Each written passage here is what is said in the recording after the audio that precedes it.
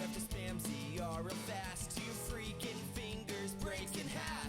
Better have sub saver on main, cause we'll be throwing auto bombs all day. Now I need you to think you're a shark and get those MPU abusers back to spawn. Now you're playing with the Octobrush. Now you're playing with the Octobrush. Now you're playing with the Octobrush. Now you're playing with the Octobrush. Spam ZR, Autobomb and Shark. Spam ZR, Autobomb and Shark. Spam ZR, Autobomb and Shark. Spam ZR, Autobomb and Shark.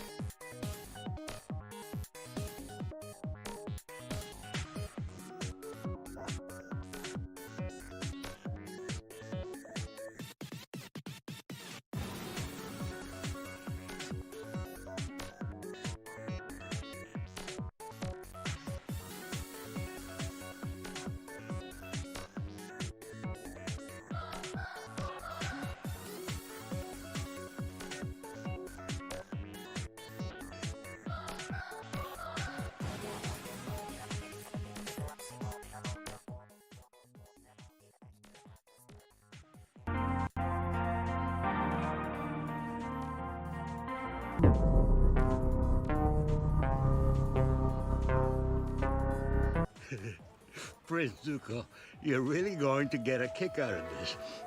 The Autobomb. was in my sleeve the whole time!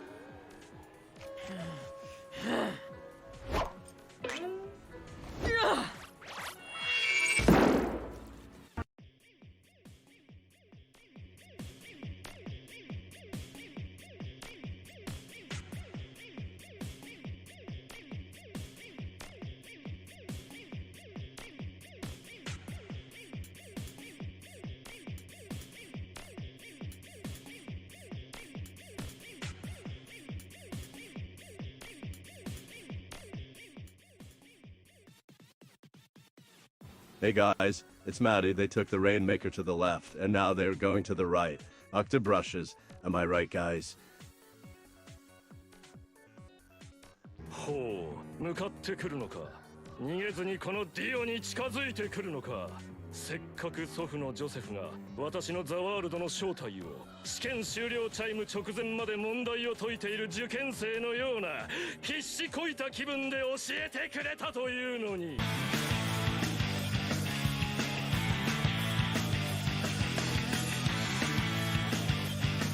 Hey guys, it's Maddie. They took the Rainmaker to the left, and now they're going to the right. Octobrushes. Am I right, guys?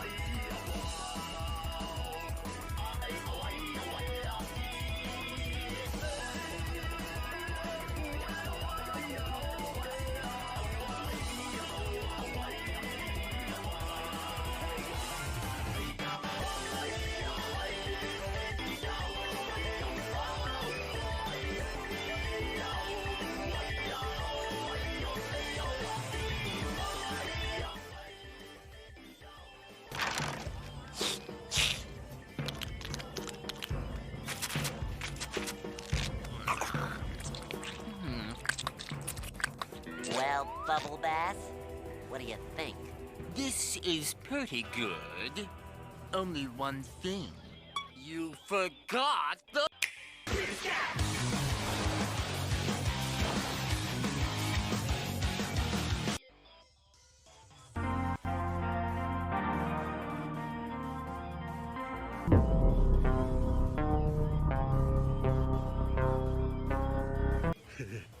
Prince Zuko, you're really going to get a kick out of this.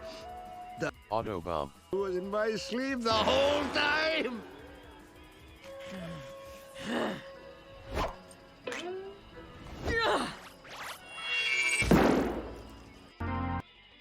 Hey guys, it's Maddie. They took the Rainmaker to the left, and now they're going to the right. Octobrushes. Am I right, guys? ほう、向かってくるのか。逃げずにこのディオに近づいてくるのか。せっかく祖父のジョセフが私のザワールドの正体を試験終了チャイム直前まで問題を解いている受験生のような必死こいた気分で教えてくれたというのに。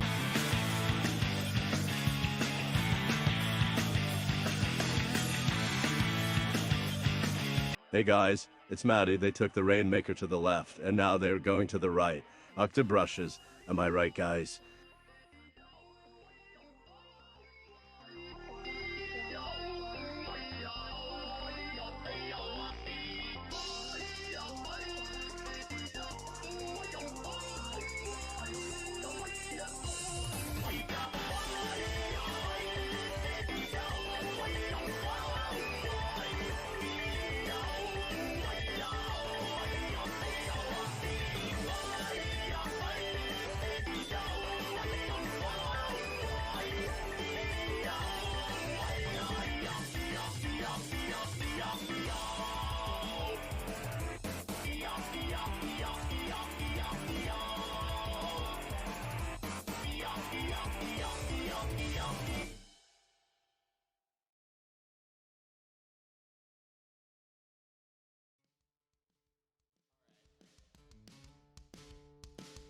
You want a song about the Octobrush? Let's go. Let's go! First you have to spam ZR real fast till your freaking fingers break in half. Better have sub saver on main, cause we'll be throwing auto bombs all day. Now I need you to think you're a shark and get those MPU abusers back to spawn. Now you're playing with the Octobrush. Now you're playing with the Octobrush. Now you're playing with the Octobrush. Now you're playing with the Octobrush. Spam ZR, Autobomb and Shark. Spam ZR, Autobomb and Shark. Spam ZR, Autobomb and Shark. Spam ZR, Autobomb and Shark.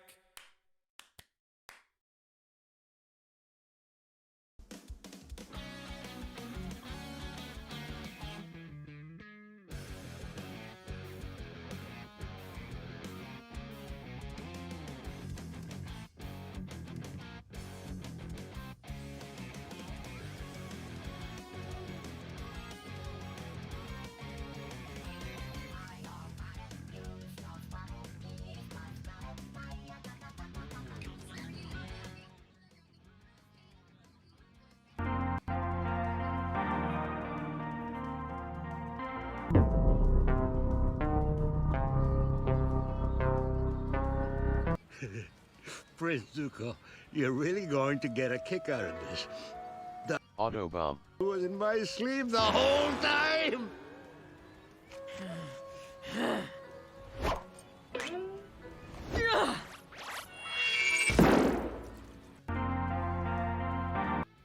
Hey guys, it's Maddie. They took the Rainmaker to the left, and now they're going to the right.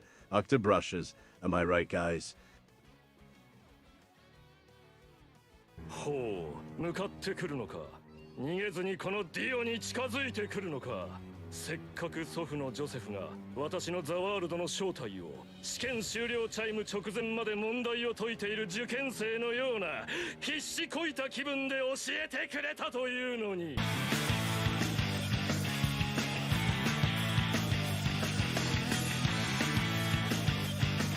Hey guys, it's Maddie. They took the Rainmaker to the left, and now they're going to the right. Octobrushes. Am I right, guys?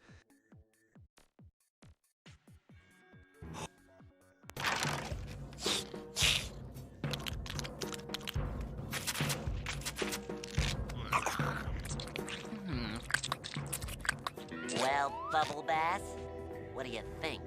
This is pretty good. Only one thing. You forgot the...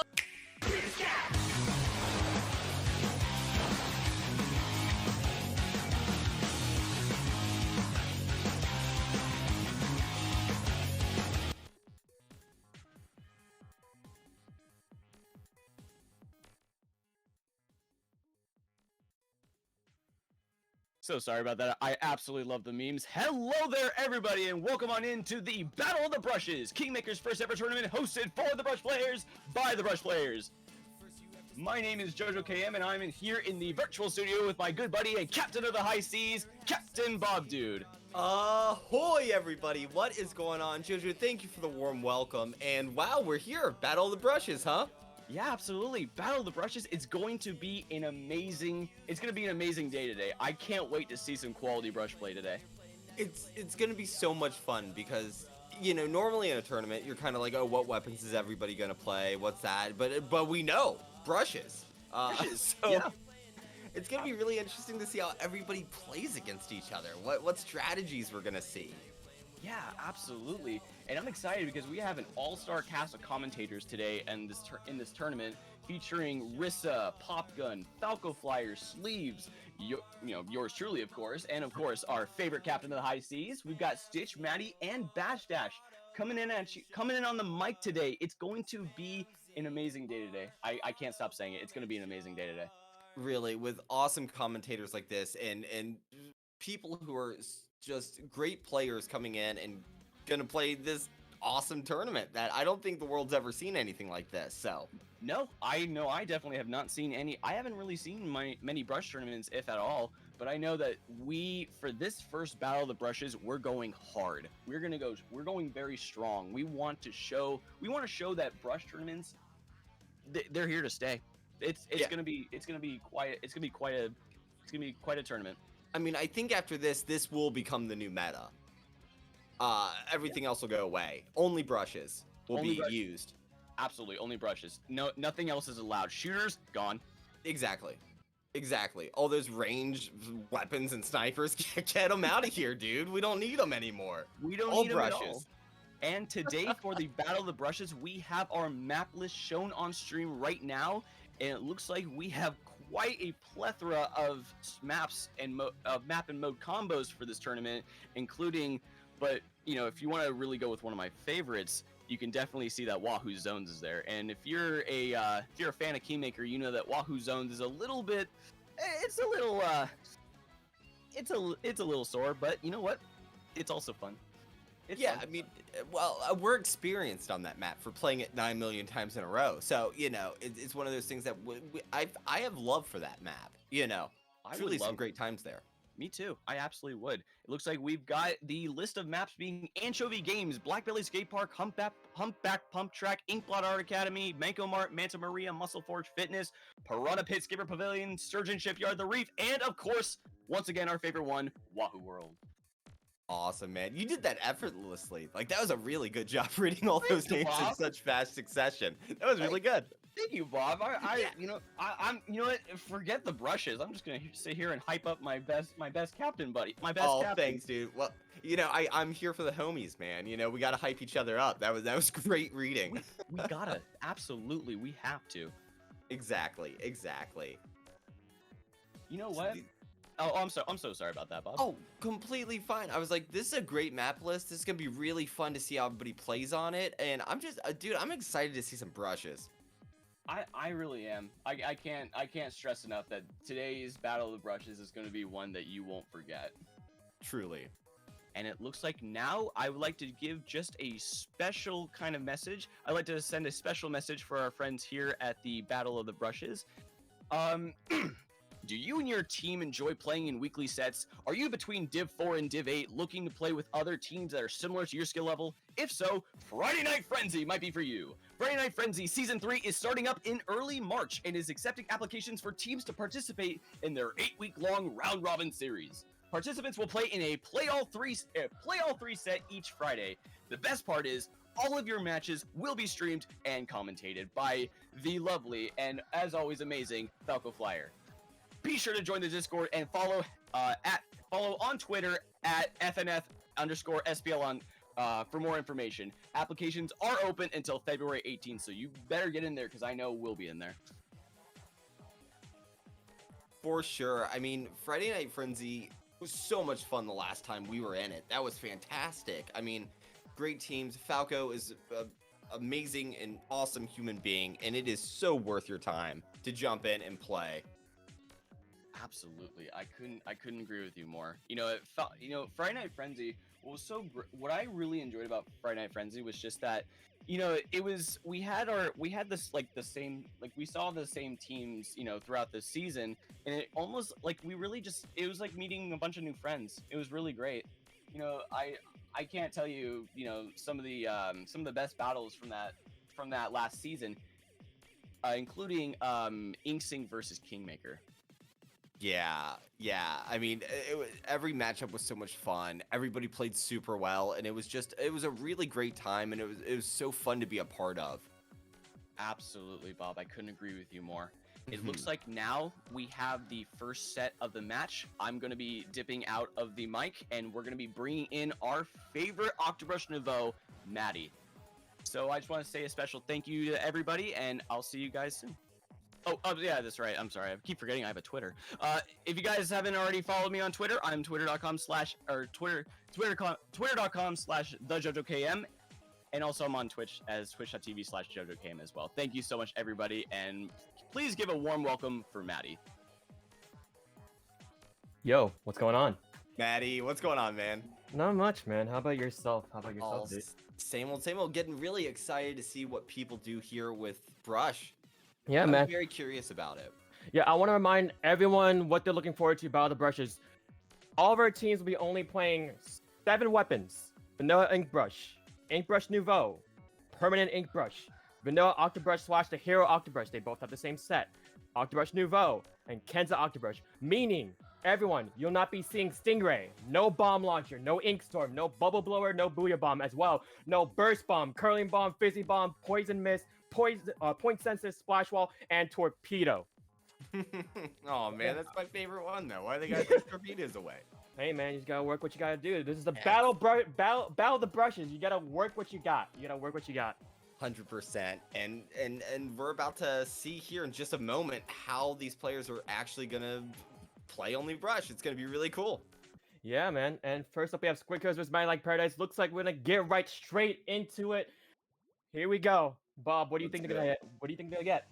I think we're gonna see some brushes. Now I know that sounds a little like wild, but I almost think all teams are gonna be using brushes. Well, I think you're pretty right. I think you're pretty right. Yeah, looking like there's a good variety on both of the teams. Booyah's going along. Hammer looking like that colors are wrong. There they are. Mighty Like Paradise, same Booyah. The positivity is going strong as well as Squid Killers, but they're going straight in. They're paying up, looking like they're taking a little bit of majority. Armor's going in first. Missiles going on. Specials and subs are going all around, Bob. Yeah, and I mean, definitely everybody's just trying to find their way in here, see what they can do. Ooh, nice little splash down there. And they're going to go ahead and take it. Let's go. Yeah, immediately, Mighty Like Paradise going down against Squid Killers, taking the lead immediately. Mighty Like Paradise had a nice, strong push there from them, but it's quickly taken over by the Squid Killers. Yeah, and now just trying to hold that from a lag at all costs. Yeah, just whatever they can do. Looking like they're a little bit of a pickle here. They look like they're in a little lockout phase. They got built up the missiles going in straight through. Think just trying to help a little bit. Here comes the Hammer coming in, but Armor's gonna go against the Hammer going through. They took two down. They took the zone back. Hammer, get that back, man. Yeah, 2v2 now going through. Matt staying safe over here, waiting for their team to come back. They got the zone back. Ooh, and still just holding on to it. Yeah, Squid Killers really putting a statement here. It's like Mighty Like Paradise is kind of losing a little bit here. Exactly, just trying to throw those bombs, keep them back, doing whatever they can to just sort of hold on to zone and keep them from getting too close to get it back. Special after special is just a scatter of all this stuff. Mighty Like Paradise getting it back, but they have a pretty good lead. It's about 3 minutes and 25 seconds on the clock. They're saying booyahs right now. Got some booyahs out there, man. That's good for team confidence, you know, throw those booyahs out. Yeah, exactly. Right now, Mighty Like Paradise has a nice, good advantage for now. They got rid of their penalty as well. That time is going down. It's getting close to Squid Killers 49 there. So here comes the missiles. And then suddenly my Squid Killers like, nah, we're not letting you take it. We're taking it back. Oh, going back to the 1v1. Harry taking out Swoops just quick as ease. Hammer's going through in zone, trying to paint a little bit. Going over. It's now coming to 3v3. Oh, 2v1. It looks like it's going to be neutralized going on. Looking like Floop's going to come in from behind. Kirby just hopping over. Just enjoying the view. Kirby just having a great Oh, they're having a little dance. Oh, let him go. Oh my god. Whoa, wait a minute. Oh, they have a DC. Uh-oh. Oh man. Oh, DC. no. Whoa. Oh, well, at least they are partying through it and just having a good time. Look at all those beacons. Look at that beacon party right there, man. Bro, look at them go. That's good stuff. Man, look at them go. Man, that was an exhilarating battle. We're gonna replay this, right? Yeah, let's see what happens here and see what they say. Yeah, let's see. Yeah, they can replay it. Yep, they can replay Okay. it. Replay! Replay? Well, then let's do it again. You know what? It was so fun the first time. We're going back to it. Yeah, that was a lot of fun. But let's see if even though they did get that DC, maybe My Like Paradise can learn a little bit from their tactics there. Let's see. Yeah, maybe we can see. I wonder if they're gonna try to approach this differently or just go right back in. It looks like, did we get a DC again there? Did we? Maybe might be a little bit of connection issues there. Let's see if we can get any of it figured out there. Uh-oh. It seems like I'm not speaking with JoJo, it seems. I'm speaking with Cam Bob, dude. I'm looking down there. That's all right. JoJo said that I could be him for just today. Ah, Just got right it. now. Well, And then, how you... and then after that, I have to give it back, you know. Yeah. But that's just, you know, that's just the kind of guy JoJo is, you know? He'll be like, you know what, you can be JoJo today. And I'll be like, cool, thanks. Now let's see how everyone else is doing so far while we get a little bit going on here. Ooh, wow. Looking pretty strong. Pushing B, getting a nice 2-0 on 5 Cheese Toast. Starting off strong on their side. Ooh, nice. Let's see who else is going on right now. Let's check on the other bracket here. According to all Aviation, also known as Inksync, getting currently 1 win over Infinity. Looks like everyone's trying to get into their rounds right now. Nice. Yeah. Pushing B is sitting pretty with that 2-0 in their pocket, waiting for Swiss round 2. That is awesome. Good for them.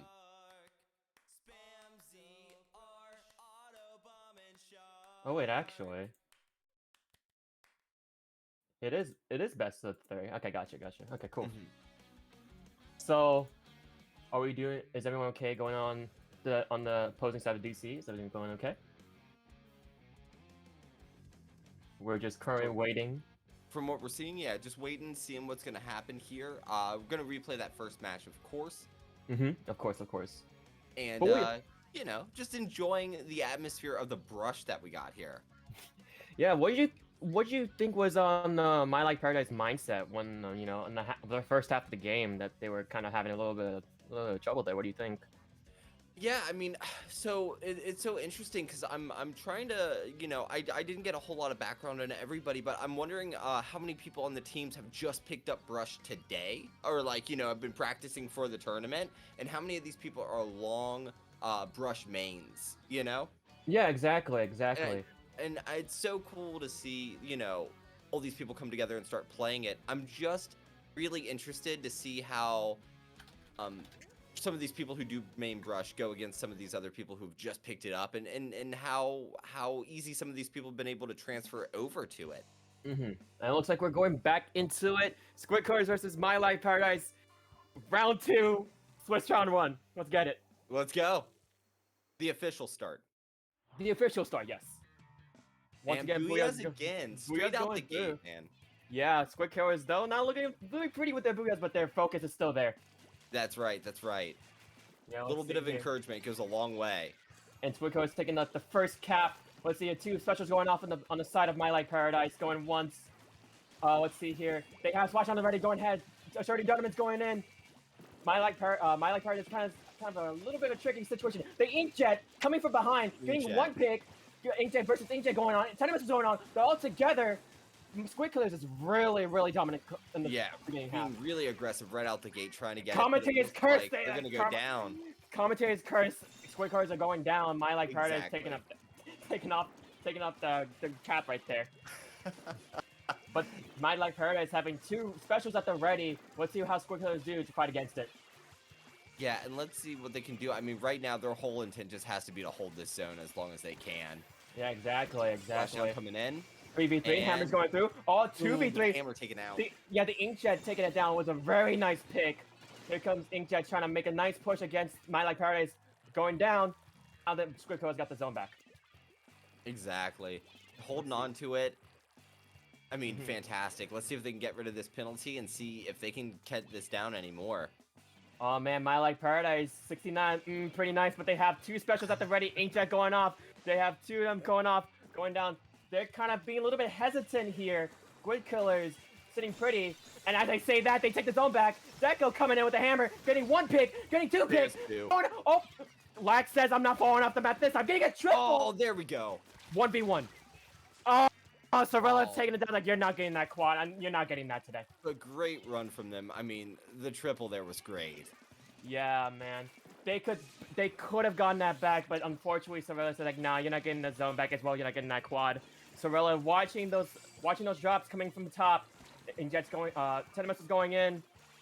Two special hits that like my Like Paradise. 1 ready at the side of Squid Killers. Sorella take it down. Sitting pretty on Skipper Brilliant. They're swimming. They're swivering. Oh my god. Yeah.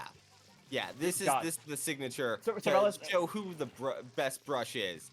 They're just going at it. I don't know. Yeah. I don't know. I'd say it's a great pick because Squid Killers got it. Oh, fantastic. Good job. I'd say that was a very nice distraction against Squid Killers. They had a special at the ready against My Like Paradise. They were just so focused on having fun that they didn't realize, oh, the zone. We should get that. Exactly. And did fantastic work, held on to it. I mean, a little bit of back and forth there, but immediately grabbed it back. Just playing really well and really focused in. Yeah, exactly. But hey, man, we're not sleeping on that triple that they got. That was amazing. That was an amazing triple. Let's see if they can keep that up on the next round. Rainmaker versus Manta Maria. Now, what do you think kind of brushes they're gonna play? I think gonna play a little bit of Nouveau, maybe a little bit of Inkjet for, a little bit of pressure. What do you think? Nouveau, really good. Inkjet's such a fantastic special and just super fun. I love seeing that. I don't know, it's interesting because I am so, I'm the brush observer, I see you play brush and hammer and Paulo all the time, so I'm always very curious your guys' opinions on these. Yeah, I mean, I would imagine having at least 1 or 2 specials that can help him with the push and 2 helping with support. Maybe a little bit ink armor, maybe like I said, inkjet, maybe 10 missiles to call out where the teammates are and in basic position, where they're gonna push in, where to stay back or anything like that. Let's hopefully let's see if that works in their favor. Yeah, and let's just see how these 2 teams stack up for this next match. I mean, Manta, is much different than Skipper. I mean, there's a lot you can do here, a lot of walls, a lot of good places for sharking or just getting the advantage here, and it'll be a really interesting match. Round 2, Swiss round 1. Squid Killers is my Like Paradise. Rainmaker, Manta Maria. Let's see what we got here. 2 ink brush, 2 octobrushes. 3 octobrushes, 1 ink brush. Okay. Look like we have a little bit of armor, a little 10 missiles, hammer, splashdown, all around. It looks like it's pretty even on both sides, actually. Yeah, I mean, we did see Booyahs just right there, so we do got to take that into account. Yeah, exactly. It looking like Squidco is taking the first pop, but as well, My Like Paradise. Oh, My Like Paradise being a little bit cautious. They have 3 specials already against My Like Paradise, 2 specials at the ready on Squid Killers. Arm is going off in favor of My Like Paradise. 10 missiles going off. Calling out hammer coming in, 10 missiles calling out, but trade happens between both of the octobrushes coming in. Yeah, I mean, just trying to get as much map as they can so they can start pushing this thing. Currently now 3v3. Splash shot going on to the side of the Rainmaker, taking it by desperation. Harry says, "No, you're not taking it today." Exactly, pushing it back, keeping the coverage, and looks like they're gonna start trying to move now. Yeah, My Like Paradise taking that beautiful lead of 97 over 99. Man, what do you think? Man, fantastic. I mean, that's the kind of pushes you're looking for. Yeah, you gotta love it. All right, anyways, here we go. My Like Paradise being a little bit careful, but they're currently winning based on team weight. They're currently 2v4. They're making a big push going on. Actual trying to do something, but looking over here, Deco's gonna say no, but unfortunately the Rainmaker's gonna go down. Deco gonna get in there and make sure no one gets that Rainmaker. That was fantastic to get behind them, get it, protect the Rainmaker. Was that a nice roll? Taking out Floops there? Yeah. Dude, that's such dominance, dude. That's such dominance. Fantastic. Dude. As of right now, Curry, Deco's all by himself. It was currently a 3v1 going on. Right now, everyone's coming back. Absolutely fearless. Just Yeah. staying up there, waiting, trying to figure out what the next move was, trying to push him back, doing really good. Yeah, I do have to be pretty honest though. I'd say that was a little bit of hammering popped up. But now it's currently a 3v1. Deckle's being nice and careful, going in, taking out the Rainmaker pretty quick. Now Hammer's gonna be chasing down, and he's unfortunately gonna be taken down by Astra. Exactly. Here come the missiles. Let's see if they can start doing some. That work was here. that was a nice toss again. Toss with her hammer going in. There we go. Squid was going in, and they just got it. Wow, fantastic push. That was really good. That was stamp close book in the game right there. Yeah, good job. Fantastic movement there. And just knew what they wanted to do. Got in there and got it done. Exactly. Squid Killer sitting pretty with 2-0 in their pockets against My Lag Paradise. Squid Killers, you must be feeling pretty confident right now, man. I hope you guys are feeling great. My Lag Paradise, you did an amazing job. Y'all put in a great effort. You guys did it equally as best as Squid Killers. Exactly. You guys played really well. Made the game super fun to watch, and that's exactly the kind of stuff you want to see at a tournament. Yeah, exactly. But don't feel discouraged yet. You got 4 more Swiss rounds come up in your pocket. Let's see you can learn from something in here and get better results from there. Fantastic. Yeah, of course. Let's see how everyone else is doing based on the bracket going on here. Team name going team 2-0 against Happy Little Accents. We have Knives in our bristles going 2-0 against Sussy Brushies. Let's see here. Fantastic name. All right, let's see where they go with that. Yo, so Splatoon 3 just tweets out this nowhere https //tor.com/SPL Splatoon JP /jet status JP 1470822796252522864 question mark S equals 20. First of all, hairstyles looks great. Second of all, new victory animation for sure. Third of all, brushes confirmed. I am hyped. Let's go, getting 2-0 over brush hairs featuring blue. You know, I don't think the name's long enough, and I don't think it describes the team well enough. I would make it longer. Yeah, I would say I almost lost a breath, and I say almost. That means you didn't achieve something. You need to do something there. That's right. It's not like you put the entire B-script movie in there or something. Yeah, exactly. Looking at the other bracket here, I did say I'm actually not gonna say this. A Quartal Aviation Insync getting a 2 over Infinity. Oh wow! Actually, the Deep Fried Octowings getting a loss over Titanium Turtles. Deep Fried Octowings a C3. Titanium Turtles a C10. Titanium Turtles getting a 2-0 over that team. Titanium Turtles, I mean, both cool things. Metal and turtles, man. I mean, good job. We got Rat versus Shrimp Chips getting 2-0. Rat getting the victory over there. Let's see here. Sleeping Seals getting a 2-0 over. We're calling ourselves Bomb Brush because we brought bombs to a brush fight. Seed 6 versus Seed 7 right there. Man, this is Kings. Kings just putting the results right now, getting Kings 2-0 over Brush Tails. Woo. Man, we're just breezing through Swiss round 1. Now we're just waiting for, let's see here. Oh, another result coming in. Let's see here. Naming ourselves Rope Gang will be genius because Rope uses the first letter of all of our names. But for Sussy Brushes, we have, first of all, Sussy Brushes and Sussy Brushes. Brushy spells in YS and IES. Mm-hmm. Those are two team names. Those are 2 different teams that chose virtually the same name. Exactly.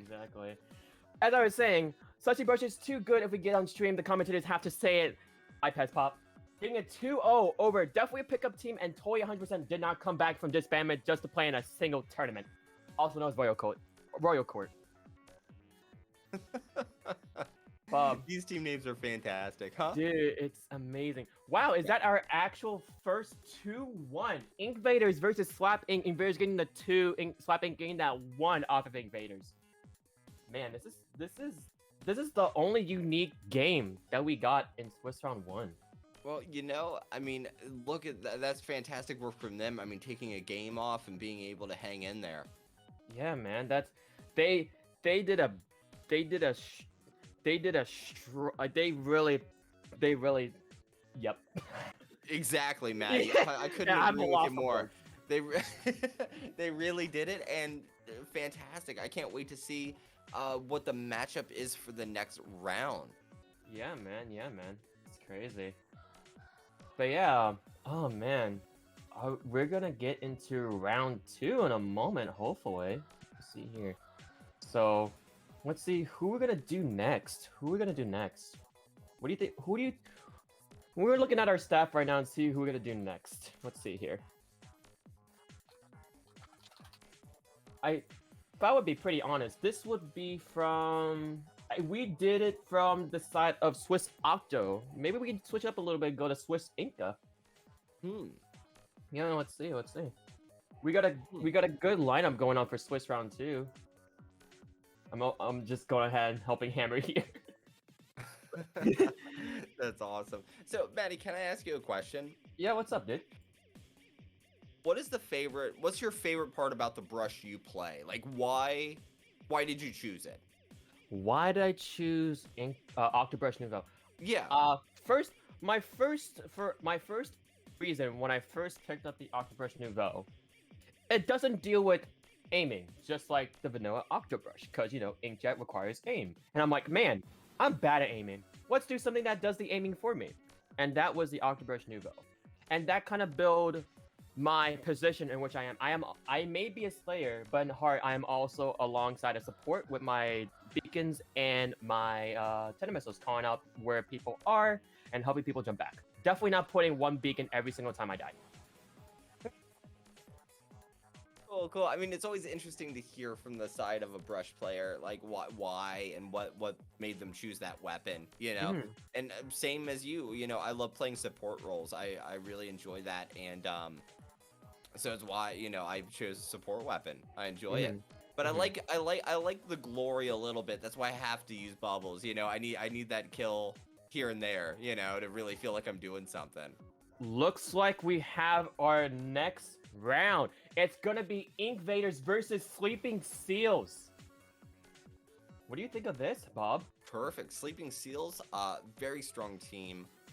We played with them before, and yeah, I'm excited to see what happens with Inkvaders. Yeah, exactly. I want to keep out known. Sleeping Seals, congratulations on being your Looty Div 7 winners. Hopefully, this can continue on. Your motivation's gonna go through this Battle of the Brushes tournament. Let's see what you guys can do. Exactly. Yeah, congrats to them. Let's see here. So, looking at our next map, what's gonna be our next map list? I'm gonna try and find it here. Let's see here. We have Clamblitz, Muscle Forge Fitness, Splat Zones on Humpback Hunttrap, and Rainmaker on Piranha Pit. Ooh, nice. Yeah. What do you think they're gonna run here? I'm gonna tell you this, and I don't want you to be shocked. Okay. I bet you they're gonna run brushes. Now, man. Which ones? That's up to you. Yeah, only time will tell. Yes. Only time will tell. Only time will tell. There's gonna be a brush. But exactly. I have a good feeling about that for sure. We just don't know who. Let's see here. Just keep everyone in mind. We do have a prize pool of $250, changing to $375. Let's go. We have our donation with a 25, and we have a donation from $100 on the line. Everyone who wants to donate into the cause and raise the prize pool, don't be afraid to donate. Support your amazing brush teams going on, and just go crazy.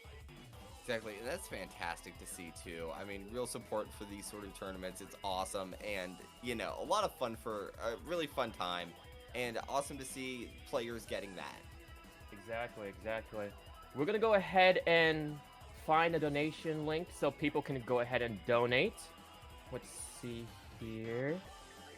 We're gonna find it real quick for you guys so everyone can get a chance to donate. Let's see here. I'm gonna try and find it. I remember where it was. Let's see, is it here? Oh, internet is why I find it. And Great job. Nightbot just threw it up. Perfect. Beautiful, beautiful, beautiful. All right, cool. Cool. Yes, the All link right. is posted in chat, guys. If that is something you want to do and you want to donate to these fantastic teams, you can do it right there at the link underneath Nightbot right there. Exactly. Keep in mind, our prize will be split upon the top 4 as well. There's a secret art prize for our last place. Last place being a nice art piece from a certain someone that you may possibly know. Maybe, who knows? But we're not gonna tell you. We're not gonna tell you what it is. It's just gonna be a nice piece of artwork for last place because you know, we care about you. You know, you do your best, and you know, you take your time to be part of this tournament, and we appreciate you. Exactly, 100%. It's nice that efforts being recognized, and you will get something. Yeah, you'll definitely get something. Now, don't put this in a perspective that you're gonna throw and get something great. We're not gonna say it's great. We're not gonna say it's bad. just don't put your hopes up. We'll just tell you that. We'll just tell you that. All right. 100%. 100%. Let's see here. Looks like we're getting everything set up. We're still waiting on the teams to hop on in. Let's see here. Bob, entertain us a little bit. Entertain us. I'm running out of things to talk about. Entertain us? Okay, perfect. Maybe what I can do, you know, I have a secret for times like this. Okay, go ahead. Okay. Yeah, what's up? And it's always worked. And it really helps out, okay? Peanut butter is a food paste or a spread made from ground, dried roasted peanuts. It commonly contains an additional ingredients that modify the taste and texture, such as salt, sweeteners, and emulsifiers. Ooh. Man, peanut butter is consumed in many countries, like the United States is a leading exporter of peanut butter and one of the largest consumers of peanut butter annually per capita. Man, January 24th is National Peanut Butter Day in the United States. Bro, once you tell me that emulsify, you know, I'm already in. I just thought maybe if I read the wiki for peanut butter, really give some added content that, we don't normally see in most tournaments. Man, oh my god, what is this happening? Hey man, listen, this is Battle of the Brushes. We're a mix of formality. We're a mix of casuality. What, is that the wrong word for that? Yeah, I'm gonna let it go. I think that's good. I like it. All right, sweet. Awesome. It's kind of like you took the word and you put a little spice on it. And I like it. Yeah. Spicy.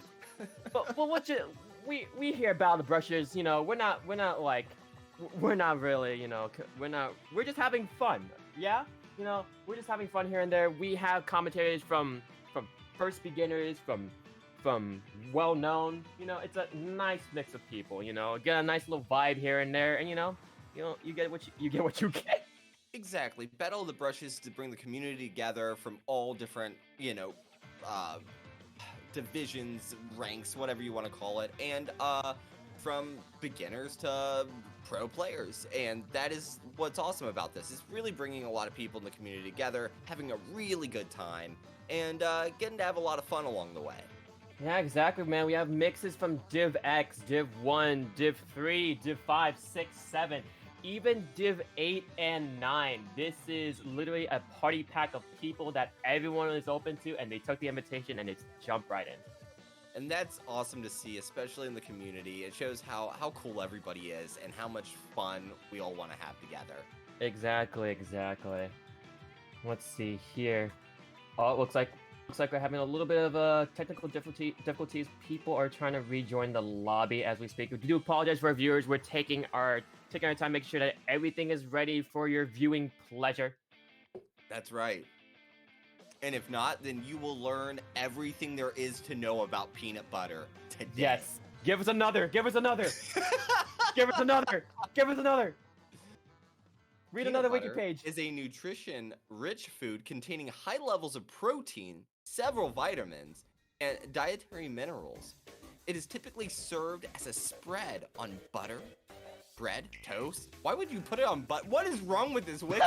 Or on crackers, and use it to make sandwiches. Notably, the peanut butter and jelly sandwiches, arguably the holy grail of sandwiches.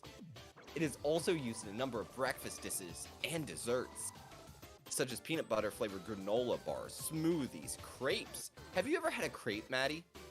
Have I ever had a crepe? I've never had a crepe. Have you had a crepe? Dude, I'm gonna buy you some crepes. We're gonna hang out.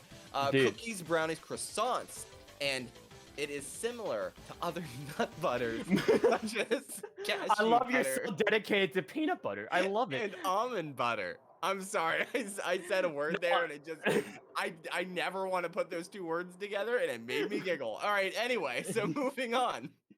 Dude. Is this team ready? Please be ready.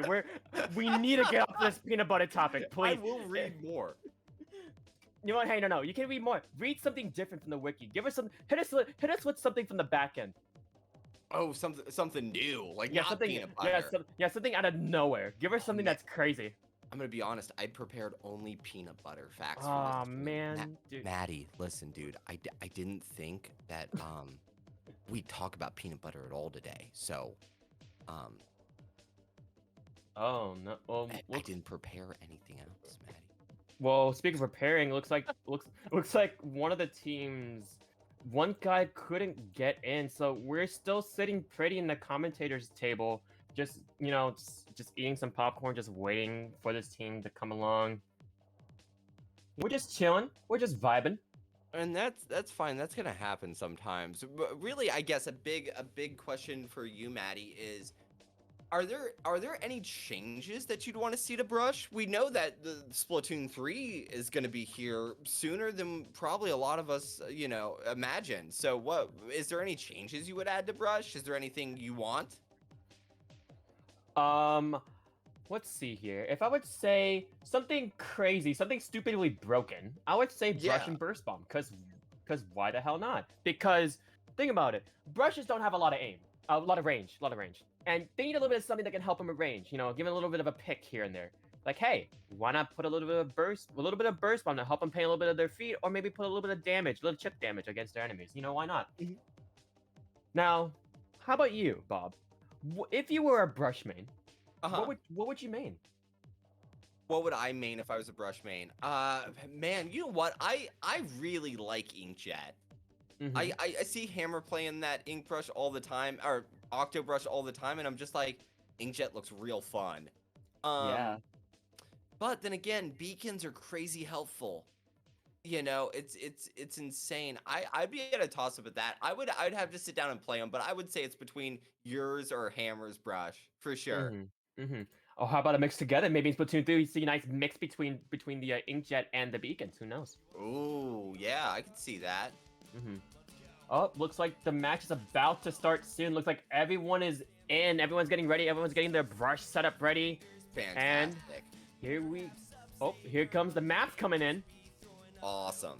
As we're getting ourselves ready, we got once again Clam Blitz, Muscle Force Fitness, Black Zone, Humpback Contract, and Rainmaker Piranha Pit. Man, if I were a certain brush, I don't know, a certain team member of a 3-brush man team, I don't know. I can probably see someone going Bali here, going a nice Ink Brush Nouveau, giving people a nice flanking, maybe a nice splashdown to throw people off. Maybe I'm definitely not giving people tips on what to do here. Maybe someone can have splashdown and ink ball already. Maybe someone can have a football that has splashdown, jump on in, maybe throw someone off. Maybe. What do you think? You know what? I feel like that's a Paulo run for sure. Shout out to another member of the Kingmaker team, Paulo, who is a fantastic brush player as well. That sounds right up Paulo's alley with the ink ball or ink ball baller, and just being able to run in and push like that. It's so incredibly awesome, and it's such an effective special for that. Exactly. Let's see here. I'm gonna look through the bracket real quick. Let's see here. Let's see. Both Invaders and Sleeping Seals did get a W on Swiss round 1. This is essentially their tiebreaker between the two. On Swiss round 2, give me Clan Blitz, Muscle Forge Fitness, Sleeping Seals versus Invaders. We'll see what they got. Exactly. And just so everybody knows, there is a poll above if you want to vote for who you think will win this match. Now keep in mind to you guys, usually they're not used to these type of brushes. They gotta work what they got. They got a nice 3v3 of the ink brush and the octobrush sharing a nice equal going on. Oh, is that DC? And looks like we did get another DC, unfortunately. Uh-oh. They're still playing because it, of and how early in the game it is. this is super early, so they're gonna get an easy replay. But keep in mind, Sleeping Seals only got one replay in the pocket in their Swiss round. If they get another DC, they have to play it out. Yeah. Yeah, Yeah, so which could be trouble. So let's hope that they are able to just get in and stay in next time for sure. yeah, hopefully. Now let's see if they can quickly knock this out to get themselves a nice replay here. Alright, okay, there you go, awesome. Yeah, looks like they're just gonna go on in and try to finish this game out. Exactly. Throwing some clams.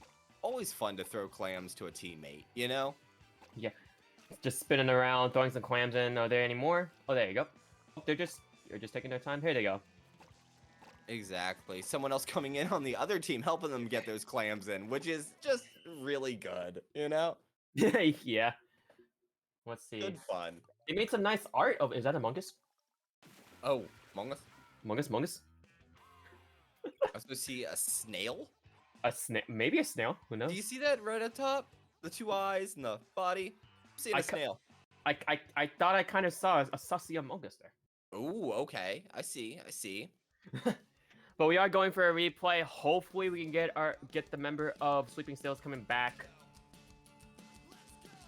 But yeah, they had a nice confident comp going on. They had a nice variety of everything going on. Yeah, I saw that for sure, and it looked like everybody was coming out with a lot of confidence. Just that DC happened, and man, it's rough. Yeah, exactly. But hey, don't let this discourage you, Sleeping Seals. This is still round 1 of Swiss round 2. So hopefully everything's okay on your side. We don't want you guys to go down super quickly because of it. We still want you to go fight strong, guys. Exactly. And that's the fantastic thing. We're ready to go, and let's do it. Exactly. Here we go once again. Sleeping Seals versus Invaders. Muscle Forge Fitness. They're going through the same movement that they did last round inside of Sleeping Seals. If we get a nice little color change if we can, so we know who's who. See here, telling myself at the ready, Miwi popping up. Oh, sorry, go ahead. Oh no, I was gonna say that's so funny. They came out and it looked like the immediately same start of the last game, just going the same place. Really having a plan set in motion here. Looking like there's 3 down on the side of Invaders. Punchy's going in to making the football coming in. Now currently at 2v2. Punchy's chopping up that Inkjet pressure and a little bit on Invaders. Getting that nice pick. Mom is going in. Has Clams at the ready. Still continuing to score. Ball is coming in near the Clam. 2v3 coming in. A nice trade between Swallow and Slushy coming in. Let's see. Shallow, I do apologize. Still there getting clams in. Moment is still throwing them in up until then. Commentators curse. Let's see here. Let's see. Invaders getting their composure back, getting their side of the area down. They have Sleeping Seals has a nice lead of 56 with a penalty of 22, and they already have a ball. They already have a power climb at the ready. Yeah, now just trying to find that entry in. Looks like they're going up and might be able to go right now. Great throw and gonna get those points. Invaders really in a tough spot here. Swashy coming in with the inkjet, pressuring more. Let's see. Ezra trying to get that pick, but Swashy says no, you're not gonna do that today. It's currently 4v2 against Invaders. Punchy is sitting pretty right next to the goal right there. Shallow watching more. They got another football already. Punchy going for the flank coming in. Mom is taking their sweet time. Currently 2v4 once again in favor of Sleeping Seals. Oh my gosh, nice trade going on here, but Mom is going in. Get the clam in. Yeah, Sleeping Seals is really asserting dominance right now, and Invaders just not going in. They're just having trouble going on. But Invaders getting a nice pick on the inkjet going in. They have everything ready. The last person is right there on their no, coming back in mid. Shallow trying to paint a little bit more. Exactly. Go ahead. Definitely trying to get those clams and find an opening right now. Yeah, Invaders really need to have a nice push going on. They're kind of a little bit too afraid to push up, even going in. But as I say that, it's currently now 3v3. Invaders having 3 specials at the ready. 3 teammates of Sleeping Cells chasing over 1 enemy going in. Oh my god, Invaders having a special ready. Ball is coming up. Aduli having a football out of nowhere ready, out of nowhere. Exactly. Just popped up and had it there. I mean, threw it in and got it too.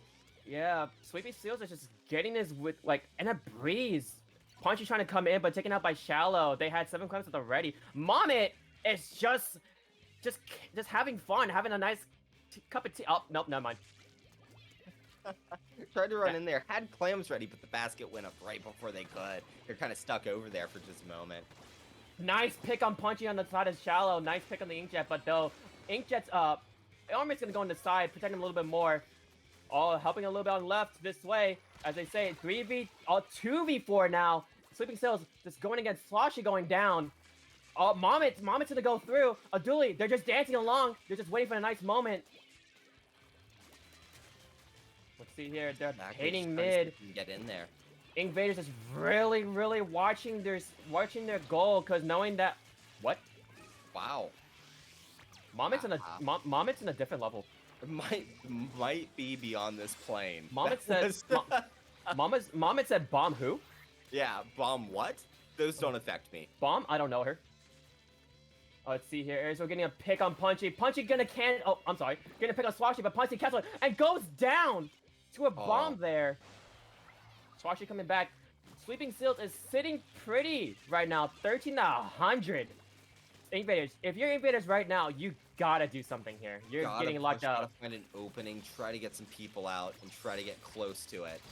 Yeah. Nice trade against Shallow, helping a little bit with that armor. Now currently a 2v2. Invaders having a special at the ready. Splashdown's ready. They have 2 down. The Splashdown's gone. It's now currently a 2v3. Sleeping Seals are just watching mid pretty right now.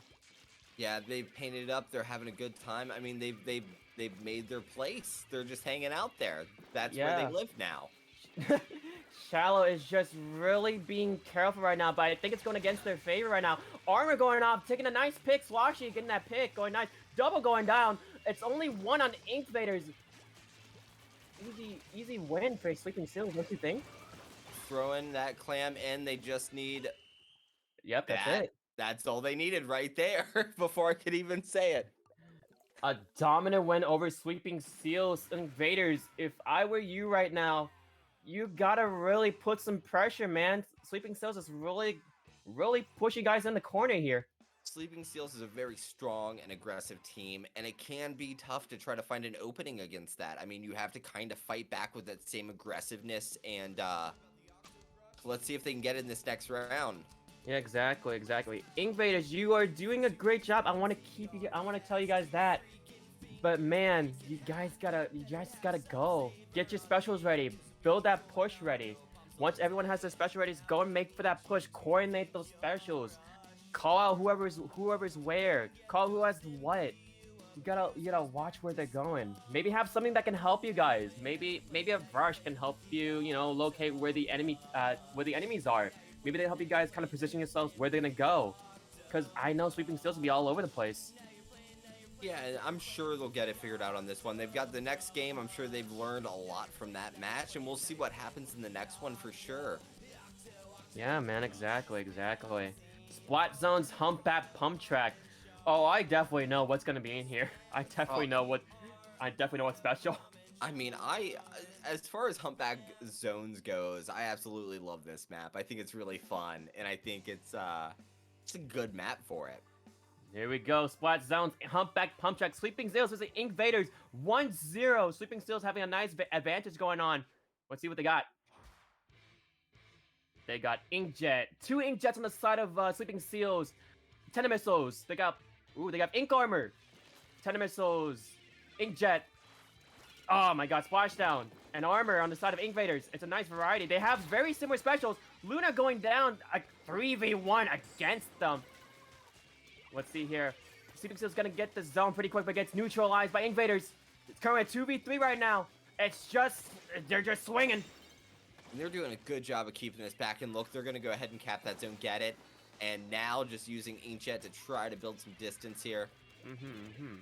They have another Inkjet at the ready on the side of Sleeping Seal. Tenemis was popping off on the side of Inkvader's calling out where everyone is. A trade going between the two of them over there.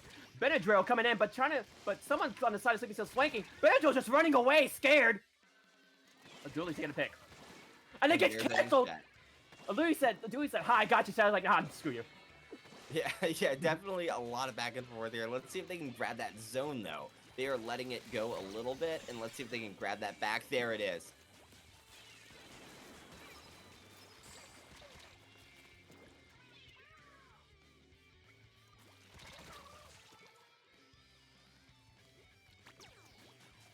Another one right there from Sloshy. Looks like they're going to go back in and cap zone, get it back, and let's see how they hold this.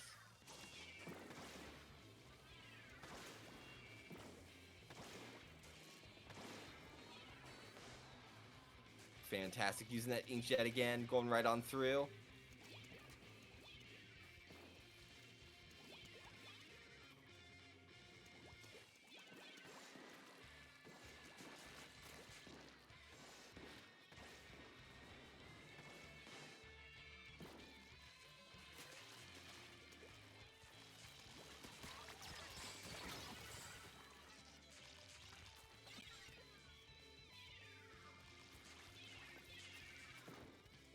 And look at that, going right in there, getting it down to 7. Fantastic. Good job, guys.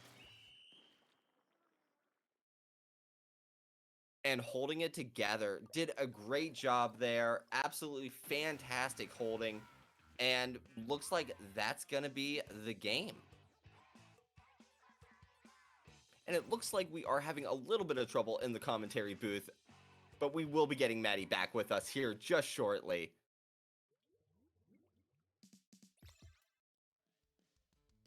And that's awesome. Hello. There we go. And is that a Maddie I hear? See, this is what I was afraid of. With the mic, yeah? Yeah, with the mic. I was afraid it was gonna happen. But as I was saying, what I left off? Uh-huh. What I leave off? Wait, what did I cut off on? What did you cut off on? Yeah, what did I left off on when I got cut off? Oh, dude. It just kind of dropped out, and then we couldn't hear it. Yikes. Well, either way, Sleeping Seal's getting a nice 2-0 over Inkvaders right now. Sitting pretty. Sleeping Seals, you got a 2-0 in your pocket. Inkvaders, you got a 1-1 in your pocket. This may be your loss, but, you know, who knows? You gotta get more wins in the next few rounds. Yeah, fantastic playing. I'm excited to see what they do next. And Sleeping Seals, good job. You did it, and fantastic. Let's see where you move on next. Let's see here. Let's take a look at the bracket and see how everyone is doing as of right now. On the side of Swish Ika, Titanium Terror is going 2-0 over Rat. Sleeping Seals, of course, going 2-0 over Inkvader. Slap Ink going 2-0 over Infinity. Shrimp Chips going a 2-0 against the Deep Fried Octolings. Carnal South's Bomb Rush Brush going 0-2 over Brush Tails. Woo! And Kings going 2-0, going to According to Aviation, Ink Sync. Side of Swiss Octo. We're still waiting around here, but I'm going to call it the ones that are finished right now. Push and Beat getting a 2-0 over Yoso Splatoon. Whoa. Whoa. That's crazy. Whoa. Fantastic. Kind of left us in a little gasp there. A little bit, yeah, but doing great. Good on them. Going 2-0. Sussy Brushes, spelled with a YS. Going a 2-0 over Squid Killers. Sussy Brushies, IES, going 2-1 over My Lag Paradise. Happy Little Accident going 2-0 over 5 Cheese Toast. And Team Name going 2-0 over We Hive Knives in Our Bristles. What do you think of this, man? We got some nice upsets going on these brackets, man. I mean, yeah, seriously. I did. You know, it's funny. I didn't expect Yo there, but it's fantastic, and it means that the competition's really heating up, and it means we have a lot of really good matches to look forward to. Yep. And looking like from our tournament organizer sides, we are gonna take a 5-minute break. We're gonna go ahead and get the next set of commentators coming in. And Maddie, are you still there? Oh, unfortunately, it looks like there we go. Maddie's back. Hello? God damn it. Maddie back. Hello? God damn it. Hello? Anyways, we're gonna take a 5-minute break. We're gonna get ourselves ready for the next Swiss round 3 with new batch of commentators coming in. Bob, where are they gonna find you, dude? You know what? They can find me over at twitch.tv/CaptainBobDude and at CaptainBobDude on all that other social media garbage. You can find me there. And yeah, I look forward to seeing you guys. Look forward to the next few rounds of this, and let's keep the fun going. And where can they find you, Maddie? You can find me at twitter.com/octobrushing. That is the word octobrush, followed with an ING. You can also find me at twitch.tv/KMaddie. I sometimes stream. I'm trying to fix that. Please bear with me. I'm trying my best. I work 5 days a week. Please, I'm begging. I'm trying. I know people want me to stream. Calm down. Help. I have a whole setup ready. I have a PNG tuber. I have a VTuber in the help. You've got it, man. I'm sure you'll be joining me soon, streaming every day. And I can't wait to see the new VTuber. Oh hell yeah, dude. I'm excited for that awesome, too. dude. Yeah. Drawn by myself, rigged by am I allowed to say their name? I'm gonna keep it a secret. Okay, awesome, man. Sounds good. Well, then I guess we will be seeing everybody here in just a few, right? Yeah, of course. Everyone sit back, relax, get yourself a snack, get yourself a nice party break or something like that. We'll see you guys in a bit. Awesome. Sounds good.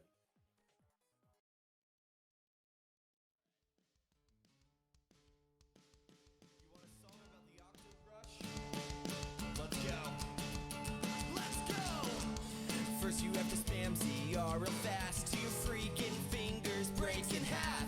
Better have sub saver on main, cause we'll be throwing auto bombs all day.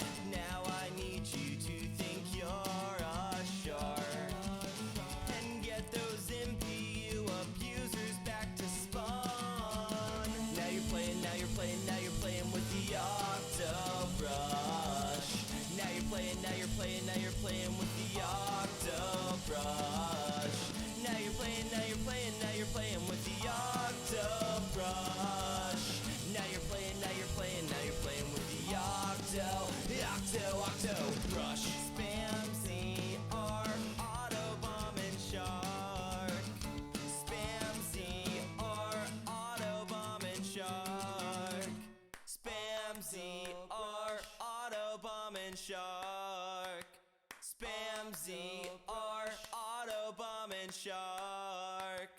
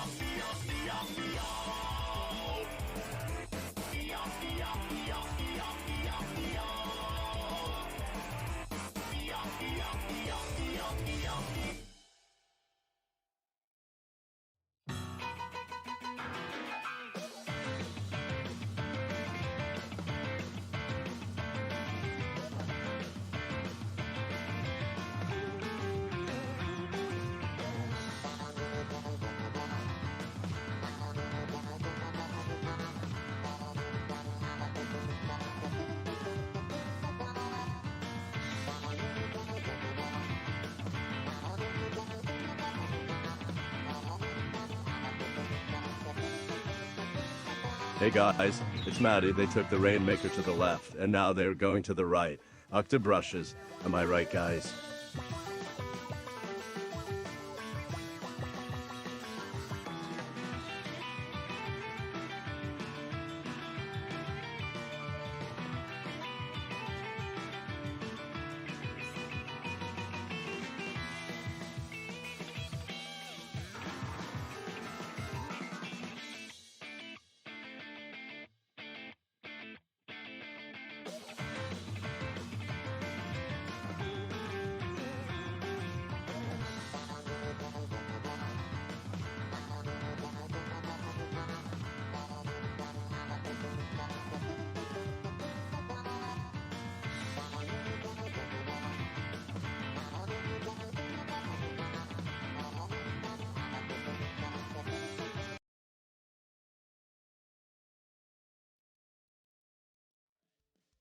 Round 3 and 4. We will be your commentators for that. But before we get started, we want to thank our not anonymous donators. Well, one of them's anonymous, $15 anonymous donator. We want to thank Maddie for the $100 donation, and we want to thank Cowfish13 for the $25 donation. You guys are we're really appreciating you. I'm being requested to redo the intro. Guys, my name is Sleeves McFly. And I'm Stitch. And we will be your commentators for Swiss round 3 and 4. So, Stitch, how excited are you to get going into this next round? I'm actually very excited. I've already been watching. Not too long ago, I actually had to rush here. I was actually watching while I was at the gym. I actually had to stop because I was actually enjoying the show and I was enjoying my workout. That's so. I mean, it's such a great show. It's easy to get distracted by everything going on. Here in Switch Round 3, we're going to be having We Hide Knives in our bristles, and definitely a pickup oh gosh, this is such a long name. I think it's not even fitting on the screen right now. Well, definitely a pickup team. Yes, definitely a pickup team, and I think it's something about not just forming this pickup team for one tournament or anything like that. So, what we're going to be doing is seeing what do you think we're going to be seeing from these teams, other than obviously brushes? That's the whole reason why we're here today, is brushes. Well, since this is a very limited comp tourney, so it's not just like the different kinds of brushes, but how they're going to utilize that kind of push and the strategy that they do, because we know range is basically very limited to them. It's going to have to be close range, but they're going to have to start using their specials, start utilizing their subs as much as they can to either close the gap or keep building that gap for as long as they can, or as further as they can.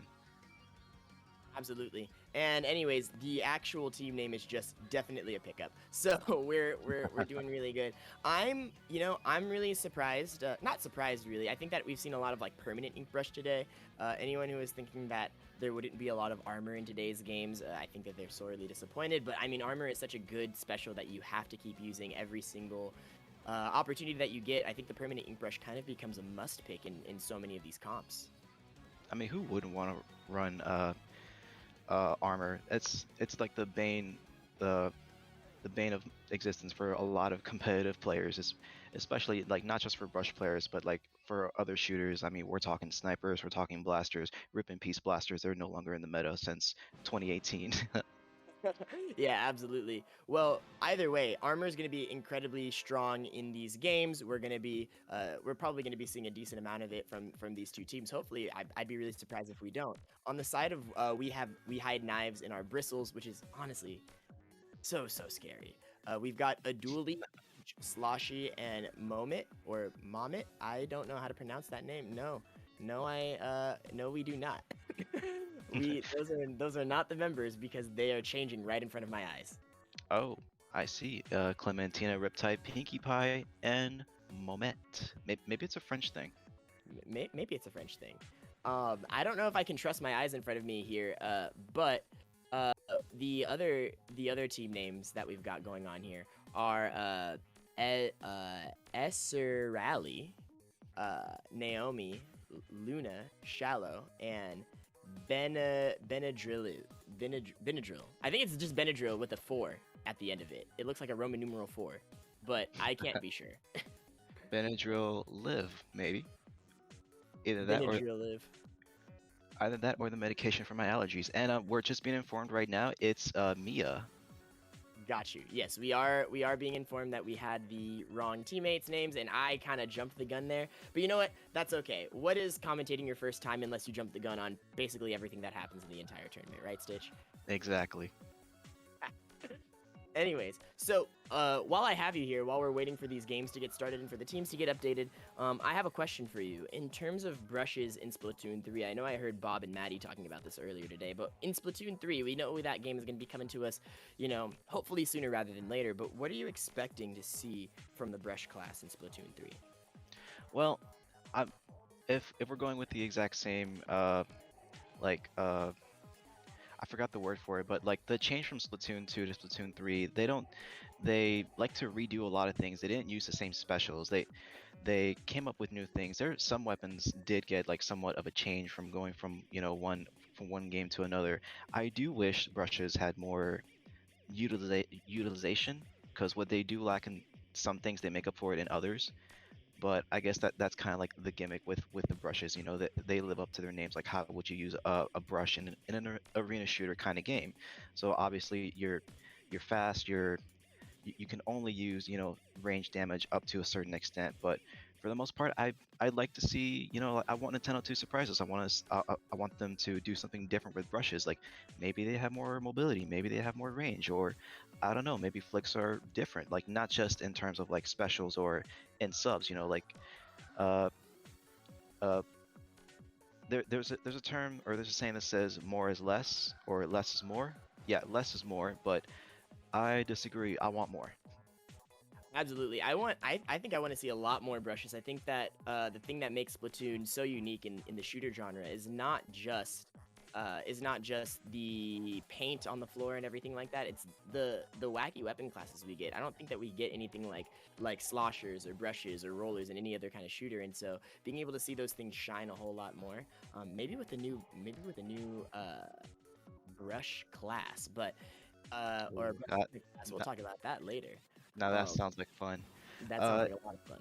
Speaking of which, we actually just got informed of the roster for definitely a pickup team. We have Cindy, we have Aki, RC Girl Boss, Inari, Fizz, Rush, and Ian Boy. Am I saying that correctly? I hope I am. I think it's Ian Boy, yeah. Perfect. We're so sorry if we butcher your names. Well, we're going to be moving into the actual games here in just a minute. We're going to be starting off on tower control at Sturgeon Shipyard, which is actually a personal least favorite of mine. I'm not going to lie. Ooh, but really? Yeah, I've just never really enjoyed playing tower control here. I know a lot of people do like it. I'm not a big fan, but I'm actually really interested to see how these two teams shape up, use their limited comps, and try to pull the victory here. It's actually a favorite for a lot of players, I would say, like even more so for myself. You have you could utilize basically a lot of playstyles here, and not just for short range such as brushes, but long range and other shooters. And speaking of which, we're actually starting our very first match right now with We Hide Knives in our bristles, and definitely a pickup team. Here we go. Definitely on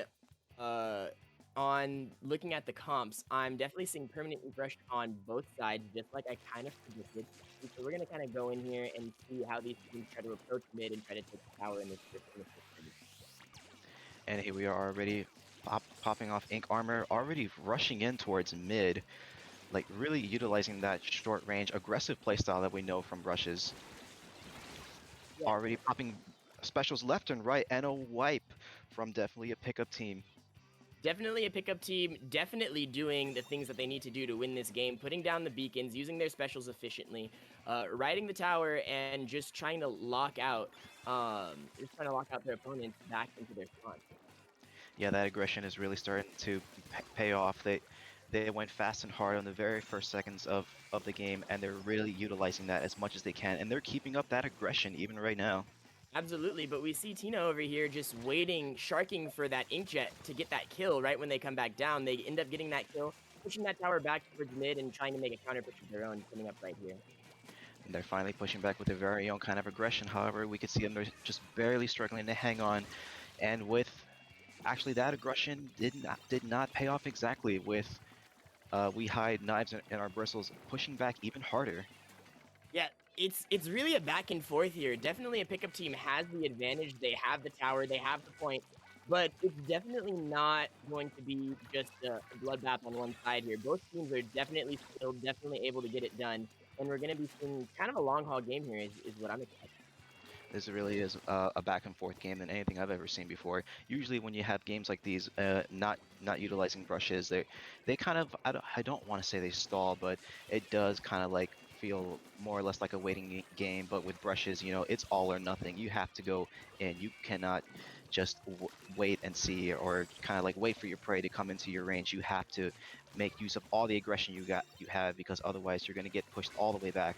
And here we are, just even as I talk there, it's just back and forth, back and forth. It's that king of the hill for the mid. Yeah, it's really just going to be back and forth here in mid. I think that both comps are basically, both teams are basically just going to be pushing back and forth here. I see a lot of people trying to flank back around, back towards mid on the opposite side of what the tower is doing. These missiles coming out are actually going to be stopping the push from the blue team over here, and we're just going to keep pushing these back and forth scrimmages all the way as the tower goes back to mid again. Man, we love missiles. I've had friends of mine actually complaining about the missile meta, and you know what?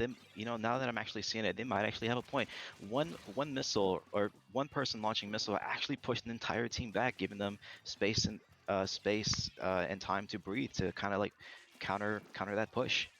Yes, I'm also just realizing that I think we had the teams on the wrong sides. I think definitely a pickup team is the yellow team and Bristles is the blue team. So just everybody who heard anything we said, just think the opposite, and you'll be fine. You'll be caught up. Oh my gosh! And then definitely a pickup team losing the lead here. Or no, sorry, definitely a pickup team. Yeah, losing the lead here to we hide bristles in our brushes. Knives. Oh my gosh, there's so much going on. Back and forth, and with nearly a wipe for. Oh wait, who was who again? I completely forgot. Now I'm getting confused. Well, for now we know what blue team is and everything. But okay, so definitely a pickup is yellow. Bristles is blue. So Bristles is ahead by 2 points, which makes this kind of a very close game. But definitely a pickup team has the skill and the determination to bring this back, I think. So we're still in for a really good game for the rest of the time here. It's all going to come down to the last few seconds, and he just canceled that splashdown just as he already landed. That was amazing.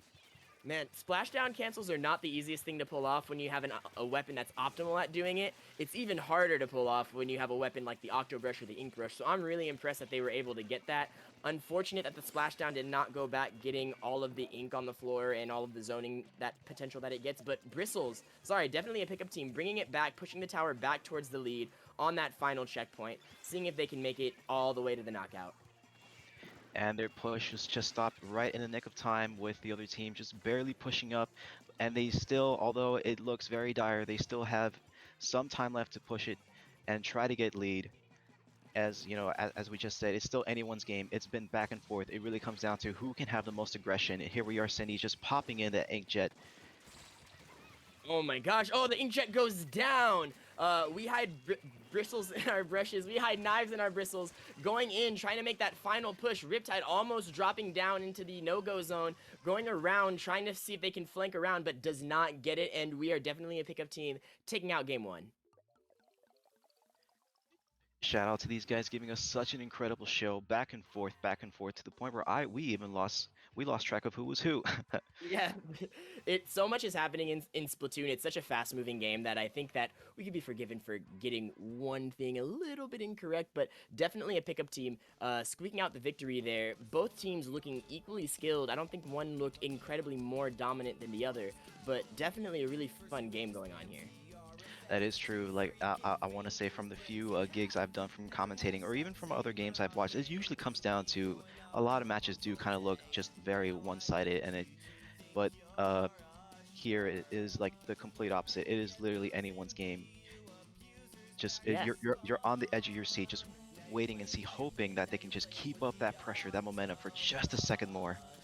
Yeah, just one second of momentum, one team wipe, one like anything in this game. Usually, one team wipe is enough to really push the advantage and keep you ahead for the rest of the game, even if you don't knock out. But here, when we're only playing brushes, everybody has to be so close together.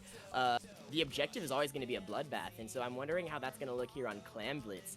Mako Mart, one map that I really love. Mako Mart. I know some people like to say Mako Mart. I think those people are wrong. I like to say Mako Mart.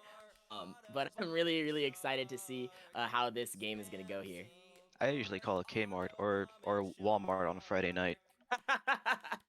Just a little too busy and you know, trying to get out of there as quickly as possible, I think. Not unless you're stuck behind somebody with a lot of coupons. Oh my gosh, a lot of coupons and paying in change. That's one thing that I think I've been a little bit guilty of in the past, and I don't wish anyone being behind me when I've done that in the past. So Well, who can blame you? Those coins got to go somewhere. Otherwise, you're going to be sitting at the side of your car, rattling back and forth.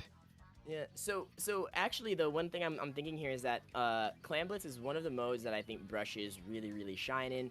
Their absolute dominance in terms of having a lot of mobility, being able to get to those quick flank routes around the map really quickly. I think that both teams are going to have to really watch out for flanks. How do you think they're going to be able to do that when no one's really playing a super long range anything? Well, because the objective is not very there is no really centralized path like in Rainmaker or in Tower Control. This is really much going to come down, or it look like basically a team deathmatch kind of mode.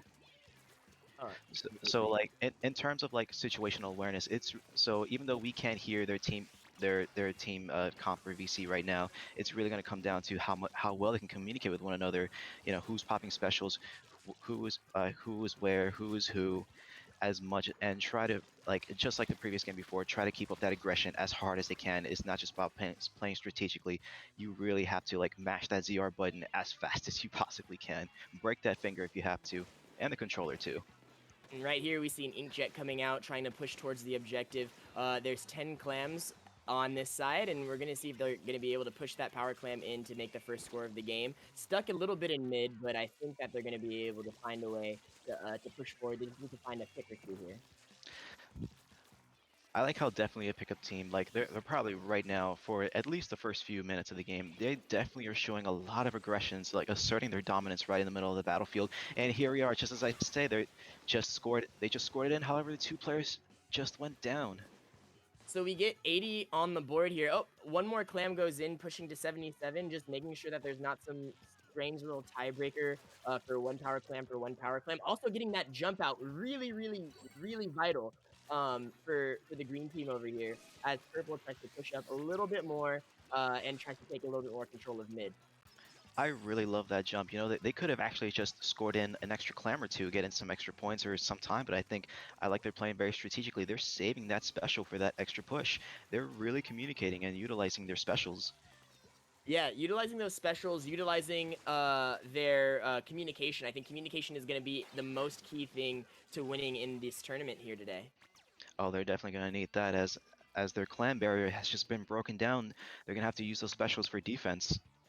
Yeah, we hide knives in our bristles, getting in one power clam, but not really able to follow up, and will still be behind as well as having that 10-point penalty, making it a little bit harder for them to push up and score and catch up a little bit later. And just as before, when I say definitely a pickup team was asserting their dominance, now it is the other way around. They're actually losing players right in the middle of the field, and oh, no, just that death right there, right before you throw in the clam. I think we all know how terrible that feels, but losing control of mid, losing that clam, that's not going to be very good for we hide brushes in our bristles. Or we hide knives in our bristles. I'm never going to get that name right. Well, I know I can't blame you. I'm still trying to figure out who's who, but actually, We've got the colors up on screen. We've definitely got it down. We hide brushes, we hide knives in our bristles, having most of the control over mid. They're just having a hard time finding the clams, finding the openings to push in. We have Mia right up here trying to get that last clam in. There we go. Finally scores, pops a quick baller for protection just to live. We're gonna see if they're gonna be able to follow up here and take the lead. Or they do take the lead, but how far of a lead they're gonna take, push another power clam in. As now they're basically fully wiped. I love that. Shout out to Mia. What a warrior. Just rushing right in, having three other brushes, flicking all their paint right in front of your face, break the barrier, and then just keep going up and around it. I love that kind of play. Now that's aggressive play from a brush if I ever seen one. Absolutely. Right here, we have a focus on Girl Boss coming, pushing around on that stack, trying to score this Power Clam into the purple basket. Does so, pops the hammer as another Power Clam comes in. And now, finally, definitely a pickup team has the lead once again. We Hide Knives in our bristles is trying to keep them back. They're struggling to keep them all the way back. Finds the pick on the Power Clam holder, but we're not sure if it's going to be enough, as definitely a pickup is still scoring. Wow, I just want to bring up the point. Cindy was right there about to score in the game-winning goal, but we Hide Knives in our bristles had probably one of the strongest defense, but they had a flanker just constantly putting in points right behind. Just as I say that, there goes another one. Oh my goodness, this is such an intense moment. Definitely a pickup is favored to win this at the moment, having one game on the board, and We Hide Knives in our bristles really wants to do everything that they possibly can in this next 20 seconds to stop this and take this win. I always believe in the comeback story. Even in the last 5 seconds, if it has to, it's still anyone's game. But however, as the time ticks down, it is really starting to look more in favor of definitely a pickup team. Cindy just popping off with the inkjet and getting one more kill before going down. We hide Knives in our bristles really needs to make this final push. We all know that in Splatoon overtime, anything can happen. We just need to make sure it happens. I love overtime. You ever been in an overtime match that lasts 5 minutes? I know I have. Actually, I have not been in one that lasted 5 minutes, but I've been in one that lasted like it felt like eternities. Oh my gosh! Oh, forget 5 minutes. Oh my gosh, he missed it. They're so close. Oh man. And just like that, definitely a pickup team takes game 2 and takes the set in what was a really, really exciting set for my first time commentating. So I feel really lucky to have been able to see that. God, what an amazing match. Everything went by so quick and so fast, but it was such an incredible display of performance. Shout out to both these teams. Yeah, both of these teams just showing that they definitely know how to play their weapons. They definitely know how to play the game. Just things fell a little bit more in the favor of definitely a pickup team, but We Hide Knives in our bristles should not be discouraged. I think that they're definitely going to have probably a decent run through this tournament with the way that they were just playing. Oh yeah, definitely. I mean, yeah. If anything, don't even take this as a defeat. They were literally it was neck and neck, toe to toe. Like it literally could have been anyone's game. They were just a point away, a second away from taking the game. I think if anything, they should be more pumped up, more hyped that they could still take this tourney if they wanted to. Yeah, definitely. I think that even just seeing the results for like the standings and everything like that going on right now, there's a lot of teams that are just getting some of their first wins of the day in this Swiss round bracket. There's some teams that are still fighting for their wins, and there's some people who are still undefeated, but it looks like a lot of people are able to just come in and do their best. I know we had a really, really big upset, a couple of big upsets in the last round, so don't get discouraged just from losing one round. You definitely have the opportunity in a tournament like this to turn around and bring it back. Definitely, God, this was probably, if anything, even though like it's only like our first gig, if not ever, or for this year. This is definitely really, really fun to watch. I mean, I love Splatoon tournaments in general, but oftentimes, you'll have a lot of matches that are clearly one-sided, and there's just, I'm not gonna say that they're always fun to watch, but I love these matches just a lot more. It's like, it really is anyone's game, and like I know I say that too much, but I just don't know any other way of saying it. But I really mean it when games are just back and back. Yes, back and forth games. I think games that have a lot of centralized fights around mid and a lot of centralized fights around the objective, making sure that it doesn't seem like any team is going to dominate the other. Those are the most fun to watch. We like seeing teams that are close in skill level, not super, super far apart. Absolutely. Exactly. So Stitch, what I have a pop quiz for you. All right. I'm gonna give you 10 seconds to name me every kind of brush that you can think of. Uh-oh. Ready? Set. Go. Ink Nouveau, permanent brush, Octobrush, vanilla brush, vanilla Octobrush. Oh, so you interpreted Splatoon brushes. I was thinking any kind of brush. Like, where's the Oh. hairbrush, the toothbrush? Oh, those brushes. Oh, okay. The Paintbrush, roller brush, toothbrush, hairbrush, comb? No, that doesn't count. Ooh, is it comb? Is it comb? Can a comb be a weapon in Splatoon? That's a real question. Huh. I want to know Maybe. I want to know what Twitch chat has to say. Twitch chat, do you think the comb can be a weapon in Splatoon 3? Do you think we're going to see a comb in Splatoon 3, or do you think that we're going to see something like what I think, the toothbrush, coming in Splatoon 3? That is very hard to visualize, actually. You know, because it's funny. A lot of weapons of Splatoon, if they don't fit like the traditional shooter image, like oftentimes they're like paint based. You know, like or sometimes or something close to it. I think some people have asked like, you know, what if we got a pen, an ink pen weapon or something like, and I'm like, well, the Flingza kind of resembles that. We also got the ballpoint. Exactly. So, I mean, so a comb, I'd love to see more variety. I know one of the first weapons that we know coming out in Splatoon 3 is the bow, and we still have very, very little information about how any of these weapons definitely operate and function. But if anything that gets me excited for any game or makes me keep coming back to play something is definitely, you know, a lot of like variety in a game, whether it is with weapons or maps or specials, something with something new and fun to play, something that you could just pick up and be like, oh, I understand this, oh, I get it, oh, this is fun, like I want to keep doing this. And then once you kind of get too bored of something, if not, you have a different kit for it, or there are other weapons. You know, like I love when games just do that. They add something new to a franchise, to a series. Absolutely. One thing I want to do really quick is, I don't know if everybody heard a little bit earlier, but I did thank some donors, and I don't know if everybody heard me thanking the donors.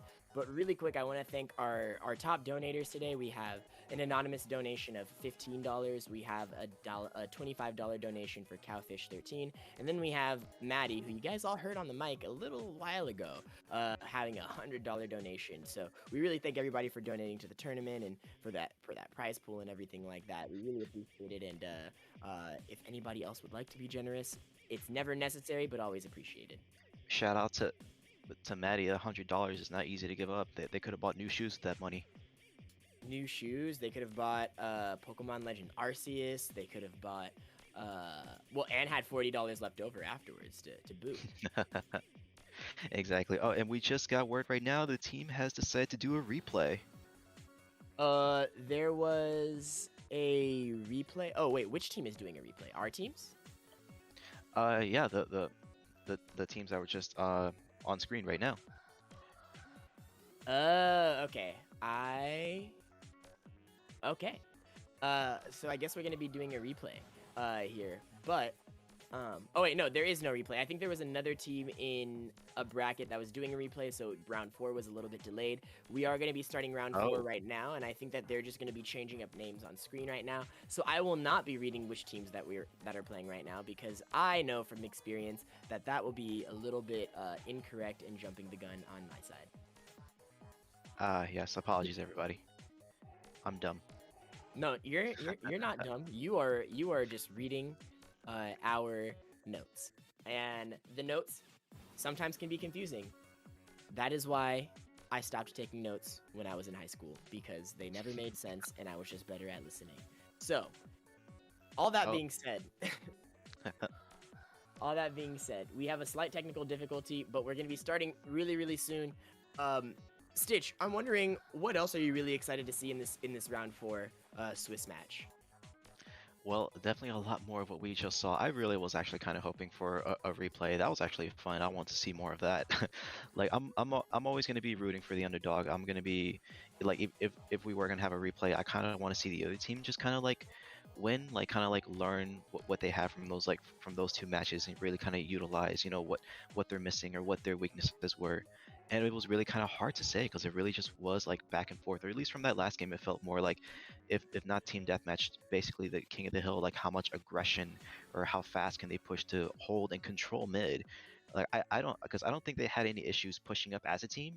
A lot of times it just kind of came down to one person pushing in and everyone else just kind of like following behind, or like following suit.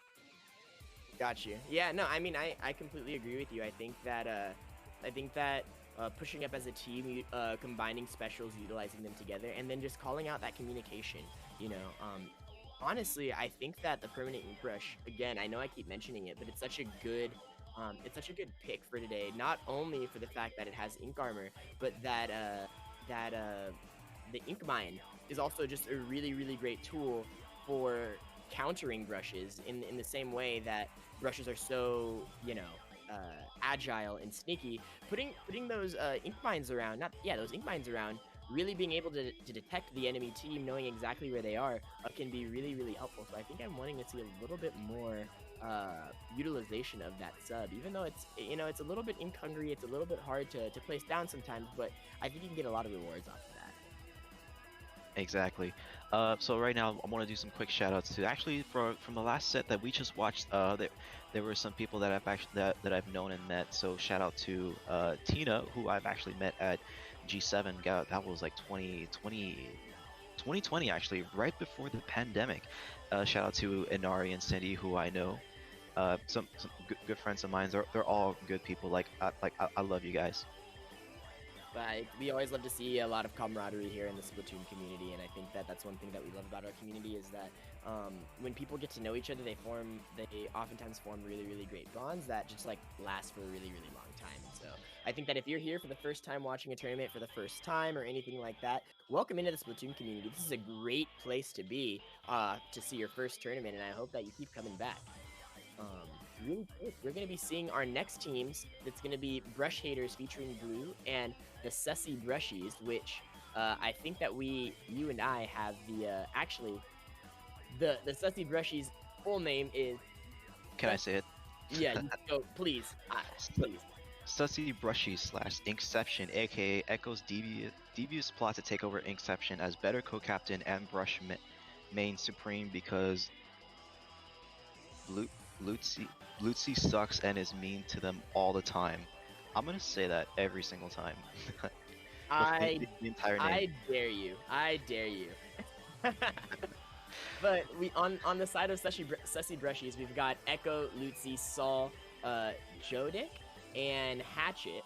And then on the side of Brush Haters featuring Blue, we've got Apple 3, Cupquakes, a name that I cannot pronounce because it's got some Japanese characters in it, Bien, and Mura.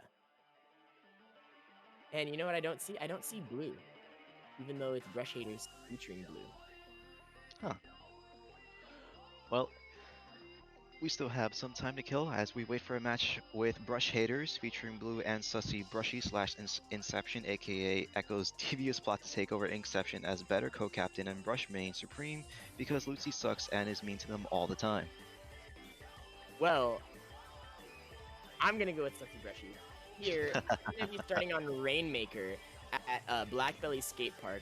Blackbelly, a map that's not incredibly loved by the community. I really like how it looks. Playing on it is a little bit of a different story sometimes, but here we are, brush only. I think that this map is gonna have a lot of different dynamics as we go forward. One thing I wanted to mention really quick is that the chat did vote that the comb is a brush, so I think that we can confirm to see it in Splatoon 3. Oh, nice. Nice. And Rainmaker, so tell me, do you think this is... see, in my opinion, Blackbelly Skate Park is more of a, I think, brush-favored map. Now, I don't play a lot of brush myself, but what do you think, is this a more brush-favored, or is this, a map that, brush players hate to play in? As not a brush player myself, but someone who has dabbled in the way of the brushing, I would say that this map definitely has some good brush gameplay fun in it. I think that there's definitely a lot of areas around the zones. I think those wide open areas that also lead into these really, really tight corridors are really, really fun for brush to play, just because you can bait people into trying to chase you and then locking them into an area where they can't just back up and shoot you. I think that the trenches and the half pipes and everything like that are really fun areas. I feel like there's a lot of stuff like in the general meta, I feel like there's a lot of stuff like jet squelchers and whatnot that make it a little bit hard for brushes to kind of play because those really long range weapons can take these aggressive high point positions and just see everything on the map, so it makes it really hard for brushes to do their job. But I think here in this tournament, I think we're gonna have a lot of fun. Exactly. I mean, thank God it was Rainmaker and not Tower Control. Can you imagine just the jump or the push for mid is a nightmare for most players, let alone for brush players. But there's definitely a lot of opportunities for flanking and sharking going in from half pipe, and I think I don't think aggression is going to be enough here. There's as kind of open and short range this map kind of is, it really just kind of comes down to like how much defense and how much aggression and the specials they can just utilize to keep up that aggression. It's not enough to just get a wipe, but they really do have to keep it up because we'll see just like even if they're not playing brushes, there's going to be a lot of like choke codes or like these thresholds that they have to push through, which is really easy to get stalled in. A lot of chokes and a lot of right here in Rainmaker. There's that one block that you can jump off of to get a lot of points. But one thing that anyone who's ever played Splatoon knows, if there's something like a brush or a roller waiting for you right there, you're definitely not making that jump. So I think we're gonna have to see some alternative path in here just to make sure that we can get up safely and get the points that we need to win the game. I think if with their specials and so when I played here back on stage at G7, I would pop a lot of Inkjet at Skate Park, but for according to a lot of people, and even looking back and bottom review myself, I did it at probably one of the worst spots too, where I would just either get no kills whatsoever and just get myself killed. But I think here, specials alone, really that utilization of specials, it's really easy. Just kind of like, oh my gosh, I'm so scatterbrained. I am so sorry, y'all. That is okay. I think you're saying like the utilization of specials is going to be really key to pushing the Rainmaker forward and making sure you're popping them together and at the right time. Exactly. Yeah, so I think that I'm super stoked to get this game started, and we're about to hop in right now. So let's get this going and see what's going on here. So. And here we are with game number 2 with Brush Haters featuring Blue and Sussy Brushy / Inception, aka Echo's devious plot to take over Inception as the better co-captain and Brush main supreme because Lutzy sucks and is mean to them all the time. Anyways, we're gonna have Brush Haters on the purple side with Sussy Brushies on the green side, both going straight for the Rainmaker. It's kind of a really hard pop, but Brush Haters is going to be able to get that pop. Oh my gosh, that auto bomb is so close to everybody. Are they going to move? And they move, but they still get splatted. Ooh, that was... And a wipe for Brush Haters. Brush is going to be pushing straight down mid. Jumping forward to that block I was talking about earlier, there's a suction bomb right there blocking their way, and just climbing up these little ledges is going to be really, really difficult. They finally make it up. They're taking a safe path, but only just to get splatted as soon as they get up the ramp. And speaking of, they just had a really good defense. They're pushing all the way towards mid, trying to gain that ground control as much as they can, getting as much paint and building up their specials. They're actually pushing towards half pipe. Yeah, pushing towards half pipe. An inkjet battle going on right here. One inkjet goes down. Apple is still alive, just trying to hold it down for their team, but might be splatted by the Rainmaker shield. No, actually ends up being splatted by another enemy Brush player. And with Sussy Brushies, and as much as I love their name, I do not have enough time to say the entire name. They are actually pushing for it is their turn to push with the Rainmaker. Getting stopped just shy of where they stopped before, with Brush Haters trying to push back, but getting splatted almost immediately. This is such a back and forth game, just like what we were seeing earlier, but I think the only difference is that Sussy Brushies is having a lot of control in the Rainmaker on the side of Brush Haters, and so I think that Brush Haters need to find a different way to get this Rainmaker out, because what they're doing right now doesn't seem to be working out so well. It is still anyone's game, and it's very early. We still have 3 minutes to make the game, and anything can happen. It literally takes just 1 second, one good path. Here we go with Cupcakes actually sharking around, creating the opportunity for them. All they gotta do is just utilize that as much as they can. And they have the opportunity right now. Oh, Rainmaker is still up though. They can make the jump on the block. They could take the lead here, trying to get a little bit more paint on the ground with the Rainmaker, but going around the long way, but getting those reliable points, just making it a little bit safer. Sussy Brushy is really trying to defend here, but are not able to take out the Rainmaker with 17 seconds left on its clock. They're actually pushing it right now. Pushing it all the way up to 21 points.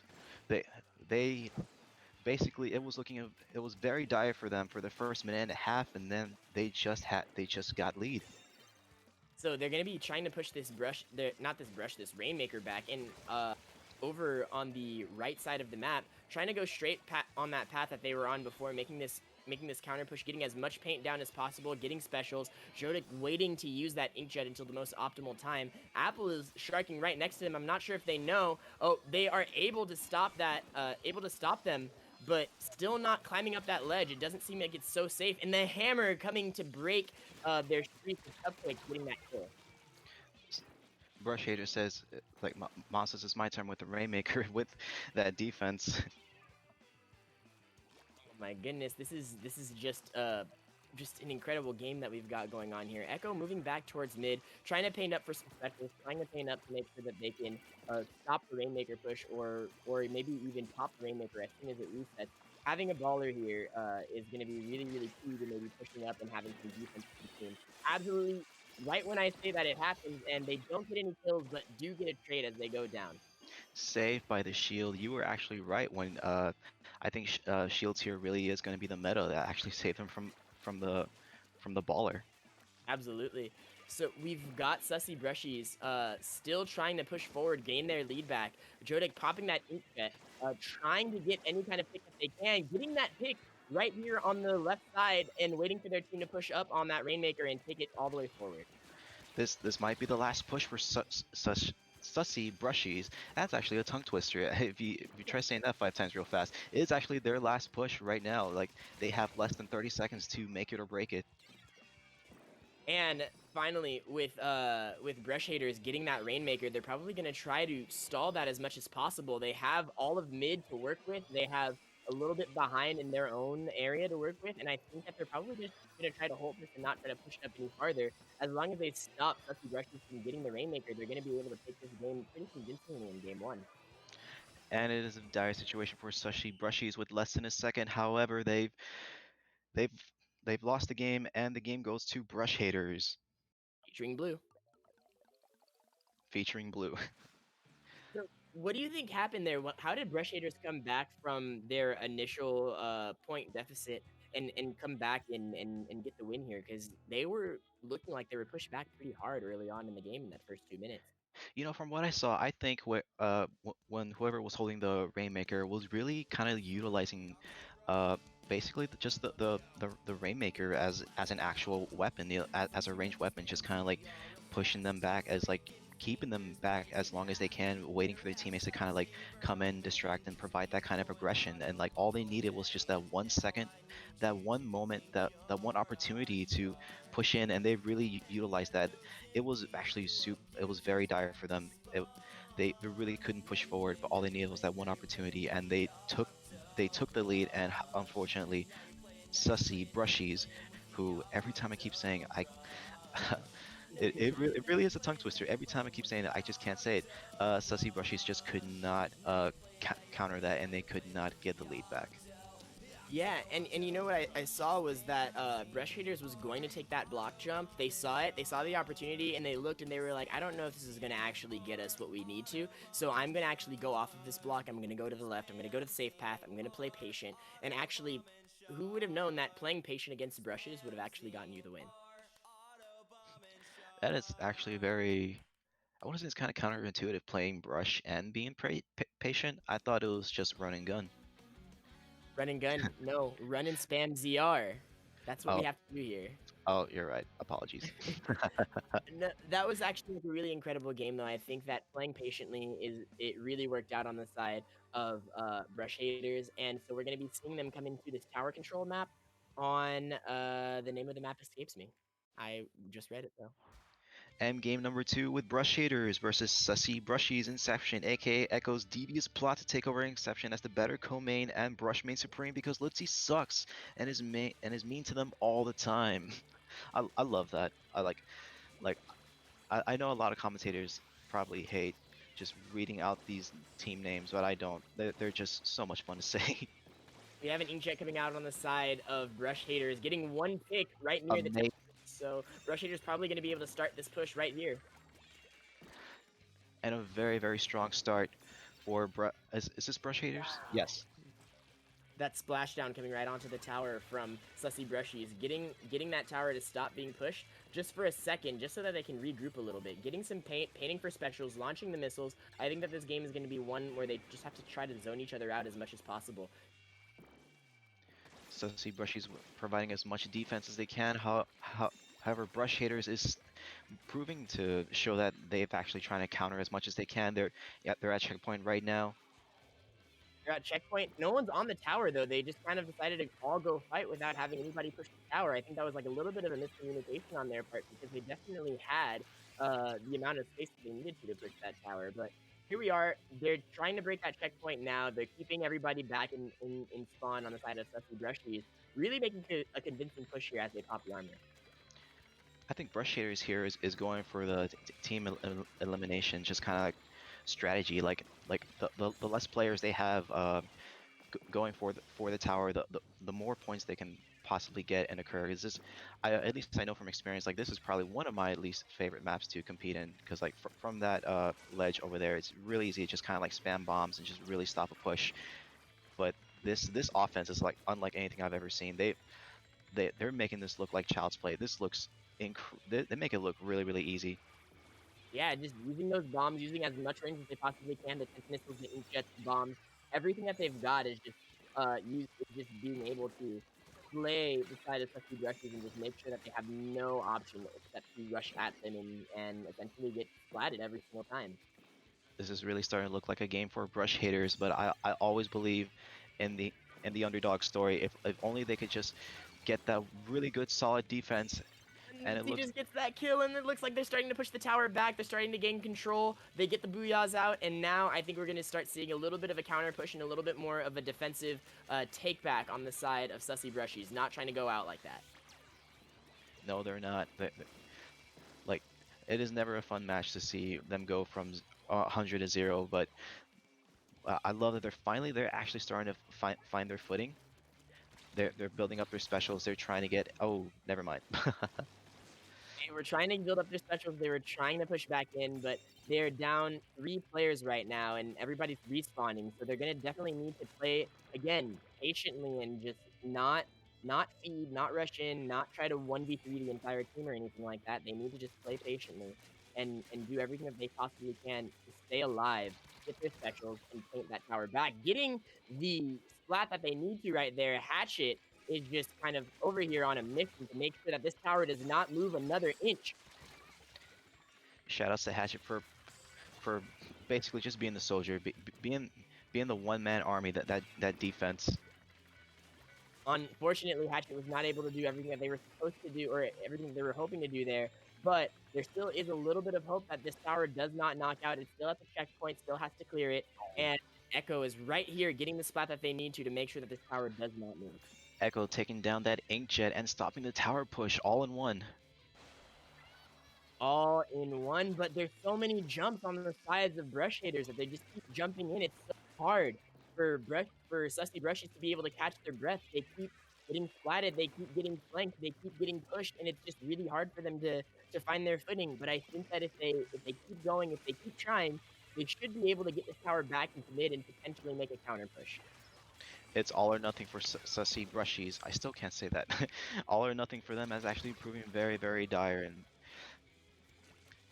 we've got a little bit of time left here, 28 seconds. We have enough time for Splatoon overtime, and like we said, you never want to count a team out in overtime because anything can happen. You never know. But Cupquake just pushing in with this Ultra Stamp does not get that kill on Hatchet. Hatchet once again getting those important picks. Oh, almost goes down to the auto bomb. Sees it just in time to start pushing away. We're going to see Hatchet kind of do everything that they possibly can here to make sure that their team does not get knocked out here. and the last 3 seconds popping as much specials as they can. Unfortunately, he was right there from getting on the tower. Unfortunate. That's one of the worst things is to know that you're down. You need to get on the tower.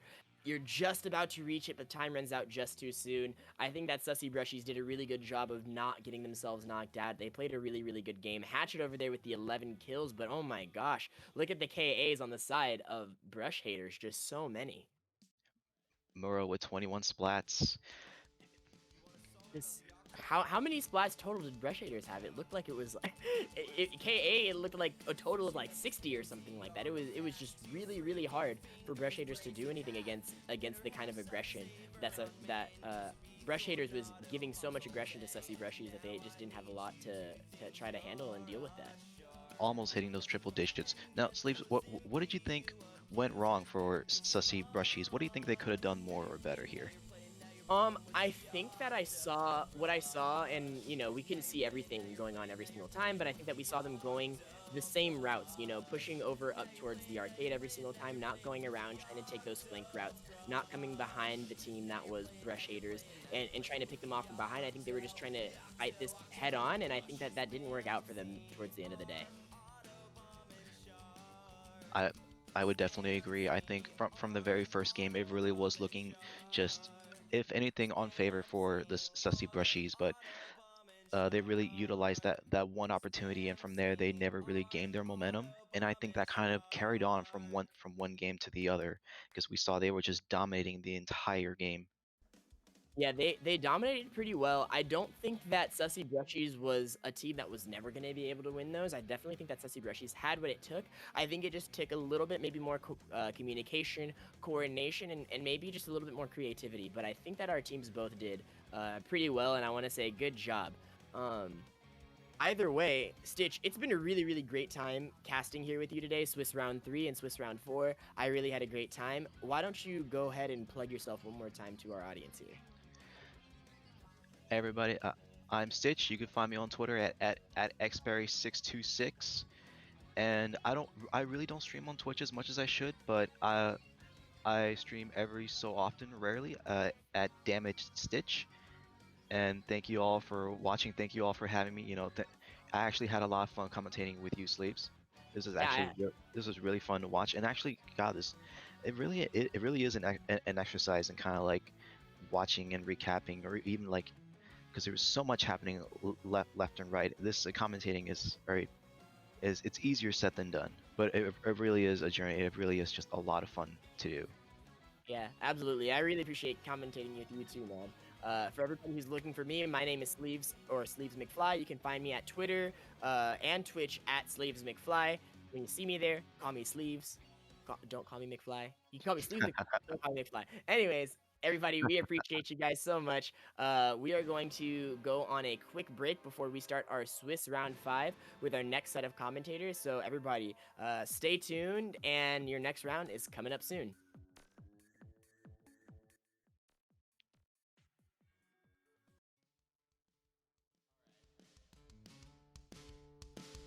You want a song about the octave rush? Let's go. Let's go! First you have to spam ZR real fast till your freaking fingers break in half. Better have sub saver on main, cause we'll be throwing auto bombs all day. Now I need you to think you're a shark and get those MPU abusers back to spawn. Now you're playing, now you're playing, now you're playing with the octo brush. Now you're playing, now you're playing, now you're playing with the octo brush. Now you're playing, now you're playing, now you're playing with the octo brush. Now you're playing, now you're playing, now you're playing with the octo brush. Spam CR, auto bomb and shark. Spam CR, auto bomb and shark. Spam ZR, auto bomb and shark. Spam ZR, auto bomb and shark.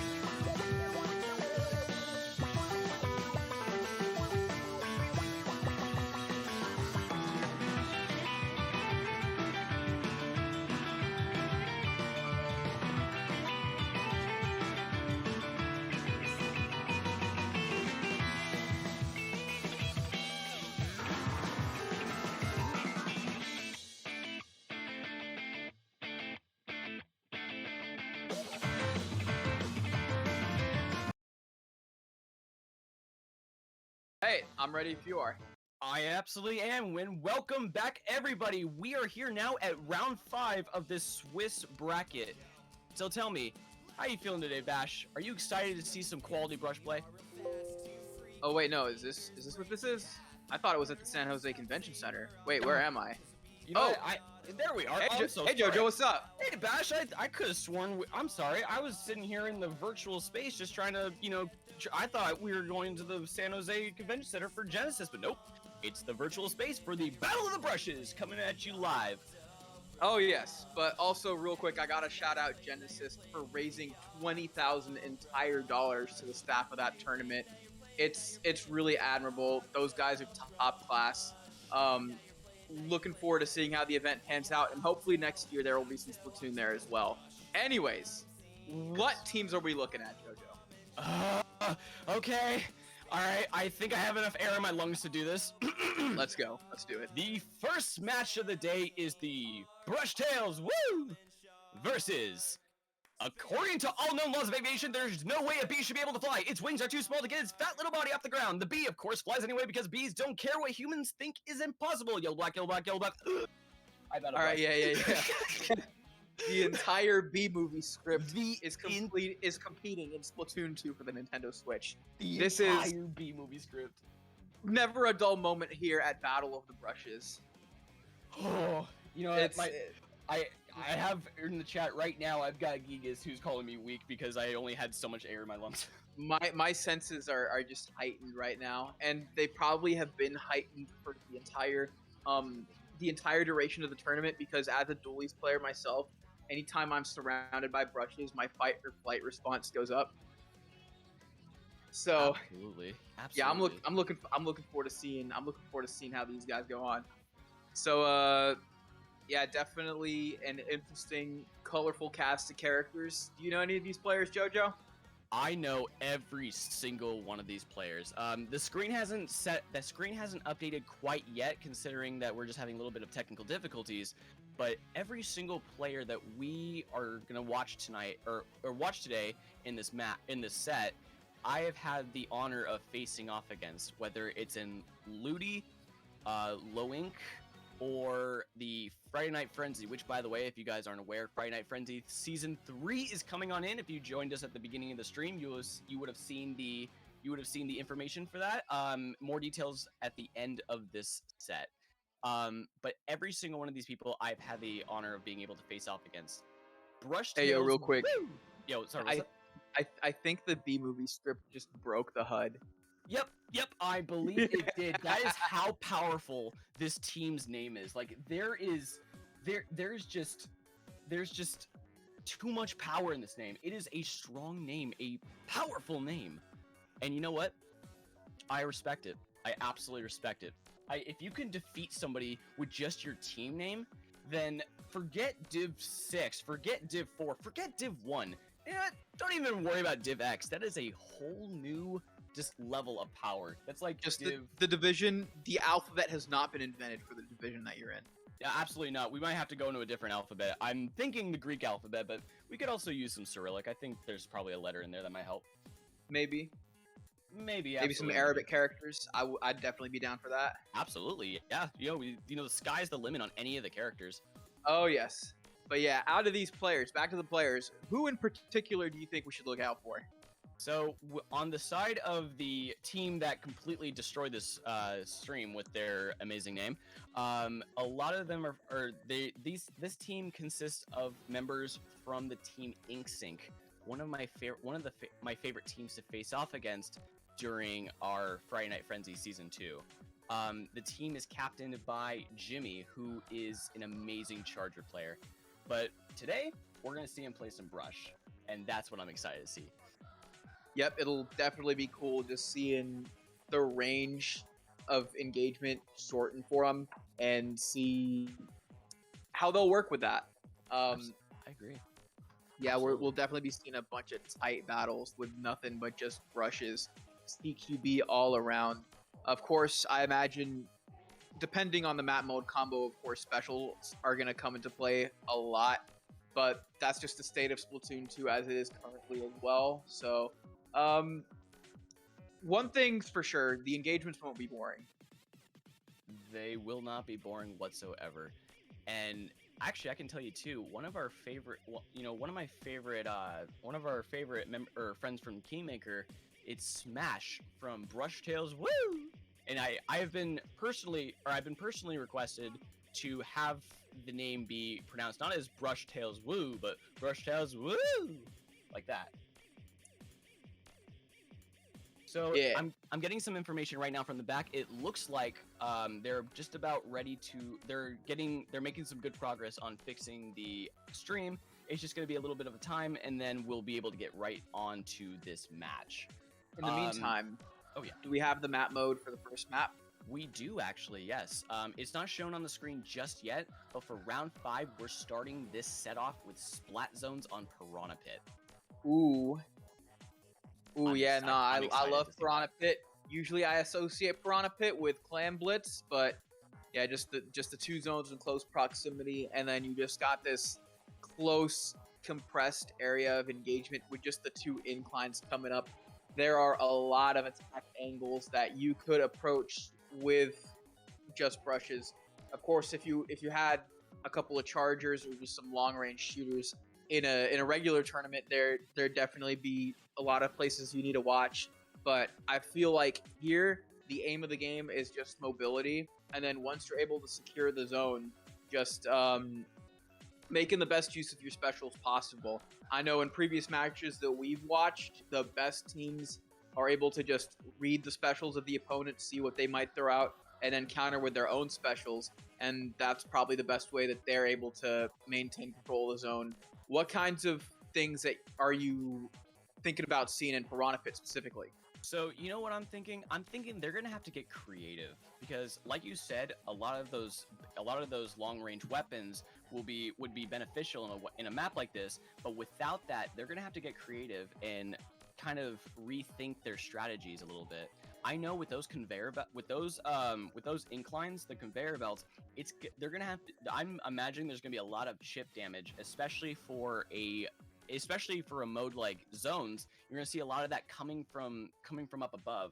So I would say, in my opinion, I think that, I mean, both brushes are definitely going to be quite useful here. But with Piranha Pit, I would love to see some missiles. In my opinion, I'd love to see some missiles. 100%. Yeah, just keep the movement going even more. Just make things more frantic. Keep the other team on edge. Because this is a map where I'm just expecting to see just so much movement. I don't of course, position can win the game as well, but I don't know. I might be mistaken in saying this, but I don't know that Piranha Pit, especially in splat zones, especially with just brushes, is a map where you're able to just hide and camp in one area until you see someone that you're able to sneak up on. So yeah, definitely. I think there's going to be a lot of movement, and any special use that makes the enemy's trend of movement as far away from the zone as possible is always beneficial, of course. Absolutely, I couldn't agree with you more. And I believe with Piranha Pit, so there's actually a few areas. So because it's flat zones, I don't think we're going to be too worried about any of them utilizing what we call the useless, essentially the area paintable ground that's basically way out of the way. Usually there's an opportunity to see that used in modes like Clan Blitz, where you have each goalpost on each side, or you have a goalpost on each side of the map. But with zones, they're mostly going to be focused on that center area. So I think, especially if one team goes with Ink Brush, I think they're going to make it first. And if they can get that center area and they can get the middle ground, I think that they're going to start off this game pretty strong. And well, we'll just have to see from there, because there could be a lot of upsets in a game like all brush splat zones on Piranha Pit. For sure, yeah. No, definitely players will have their preferences as to which brushes they like to use and what abilities they like to slap on their clothing. But I do agree that whoever has the movement advantage will definitely put the first points on the board right out of the gate and possibly maintain that push for quite a while. Of course, if you make a more powerful attack-based team and they're able to get the zone first through just smart engagements and efficient movement, they might give that faster team a harder time. I guess it just depends on who's able to capitalize on that start the best right out of the gate, and then who's able to counter with specials, who's able to counter the specials, and then yeah, it just ends up being a tug of war from there. But yeah, definitely that first push is going to count for a lot. Oh, absolutely. I'm you're on the ball with that one. I'm just really excited to see these two teams go head to head because these are two of my favorite people from from competitive Splatoon. I always enjoy watching our good buddies from 60% Fish Puns, that Smash's team. I always enjoy watching them in their matches, and I also really love watching InkSync, which is Jimmy's team, and the rest of them. I love watching their matches as well. So it's really great to see two people going against each other who you just have you just have such a great respect for, that it basically just it makes it where sometimes you might have a bit of an inherent bias where when you're watching a match, you really want your friend to win, especially if you don't know the other team. But when it's both sides are just people you really greatly respect, it's I genuinely just want to see how this goes. Whoever wins, I'm going to be absolutely proud of, and whoever loses, I still absolutely will respect. That's still a big respect to them. Yeah, definitely. Good effort, both sides, and yeah, it is cool seeing two of your buddies going head to head. You really don't know who you'd want to cheer on for.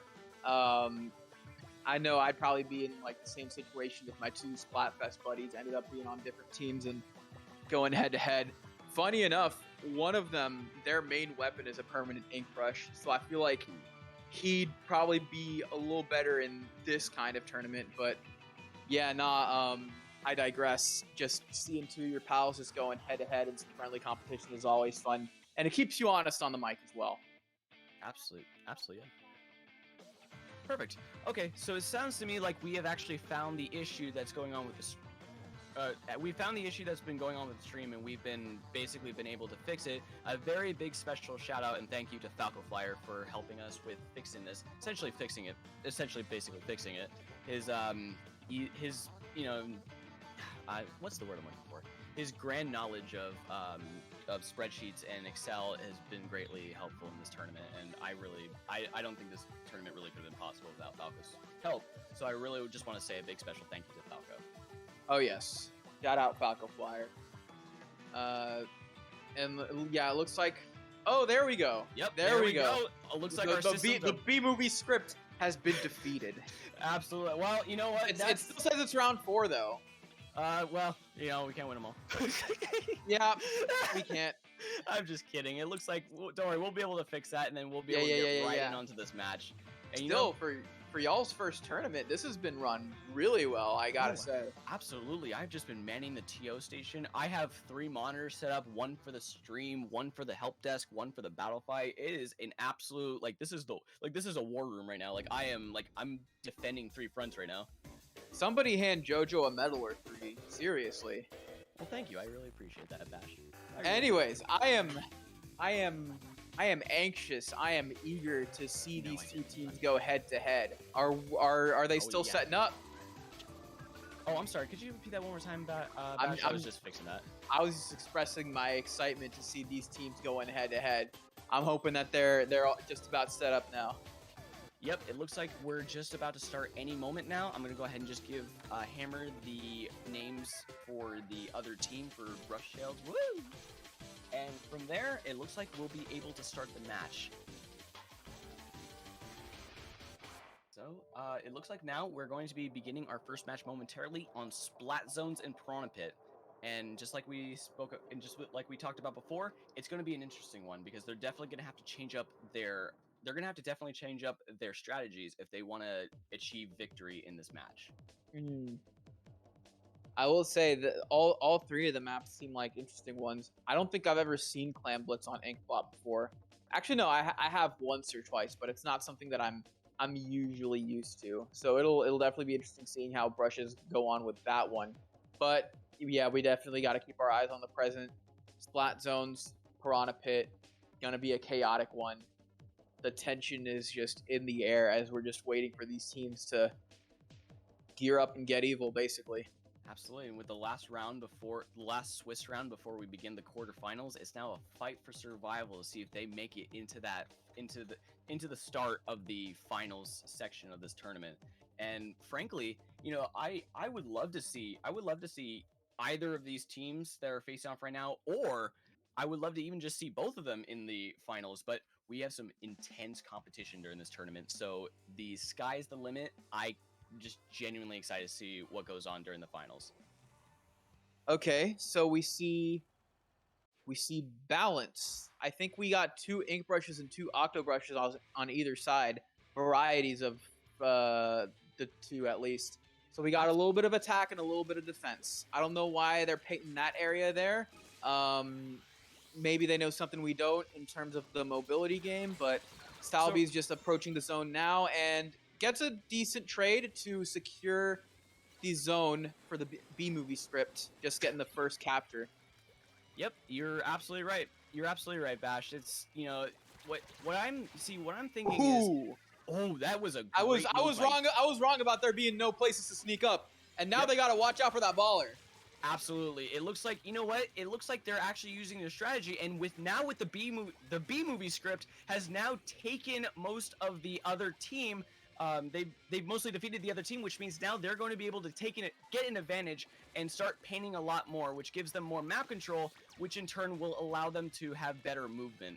It's not going to look too good for the Brush Tails if they can't quite get out of this, but they're not quite out of it just yet. Yeah, no, I mean, I see a little bit of special coordination on the side of Brush Tails, woo! And, I mean, they got some right ideas, and they're starting to cap parts of the zone, but the execution just isn't quite there.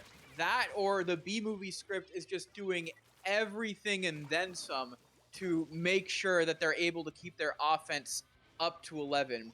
It might be a B movie, but with their performance, they're going to get an Oscar as they're just about to secure the knockout. There it is. Map 1 goes to the entire B movie script. That was an entire just sweep of the first map. They were just sweeping the field with their brushes like it was brooms.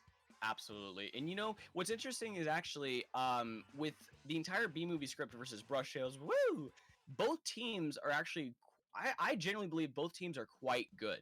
So the fact that the B movie script was able to get that early push and to secure that victory through their aggressive tactics, what that tells me is that they have been practicing with their brushes. They've definitely been practicing. Not to say that the Brush Tails haven't been, but it looks like the B movie has definitely been working on their brushes, and I'm just surprised that I'm just genuinely surprised I haven't seen more brush comps, like just all brush comps in quad league sessions, because it's always a fun time whenever we see that when we're playing our quad brush, because then it just gets chaotic. Well, y'all squad are the pioneers. Absolutely. But yeah, no, I will say, the entire B movie script was definitely practicing their brush lineups. I'd say Brush Tails, needed to maybe wake up a little bit, but then again, it is almost 2 p.m. over here, so I don't know, maybe reach over, get some game fuel, chug that down real quick, and prepare for potentially even more chaos or possibly a grind as the CQB game gets dialed up even more with tower control on Manta Maria.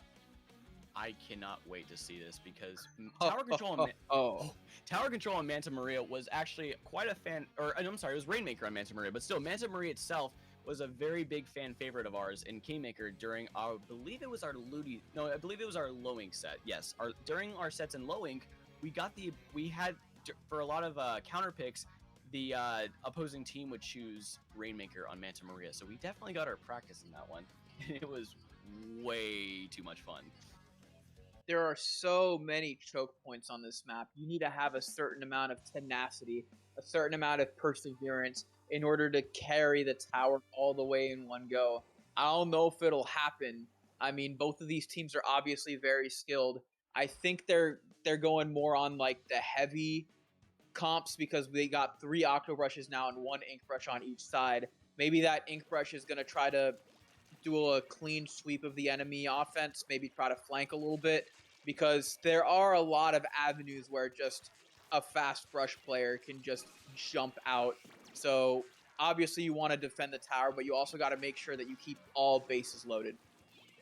I couldn't agree with you more, Bash. And what I'm looking at right now is the fact that they both have the same ink brush on opposing sides. The ink brushes are both armor, which allows both of them to gain an armor and to, in using that armor, they can be more aggressive, which in a map like this, we're going to see, it's going to be a performance. It's going to be a performance. 100%. And just the timing of that armor could mean a whole lot. So, yeah, no, just, it looks like the entire B-movie script just got past checkpoint 1. They're climbing back on the tower. But yeah, no, if you see the team trying to take the tower from you and they're popping armor, you want to make sure that you have an armor on deck so that it sort of cancels out. I'm not sure in what situation you'd pop armor early. Maybe if you're feeling really, really confident and you want to end the thing quickly.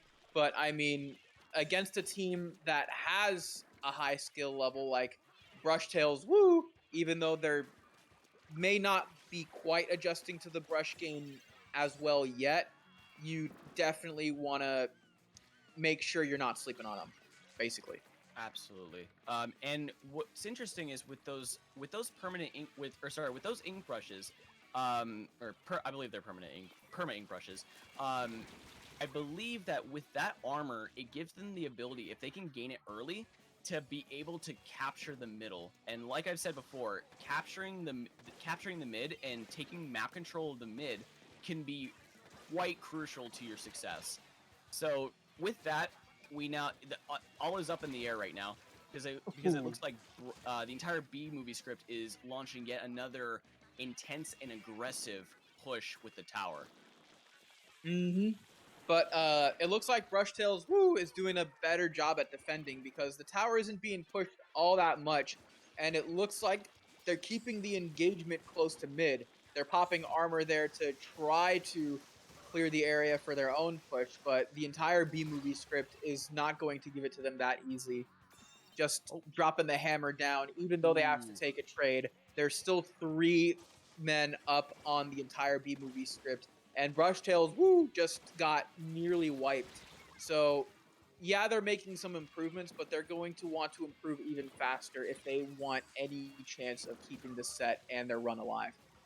100% Bash. And it looks like actually what's actually interesting with me is that it looks like Brushtails is actually adapting. They're starting to adapt in this match. What started with the entire B movie script essentially pushing to that 51 mark immediately.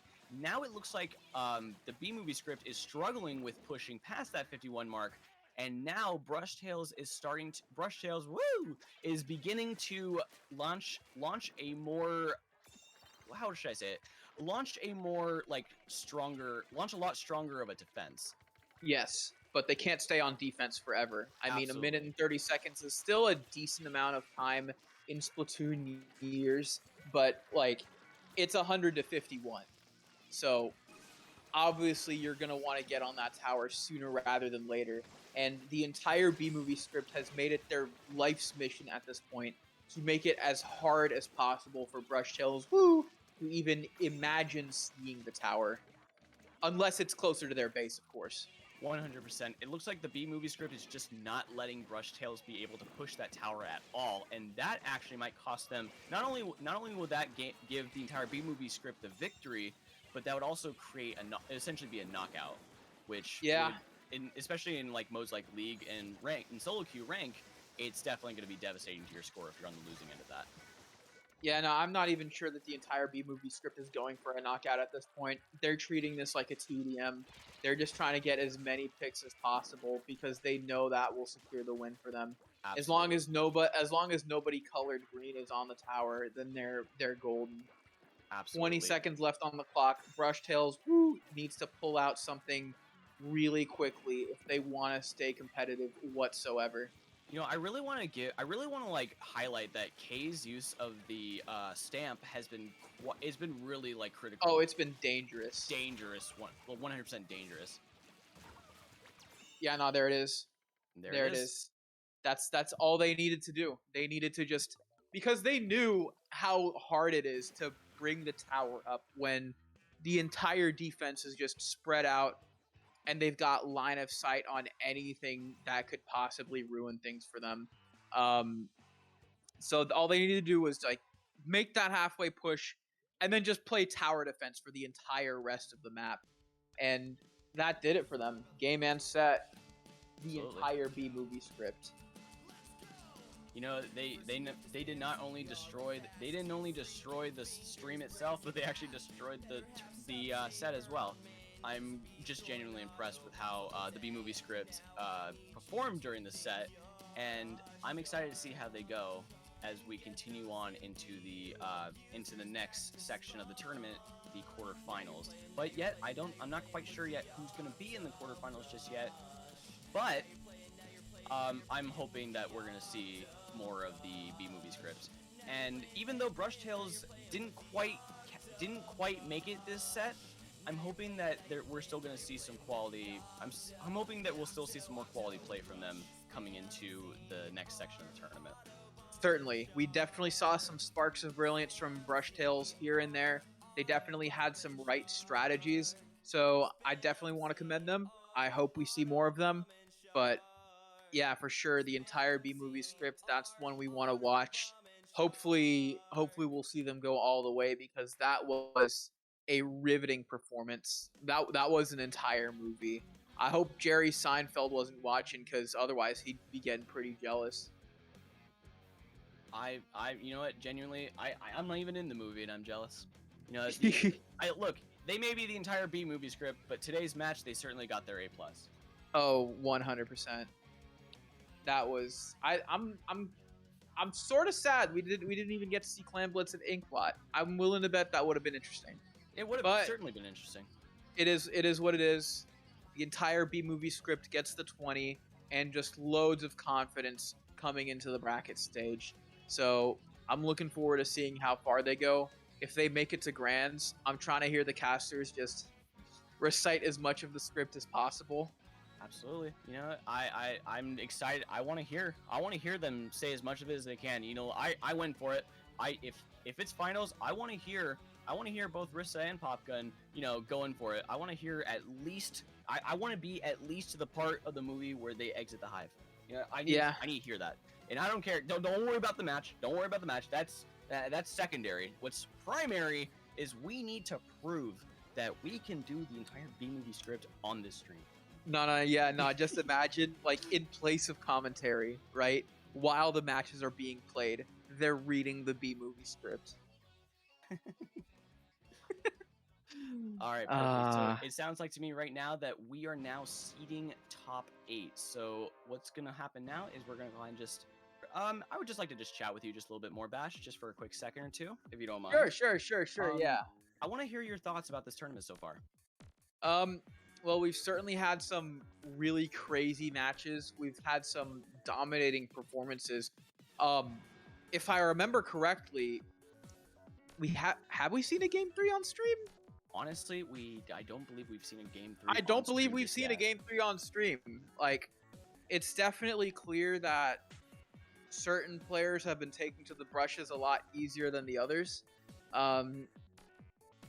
Which is like, I mean, I guess that's understandable, because at least from what I perceive, like, when you get to the engagement range, definitely brushes have an advantage with regards to ease of use, but getting to the engagement range itself is a challenge, because there's, especially against longer range weapons, there's you really have to work to get up there.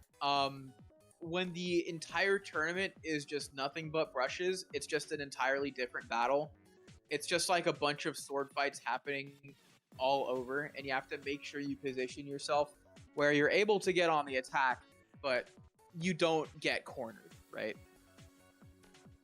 Oh my goodness. Oh my goodness. I didn't realize. So there's been plenty of great teams during this. There's been plenty of great teams during this tournament, and one thing that shocked me was that we actually have a team called Kings, who is a really great team. Oh, perfect. I was just handed a note card in the form of a verbal message stating that the top 8 list is now available. Let me go ahead and grab that for you real fast, and then I'm gonna go ahead and read it off for you. Let's do it. All right. Do you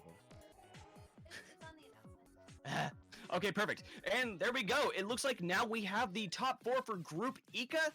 That is the Sleeping Seals, the entire B-movie script, the Kings, and Titanium Turtles. I believe that's right. That's it. Yes. And then for Group Octo, we've got Pushin' B. We've got. Oh my God! Oh, I gotta get this name. I have to commit. I would be very disappointed. People would be disappointed in me if I did not say the full name of this. Go for it. So we are looking at. Hold on 1 second. There we go. Perfect. How to make sure the screen can fit it all. We are looking at so Splatoon 3 just tweets us out of nowhere. https://twitter.com/SplatoonJP//14770822792 or sorry 79625252864 S equals 20. First of all, the hairstyle looks great. Second of all, new victory animation for sure. Third of all, brushes confirmed. I am hyped. Let's go. And that is with Chara. And Chara is absolutely an incredible player. He's just absolutely incredible. I'm excited to see what this top 8 is going to be. And then reading off the rest of the teams in top 8, we've also got team name and Sussy Brushies. But I believe the Sussy Brushies also has a very long name as well. And I would be quite hypocritical if I said Chara's full name, but not Sussy Brushies. So let me grab that for you real fast. Hold on. Where is it? There. Wait, that's not it. Where are you? Hold on 1 second. We're gonna find it, and there it is. Wait, no. Yes, there it is. I believe this is it. Yep. The other team, the last team in the Group Octo top 8 is naming ourselves Rope Gang would be genius because Rope uses the first letter of all our names, but Sussy Brushy's too good. If we get on stream, the commentators have to say, and we did. And that, my friends, is the top 8 for this tournament. Is the top 8 for this tournament. I'm looking forward to it. Definitely an all-star cast. All I'm saying is, B-movie script, we're counting on you. You gotta make it to Grands so that we can do the funny joke. We can read the script during the entire course of the match. See how far we can go. That'll be a fun ride. But my goodness, this has been a wild set. It's been a wild tournament. Jojo, I believe this is the first time we've ever commentated together, and it was an absolute pleasure. It was an absolute honor for me too. And I like to just say, just before we head off on the mic, while they go ahead and prepare for the tournament, prepare for the finals, the top 8, I believe. I'm gonna go ahead and say just a special thank you to everybody watching the stream right now. I like to say that my name is JojoKM. You can catch me on Twitter at twitter.com/thejojokm. And you can also find me on Twitch at twitch.tv/JojoKM. And of course, my good buddy Bash-4 right here. I'm also twitter.com/bash-4, twitch.tv/bash-4 on the odd occasions when I do stream. You know how that master student life is. Shout out to CCA. But yeah, if you want to see me tweet about random nonsense, I'm there. Maybe post a couple Battlefield clips whenever I play that. But yeah, this has been fun. This has been great. A pleasure. All right, best of luck for the rest of the tournament. And I wish the best of luck to all. I wish the best of luck to every single competitor who is entering now entering the final or the top 8. And a special thank you to everybody who played in the tournament. So as always, my name is JojoKM. And I'm Bash. And thank you so much for joining us, and we're going to go ahead and take a break. We'll be See you soon. back. See you soon.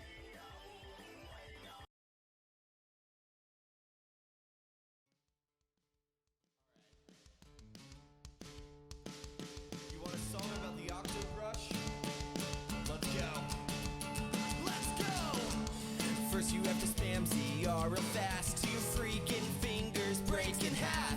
Better have sub-saver on main, cause we'll be throwing auto bombs all day. Now I need you to think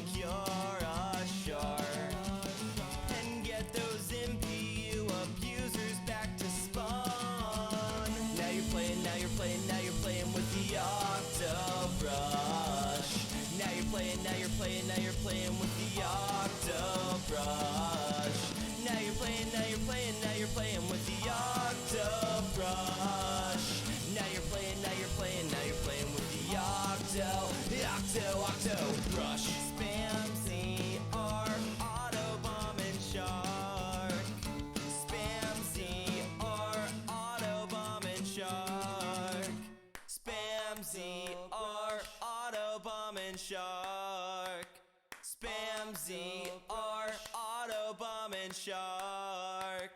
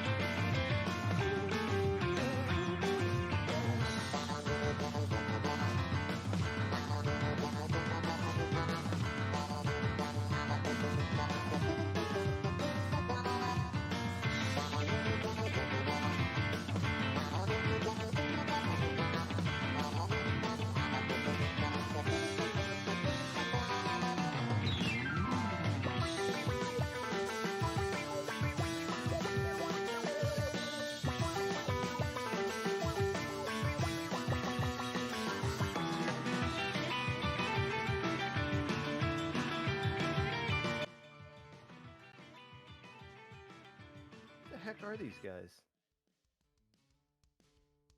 Oh, Pez Pop. Oh, this is freaking Tempest. Hey, Popgun.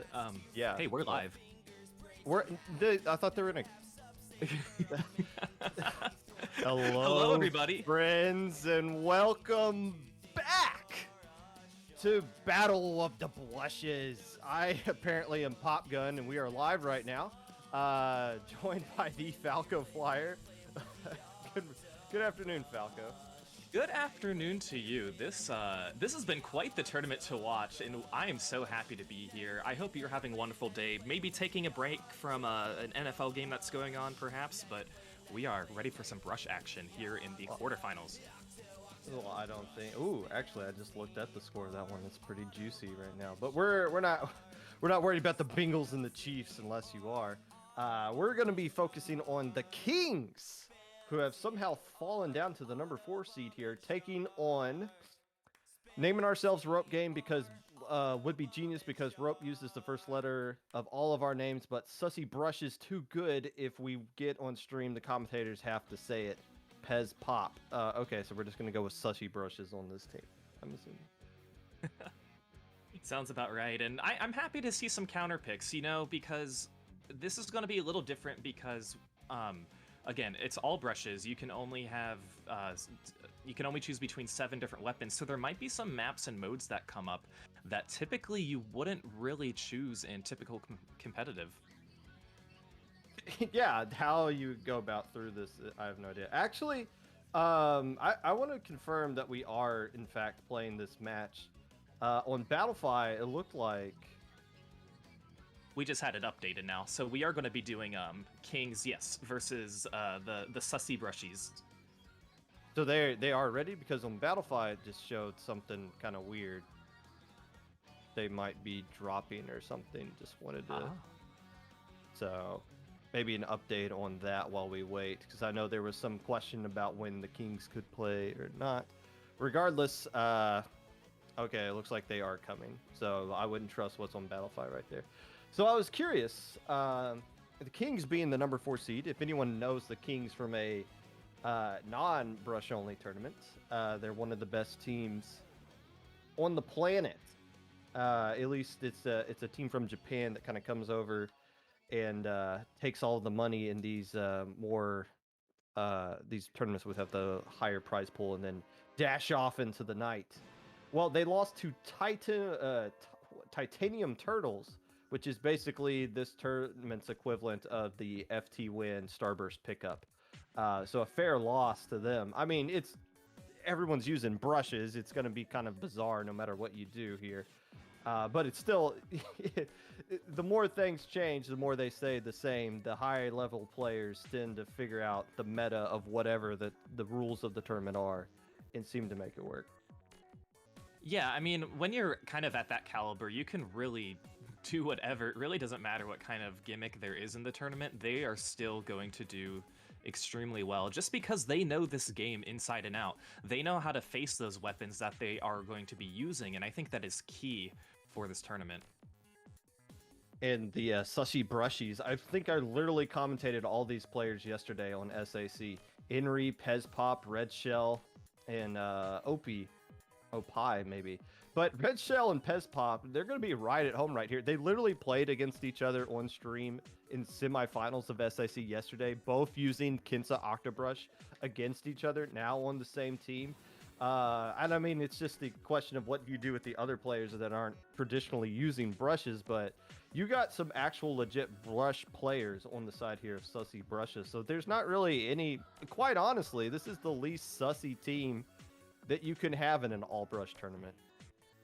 Yeah, definitely. For some teams, it is truly a gimmick, and for other teams, it's like, wait, we might have the upper edge if if we try our best. I mean, there's a reason why Kingmaker, a team with 3 brushes, is hosting the brush tournament. They want to see how these players use every ink brush and octa brush there is. So we will hopefully get our first match headed your way pretty shortly. Now, Popgun, what is your favorite brush to use? Gosh, let's see. I don't know. I mean, because I traditionally am an anchor player, I would assume the Octobrush Nouveau with beacons and missiles. That's probably the closest thing you can get to an anchor with a brush weapon, I would assume. Permabrush, honestly, I feel like Permabrush is kind of slept on. You can spam a lot of armors with that thing. You can put down a lot of paint with that thing. So Permabrush, I think in the actual game could be something that could be used as like a cheeky kind of play against the meta that we have now.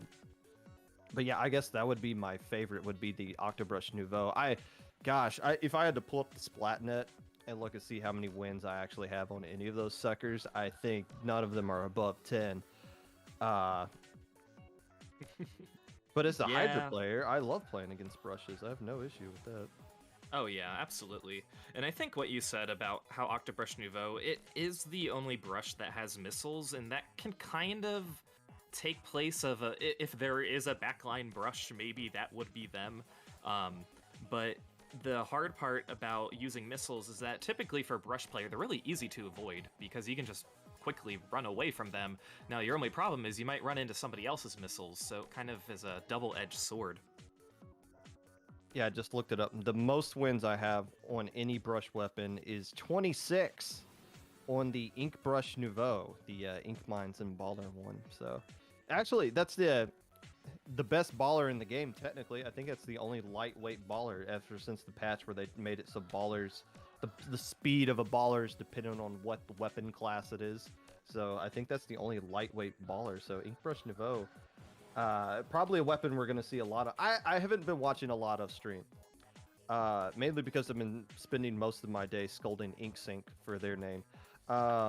They do tend to break battle fight when we try to go on there. You're trying to scroll down and see the standings, and yeah, it's a little hard.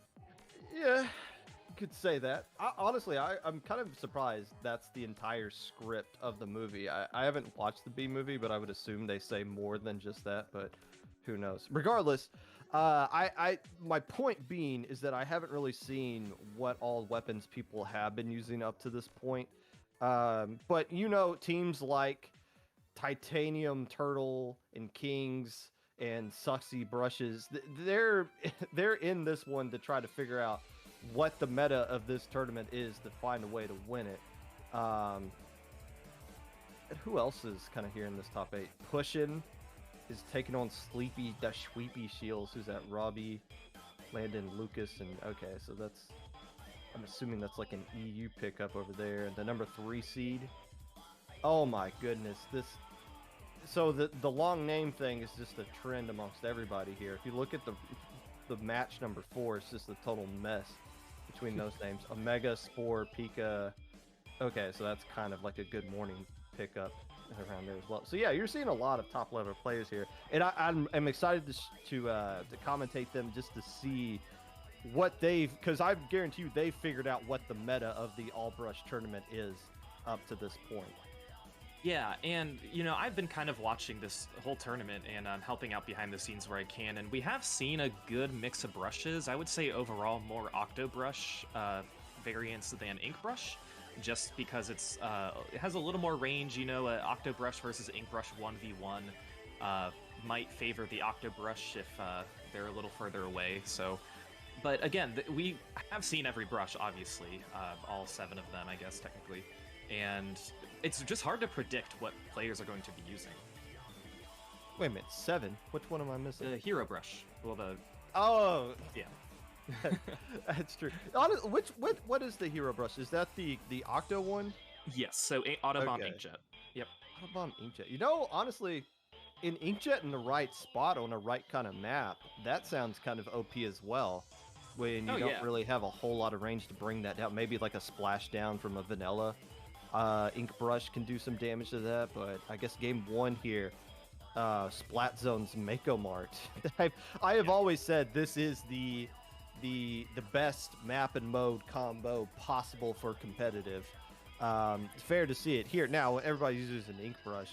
Who knows how it really works out, but one of the things I've always said is there's no real weapon that's truly bad here, except for maybe GooTuber. I don't know if we've labbed out GooTuber as a community on this map yet or not, but you can use, in a standard tournament, you can use Brush here very effectively. But yeah, I guess that's right. The Octo Shot or the Octo Brush is just because they got more range than the Ink Brushes. Lack a little bit of mobility, but I mean everybody's gonna be mobile here anyways. Yeah, and this is where you just really have to watch out for flanks. And the thing is, anybody could be flanking from the other team. So everybody has to have their senses heightened and just be on the lookout and be using those callouts to say where everybody is. And it's hard, it's tricky, but again, these teams, they made the top 8, so they have a few wins under their belt, and I believe they're ready to rock and roll. I know I am too, and we're still getting a few more players into the lobby here now. Yeah, this is always the fun part, the switch over between the Swiss stage and the top 8. Also, keep in mind some of these players. I don't know how many players on Kings are in Japan right now, but I mean it is a completely different time zone right now. Like for you and me, it's 5:30 in the afternoon. I don't know what time I think it's the dead of night. Maybe the sun is starting to rise in Japan. Right now it is 7:37 a.m. I believe. So they On started Monday. their tournament at 4 a.m. Imagine playing a tournament on a Monday morning. Yeah, Sounds I mean miserable. that's the best way to do it, Set those alarms, and they're probably thinking, oh, well, we can do this tournament, before we start work potentially. And I mean, I've never played in a tournament that started earlier than 9 or 11 a.m. my time. I know people on the West Coast in the U.S. are probably thinking, well, good for you, Falco, because we've had plenty that started at 9 a.m. or earlier. But yeah. Yeah, the West Coast players are always the ones kind of left with the short end of the stick. Usually, when it comes to tournaments in the West, especially, I think we had a player get up at like 6 a.m. to do super jump for that like early pool when they had 2 different pools going on there. I was tired when I was waking up, so I know for sure our West Coast guys were feeling it as well. But anyways, Bengals or Chiefs currently tied 21 apiece heading into the 4th quarter. There, as we're just still just waiting for some other players. I think there was. I don't know what's going. I think one player for a team might have had something come up, and they were just kind of like needed to delay a little bit going on there. So I don't know exactly what it is that we're waiting on, but we'll get it going as soon as we can for sure. Yeah, and I mean, Hammer and the rest of the Kingmaker staff here, they're doing such a good job because it is only them who's running this entire thing. And I know, Popgun, you know from experience being on the IPL staff that there are always things that come up. And I mean, can you imagine trying to handle all of this with only 4 or 5 players? I mean, just as a captain, it like getting your teammates organized for anything is the most excruciating thing you can do on this planet. I mean, it's just kind of the nature of the beast. I mean, the players for both teams here, Kings and Sussy Brushes, they're very experienced with tournaments in general. I mean, you talk about Kings being at an unorthodox time, but they've been playing in so many tournaments at this unorthodox time, they're probably used to it by now. Same with the teams that we got from Japan. Obviously, Lois, who won the most recent Low Inc, has been playing in a lot. They've been playing in a ton of tournaments out here in the West lately, so they're probably used to just playing in tournaments. It would probably be weird for them to play a tournament with the sun up, because they're just so used to playing them at the dead of night. So as frustrating as it might be, it's still, both teams are still familiar with this kind of situation. They're very experienced with tournaments here. Yeah, and that's always nice because it allows them to be patient too.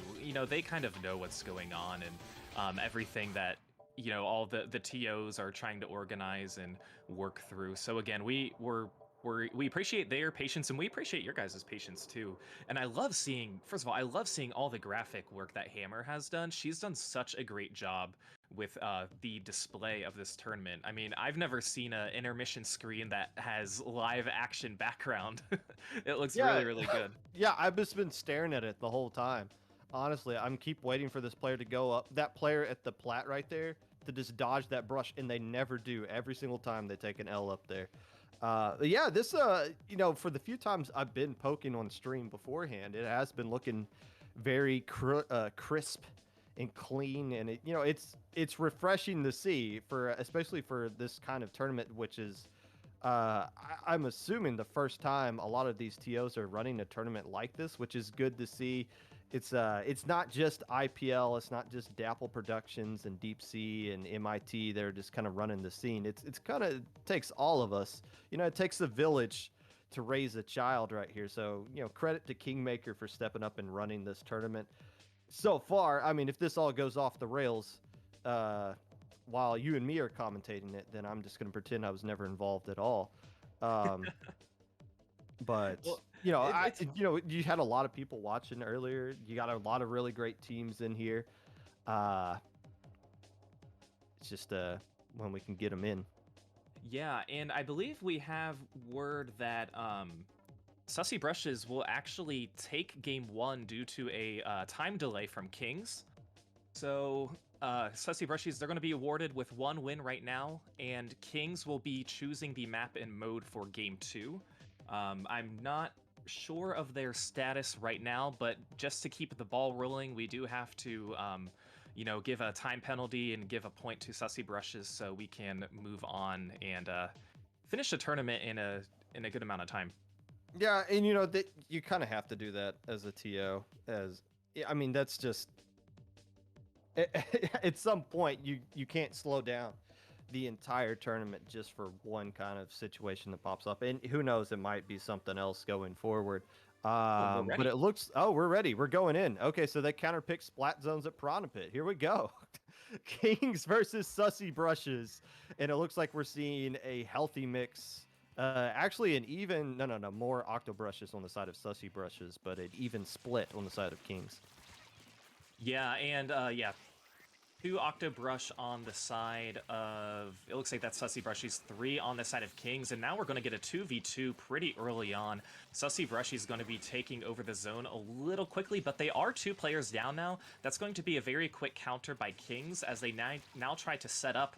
And again, just watching these brushes just go ham is the best. I know you guys have all been enjoying it this afternoon, but zones has got to be hard with this brush. I just like that two players just stared each other down, shook their brushes in each other's faces, and said, "Nah, we're not going to accomplish anything here," and just backed off. I'm assuming we're going to see a lot of that going forward. But yeah, I mean, it's especially for Kings here, who's the green team up top. They technically have the more range here because they got more octobrushes. So you got to assume if the octobrushes just kind of keep their distance and just stay back and get them at the right angle, and when Pez Pop is kind of popping off by throwing their hammer in the right spots right there, getting a triple, this nice little sequence play for them, finishing it up with a quad. Yeah, I think Octobrush might be the way to go. Yeah, that is the looks of it. And right now, Sussy Brushes, they are going to take the lead and continue to get a few more. I want to say picks, but are you picking somebody off if you brush them? What's the proper? We get a few smacks there, yeah. But again, a lot of back and forth, and that is kind of how some of these zones matches have gone earlier today because it's just so hard to cap. On this map in general, it's difficult to cap in any normal circumstances. But yeah, once you get a wipe and then you can just start kind of guarding the edges here, which Brush can do a very good job of ledge camping, but it looks like, I mean, it also, Brush does a very good job of breaking out of ledge camps as well, just kind of arcing the shots over here. But King's able to get the lead. And yeah, like you said, those 25 penalty points that are on the side of Sussy Brushes, that's a long time to chew through all those points on a map like this. It is, and I like the move of trying to go up to the ramp to try and take down the Inkjet. That's something I didn't really realize, that Brush players, they can take down Inkjets. It can be pretty tricky, when you don't have any backline that can just aim up and shoot up. So good movement there. We do see 3 players down now in Sussy Brushies, so this is going to be really nice for Kings if they can take control of this zone once again to try and extend their lead and avoid some penalty points, and they do for a short time. Now we are going to see some missiles coming out for King. We do see a baller drop down from Sussy Brushies, but again, oh, that's a wipe. That is going to be really nice for Kings. You know what else is really nice? The fact that they brought beacons. That's not, you're not really going to help you get out of your spawn with beacons when you don't have control of everything. But when you do right now, if you lose a player, they can get right back into the action almost immediately with the beacons that you have right here. And look at all the edge camping, the ledge camping that the Kings are busting out right here, not letting Sussy Brushes do anything. Pez Pop trying to just make a hero play with the hammer right there. Does get one player, but it's not enough to stop the game. And Kings, after giving away game 1 due to being a little bit late getting in his lobby, make up for it by winning their counter pick right here. Yeah, so we are tied 1-1, even though this was technically our first game played today. Sussy Brushies will now be choosing their counter pick, and I like what you said about the beacons, because I don't know for sure, but as far as my knowledge goes, every single team has at least one, one Octobrush Nouveau. I don't think there have been doubles or pairs, but just having beacons in general, and I think the beacon and missile combo is going to be something that we see for pretty much every match. I mean, you kind of pointed out as well, missiles aren't as effective when everybody is as mobile as they're going to be, and plus, you don't want to do a crazy amount of beacons. Like, if you want to do like double missile, that means you have to do double beacon, which is a little bit overkill on that. So there's a little bit of trade-off there that you're going to have to go with. Now, remind me what the counter pick rules are here. Is this basically like what IPL does, where if you win on the mode and map, you can't go back to it, or are we just going to see splat zones all day long? I don't know off the top of my head, so I'll try and do some research with that in the rules and information. But I believe you can only choose what is in the map pool. But I think IPL's rules, you can correct me if I'm wrong, but you can't choose the mode that you previously won on or the same map. Is that correct? Yes, so if you've won on a map or mode, you can't go back to it for the rest of the set. And the reason behind that is you just don't want one team to be, well, we're really good at splat zones, so let's just beat this tournament doing nothing but splat zones. No, you got to do a little bit better right here. We're getting an update. Splat zones will be the starting mode for each mode. Yep. The map and mode must be on the Bob list. And the team cannot pick a map or mode they've already won. Okay, cool. So basically the universal rules. I believe Smash Brothers calls that Dave's stupid rule or something like that. So So yeah, they have to pick something in the map list. And now, since technically Sussy Brushes won game 1, which was Splat Zones, they can't go there. And I think the counter pick is actually in. It looks like they're going with Clam Blitz, as this is the mode. You know, Clam Blitz, when it first came out, it almost seemed like, oh, Brush is so broken on this mode. But then over time, we started to figure out Clam Blitz can be played without a Brush just kind of running around soaking up all the things. But now you have 8 players running around with brushes. I wonder if it makes sense to drop the Octobrush and go with the Ink Brush to have a little bit more speed. But on a map like this, Clam Blitz the Reef, where you can score from the car alleyway or from the street, like those two kind of those areas that can be guarded a little bit easier by a traditional anchor. I wonder if you still kind of stick with the Octobrush here. Yeah, and I don't know how often these players will change their brush. I mean, again, if you can play one Octobrush, you can play the other two. If you can play, you know, one ink brush, or yeah, if you play one ink brush, you can kind of play them all. So it really can come down to the map and mode. Again, having the Octobrush Nouveau, I don't think that's going to go away. I think we will be seeing it, especially in Clam Blitz. Having beacons in Clam Blitz is always very nice. Well, also the Ink Brush Nouveau as well. Baller works Yeah. out pretty good. I mean, it again, Baller has kind of gone away from the Clam Blitz meta, but when you have the fastest Baller in the game in the Ink Brush one, it might rear its ugly head sometime around here. There's one... Yeah, I don't know the skins very well, so it's hard to get a good look. There's one Perma Brush on each side, so that's the only Octobrush that each team is coming out with. And one Nouveau, I believe, on the side of Sussy Brushes. They actually have the same exact weapons, I believe. The 3 Octobrushes and the Perma Yeah, Brush. it's So a mirror. they have the same comps, or same weapons. And right now, 2 players quickly going to go down on Sussy Brushes. 3 players down, and we have a 1v1 at mid. So it looks like Kings is going to be trying to clean up around mid as some of these Sussy Brushies jump in. I believe they have 9 claims ready, so just waiting to kind of strike, but unfortunately now going to go down. And like, Brush Clam Blitz has got to be a lot of fun, because there are so many times where you pick up that 10th clam, people don't know you have a power clam, and you can score very, very quickly. Well, I mean, like you said, popping VC is going to be very important here. And this is something I want to point out, too.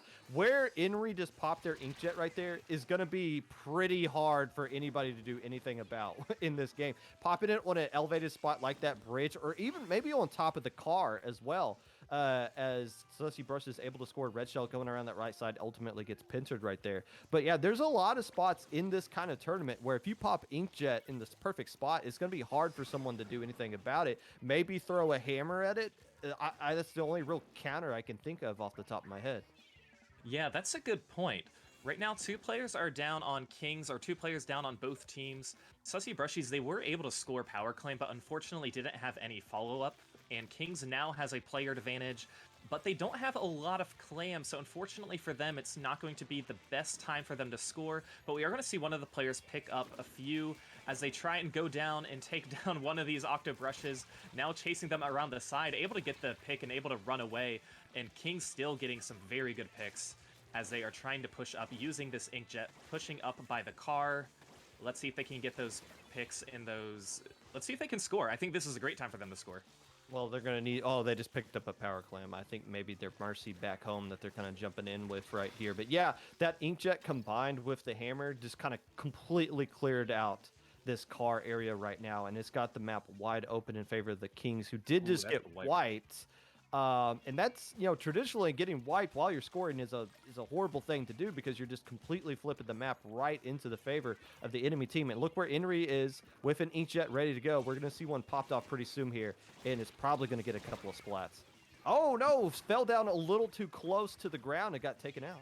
Yeah, exactly. And now Sussy Brush is able to get a little more of mid, but Kings quickly to respond.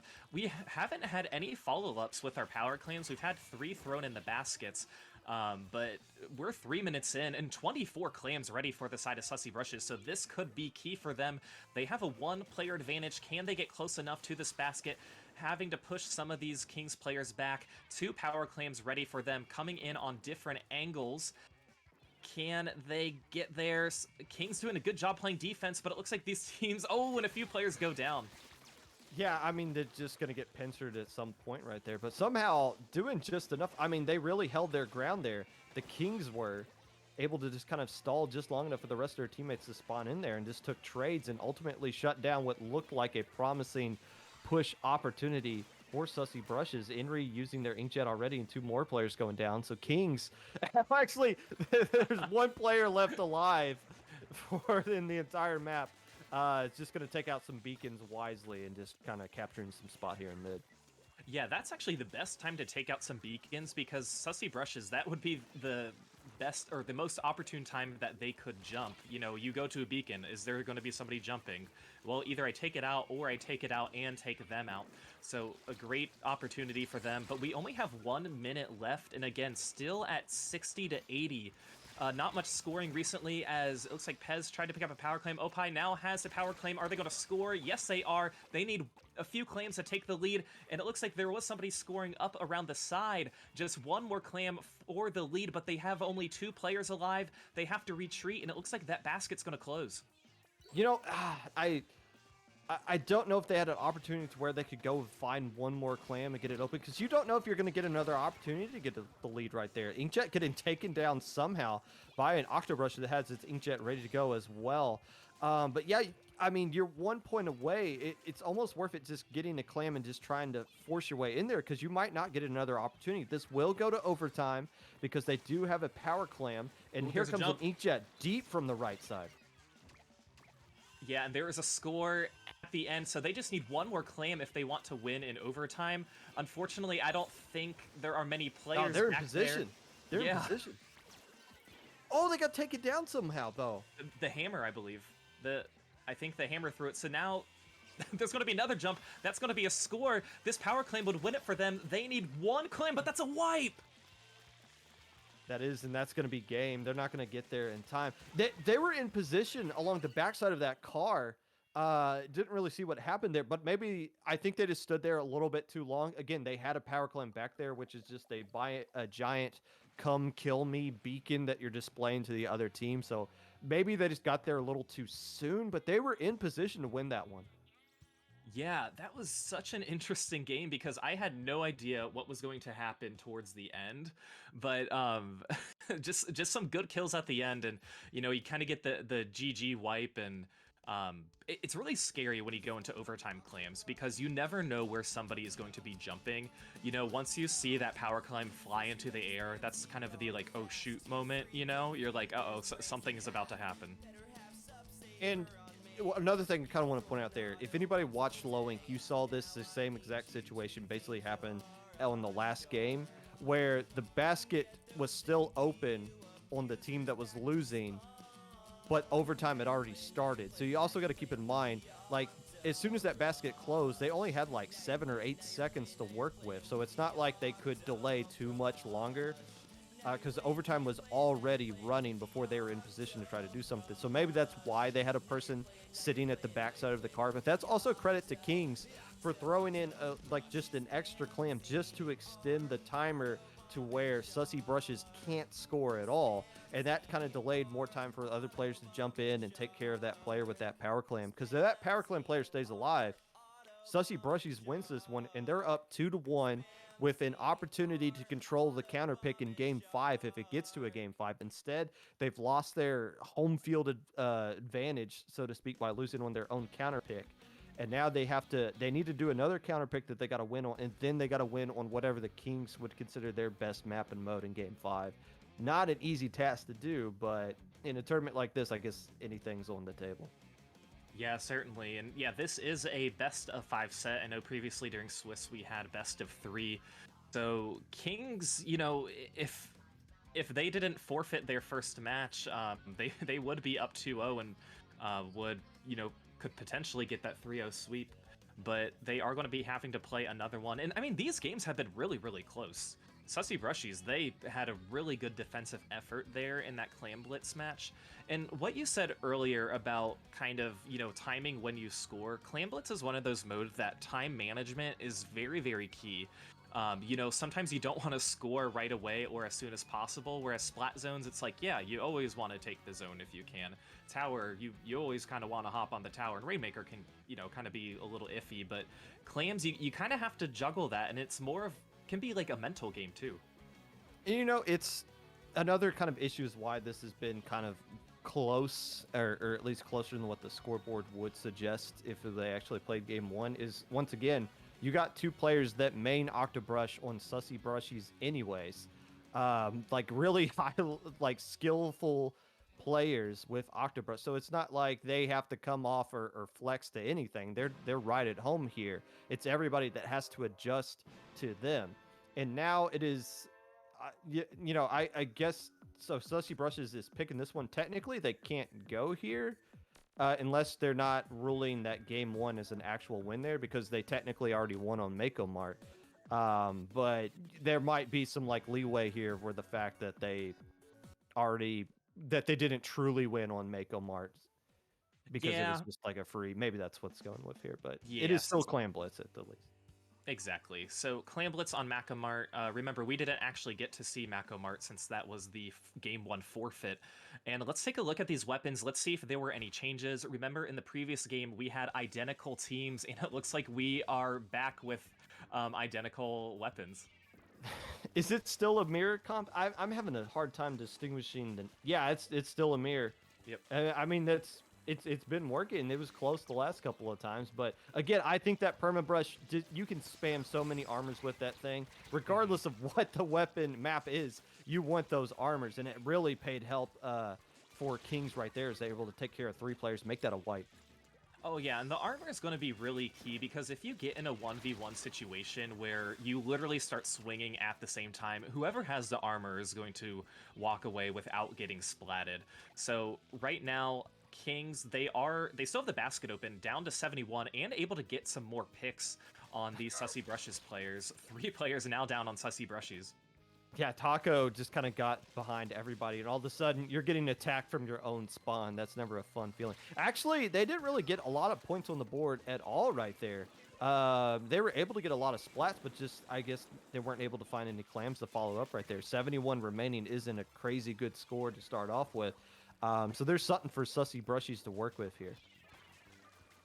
That's right, and the map is pretty even. King's doing a good job just getting some of these picks, but again, 2v2, so I'm glad it's a slightly different pace of what we saw in game 3, technically, because now we actually have some follow-up claims that didn't happen near overtime. But unfortunately for Kings, it's not a lead that is going to be very well protected if there's 2 power claims. I saw the Sussy Brushies, they had 3 specials coming out. So they have armor, they have a stamp, and I believe they have one more. I didn't see what it was. But unfortunately for them, it looks like those specials that they use aren't really going to be helping, because they are 2 players down, with one of these brushes getting now in position to score, but they are going to go down with a power claim. This permabrush player, I have the high ground, Anakin. You might outrange me, but I got the fall off. But now another wipe. This time it's the side of the Kings. The difference between Mako Mart and the Reef, kind of like you mentioned, there's a lot more action here just because the map is a little bit more small. There's more focus on mid, and the baskets are like right next to each other. You can basically just punt a power clam from your basket over to the other enemy side. So wipes are very critical here as opposed to the last map, because you can just instantly take control of mid, which is what you see Sussy Brushes doing. But now they just need more splats, and they're not getting the splats when they need them the most. Yeah, I thought they were going to push up, but Kings, like, the Kings got a wipe on Sussy Brushes, having 2 power claims, so they did a really good job just preventing that push as they now try and gather some clams. It looks like they are going to be rushing towards the basket, able to score. The Permabrush able to run away and still getting picks. 2 players down on Sussy Brushies, and look, they're behind the basket scoring. They are spread out all around this basket, getting some clams and getting all the way down to 23. Just one more brush alive. They are going to go down, so that is going to be a very nice push for the Kings. Yeah, they keep going back door there to get more fights. The problem is there's no like clam spawning back there, but still it's doing enough. It's getting enough splats to kind of create opportunities for people to pick up clams from mid that they can score with. It's just because no clams spawn back there, it's not really anything that can help keep the push going other than just putting bodies down on the ground. Right now, well, that was weird. Oh, did somebody went down to the void? How you can fall into a pit of death at a grocery store is beyond me, but it happened to somebody right there. You know, it does happen. And you know, this is one of those. Ooh, that's a wipe. But this is one of those stages that there is kind of a bumper, so you do have to be knocked off or like be a little bit airborne too. But again, that was a really good push for Kings. They are trying to get some more power claims in. And I don't know how close they are going to get as some of these rushes really try to get close, but unfortunately not enough for them. We have less than a minute remaining, and Sussy Brush is still looking to score for the first time, but now it's kind of a different game because they know if they score, they have to make a huge push. You can't do those one claim at a time type of pushes. Yeah, you're going to have to do this basically all in one thing. And it starts with taking care of this player right here, who's about to get their 20th. No, they're not. Oh, they do. Their 20th KA with 30 seconds left to go off of only 5 armors. I think most of those splats have been pure just murdering kills. And again, that's from the weapon that has the least range here. They're just finding the right spots and taking the right angles and getting the splats that they need. That player has just been a thorn in the side of Sussy Brushes all game long. They have been, and you know, Sussy Brushes haven't been able to score. They have 3 players down. It looks like this power claim will have a tough time getting there as they now go down. This power claim will still be at mid, but you can tell these players are going to be protecting this power claim. What? Unfortunately, Stamp doesn't get one of them, and it looks like this may be ending very soon.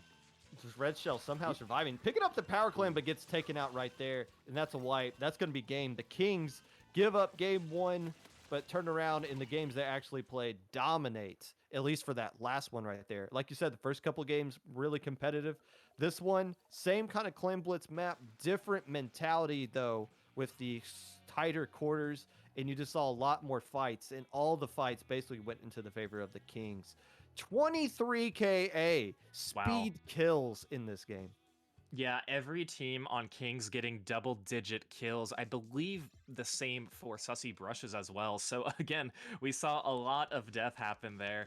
But with that, Kings is going to be winning their quarterfinal set against Sussy Brushes 3-1 and will be moving on to the semifinals. Yeah, and they'll be taking on Titan Turtles, the only team to beat the Kings so far today. Back in the Swiss stage. Now, Swiss best of 3 or play all 3 is not the same as Counterpick's best of 5. So that'll be an interesting matchup to see. I'm assuming we're going to go to the number 2 versus number 3 seed since we just saw the Kings right here. But yeah, that matchup, Titanium Turtles versus Kings, that could be your true grand finals right there. Yeah. Depending on what we see from the outside here. Yeah, and it's kind of fun when you have a grand finals of 2 teams that face each other in the Swiss round because it's kind of like it's like a redemption match for them. You know, that they're probably more eager than ever. The team that lost, they're more eager than ever to try and get that win, and it's always really fun to watch. It is, and it looks like we are going to be moving right along into Pushin' B. And how long? Okay, I'll read it all out once. Yo, so Splatoon 3 just tweets this out of nowhere. First of all, the hairstyle looks great. Second of all, new victory animation for sure. Third of all, brush is confirmed. I am hyped. Let's go. Okay, I don't even have to click on that. I'm assuming that's the brush painting the 2022 at the end of the year tweet that came out. Yes, that is, I believe that is it. Okay, so what are we calling this team? Twitter? What, I've called it Chara's team because I know Chara's the one who made it. So Chara, Pika, Spore, Omega, and Keen. So yeah, this is basically a good morning hiccup. Mostly throw in Pro Chara in there at some point as well. Okay, so team, the Fighting Charas, then. I like that a lot better than reading out this broken gargle mess of a name. Pushin' B, Robbie, Trizzy, Landon, Lucas, and Tato coming out from that side as well. So obviously the number 2 seed. I'm assuming neither one of these teams lost in the group stage. Pushin' B's 5-0 undefeated. the Fighting Charas are 4-1. Does that mean they played against each other earlier? Very likely, looking at that right now. No. Oh wait, yeah, they did. They played in round 2. Man, that's the unfortunateness of Swiss. But yeah, this is another rematch. So we got a couple of different rematches going on here. Yeah, and right now we're doing a quick edit to make sure that you guys can see who all of these players are. Again, most of these players are very, very top-level players, so it's kind of no surprise that we're finding them here in the semifinals. And it just goes to show, like, a lot of these players, they're not Brush players, but they know the game so well and can really pick up any weapon and adapt. Yeah, I mean, change the format however you want. You want to do shopping spree, you want to do launch day, you want to do the battle of the blushes. It doesn't matter. The more things change, the more they stayed the same. It's not just these players are one tricks. No, they understand how to play the game.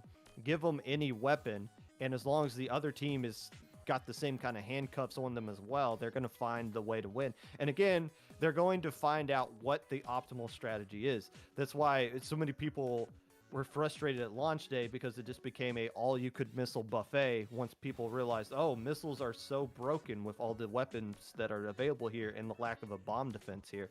So what you're going to see is the current meta of whatever the meta can possibly be going from this point forward in the Brush tournament here. That's right, and I believe our first stage is going to be, I know it's not shown yet, but we are going to be doing Wahoo World Splat zones. And Wahoo World zones, that zone is so small compared to what we saw with like a Piranha Pit. Yeah, and you can use like an E-leader there. You can use like all kinds of different splatlings there, chargers there. Like an anchor player set up at your plat is really, really strong on Wahoo zones. Unfortunately, the longest range you can bring here is probably the Octobrush Nouveau. So it just comes down to a question of who can guard their flanks the most and who can land their flanks up through the glass area. Maybe Splashdown, if you can land it, is very effective here, just because it's like instantly stalls the zone. It's just a giant flat circle. But other than that, Baller could be really good here, just like specials that could instantly stall the zone. But I don't think either team is going to use something like that specifically. I think what we've seen with the Octobrushes is just kill, kill, kill, and then you'll paint the zone with whatever main or sub that you got. Yeah, that's a good point. With missiles too, there are places that you can kind of hide to avoid being missiled, and I know we haven't seen many stages like that. Like if you're under the carousel part of the splat zone, you can kind of get away with that, whether it's to your advantage or not. We'll kind of see what happens. But those missiles too, if everyone's in the zone, that can easily paint the zone. And you know what? I would assume that we will see one Octobrush Nouveau from each side. Not just because of missiles like you mentioned, but also beacons are really, really good on this map. There are a lot of really good spots that you can put a beacon on your own defensive side and when you're up pushing on the enemy side as well. So I think, especially since we saw Octobrush Nouveau so heavily used in the last set, at least one from each team, I would assume on this map in particular, we're going to see it. Just because this is probably one of the best of all the maps here. This is, I'm thinking off the top of my head, this is probably one of the better Octobrush Nouveau maps that you can have. But again, you don't want to like double up. You don't want 6 beacons out there. That's a little too much. But I would assume we're going to see one from each side. Yeah, I agree, and I don't think we've actually seen double weapons on any one team so far today. I could be wrong. I wouldn't be surprised if we had like a double permabrush, get some double armor going, but everyone has been kind of spreading them out, and like we saw in that first set where we had mirror matches going on pretty much the entire time. It's just hard to predict. And some of that is just kind of personal preference. I mean, like I said in the last match, Red Shell and Pezpop are going to use Octobrush no matter what. So maybe we might see some more ink brushes here. But yes, so far of what we've seen, the Octobrush kind of reigns supreme. And if you're going to use Permabrush, you need to do it like the player that did in that last set that popped off with 23 KA in one game. You just got to take advantage of the speed that you got to get to the spots you need to get to a lot quicker to kind of get the high ground or just land a nice flank behind everybody. You have to really take advantage of that speed to make up for the lack of range that you're bringing there. Yeah, that is a good point.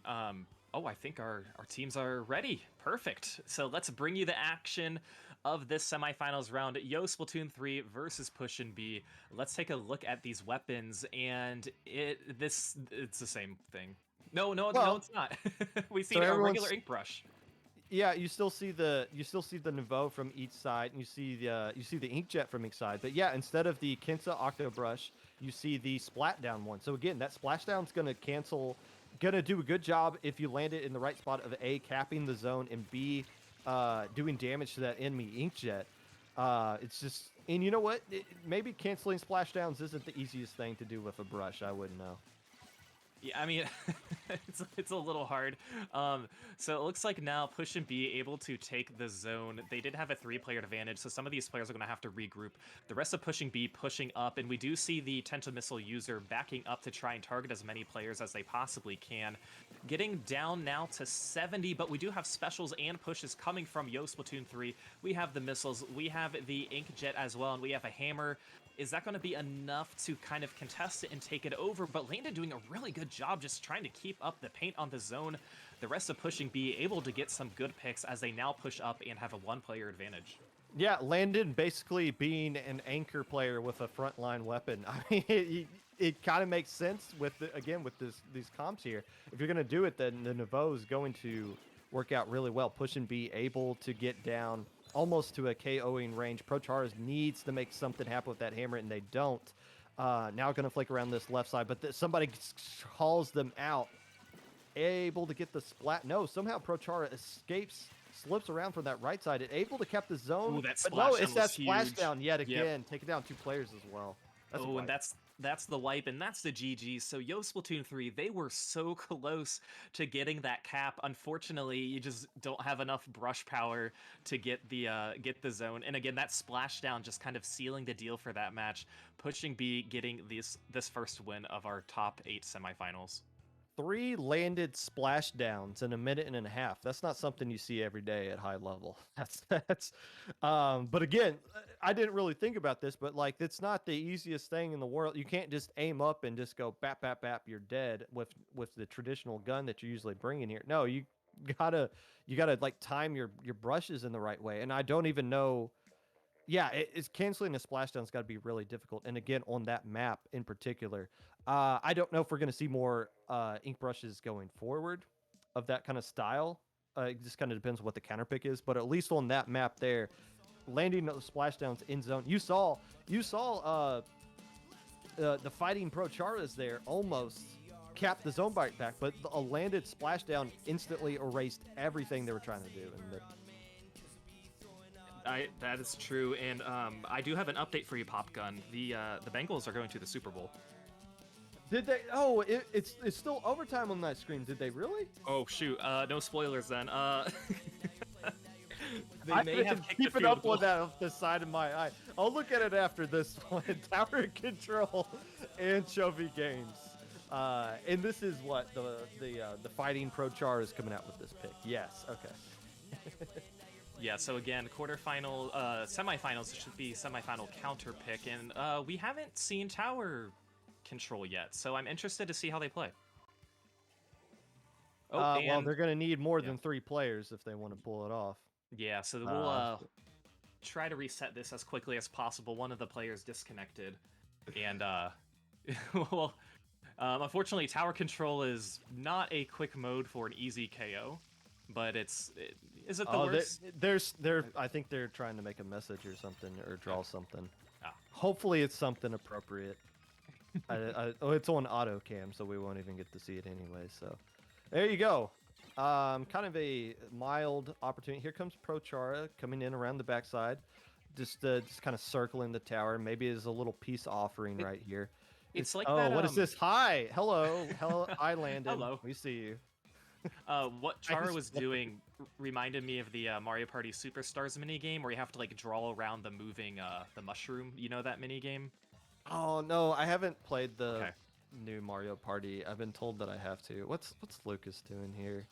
You know, I'm really Okay, there's another hello as well, and something that doesn't look like a hello around there. Anyways. Oh, okay. Well, we will end this game and move on to So what's the? Okay, so you're. Anyways, what is the? I'm assuming the DC rules again. I'm doing a lot of assuming here today. Yeah. Is you get the one DC per set. Makes sense. Yep, and it's I believe the standard 230, 50 points remaining. So, yeah, quick. I mean, whenever we start a 4v3, it's pretty easy to tell that's going to be replayed if there has been those DCs yet. And again, we're going to try this same map and mode, get all of our players back in as well. We'll probably see less artwork being drawn, quote-unquote artwork, for our actual game. You know, it's...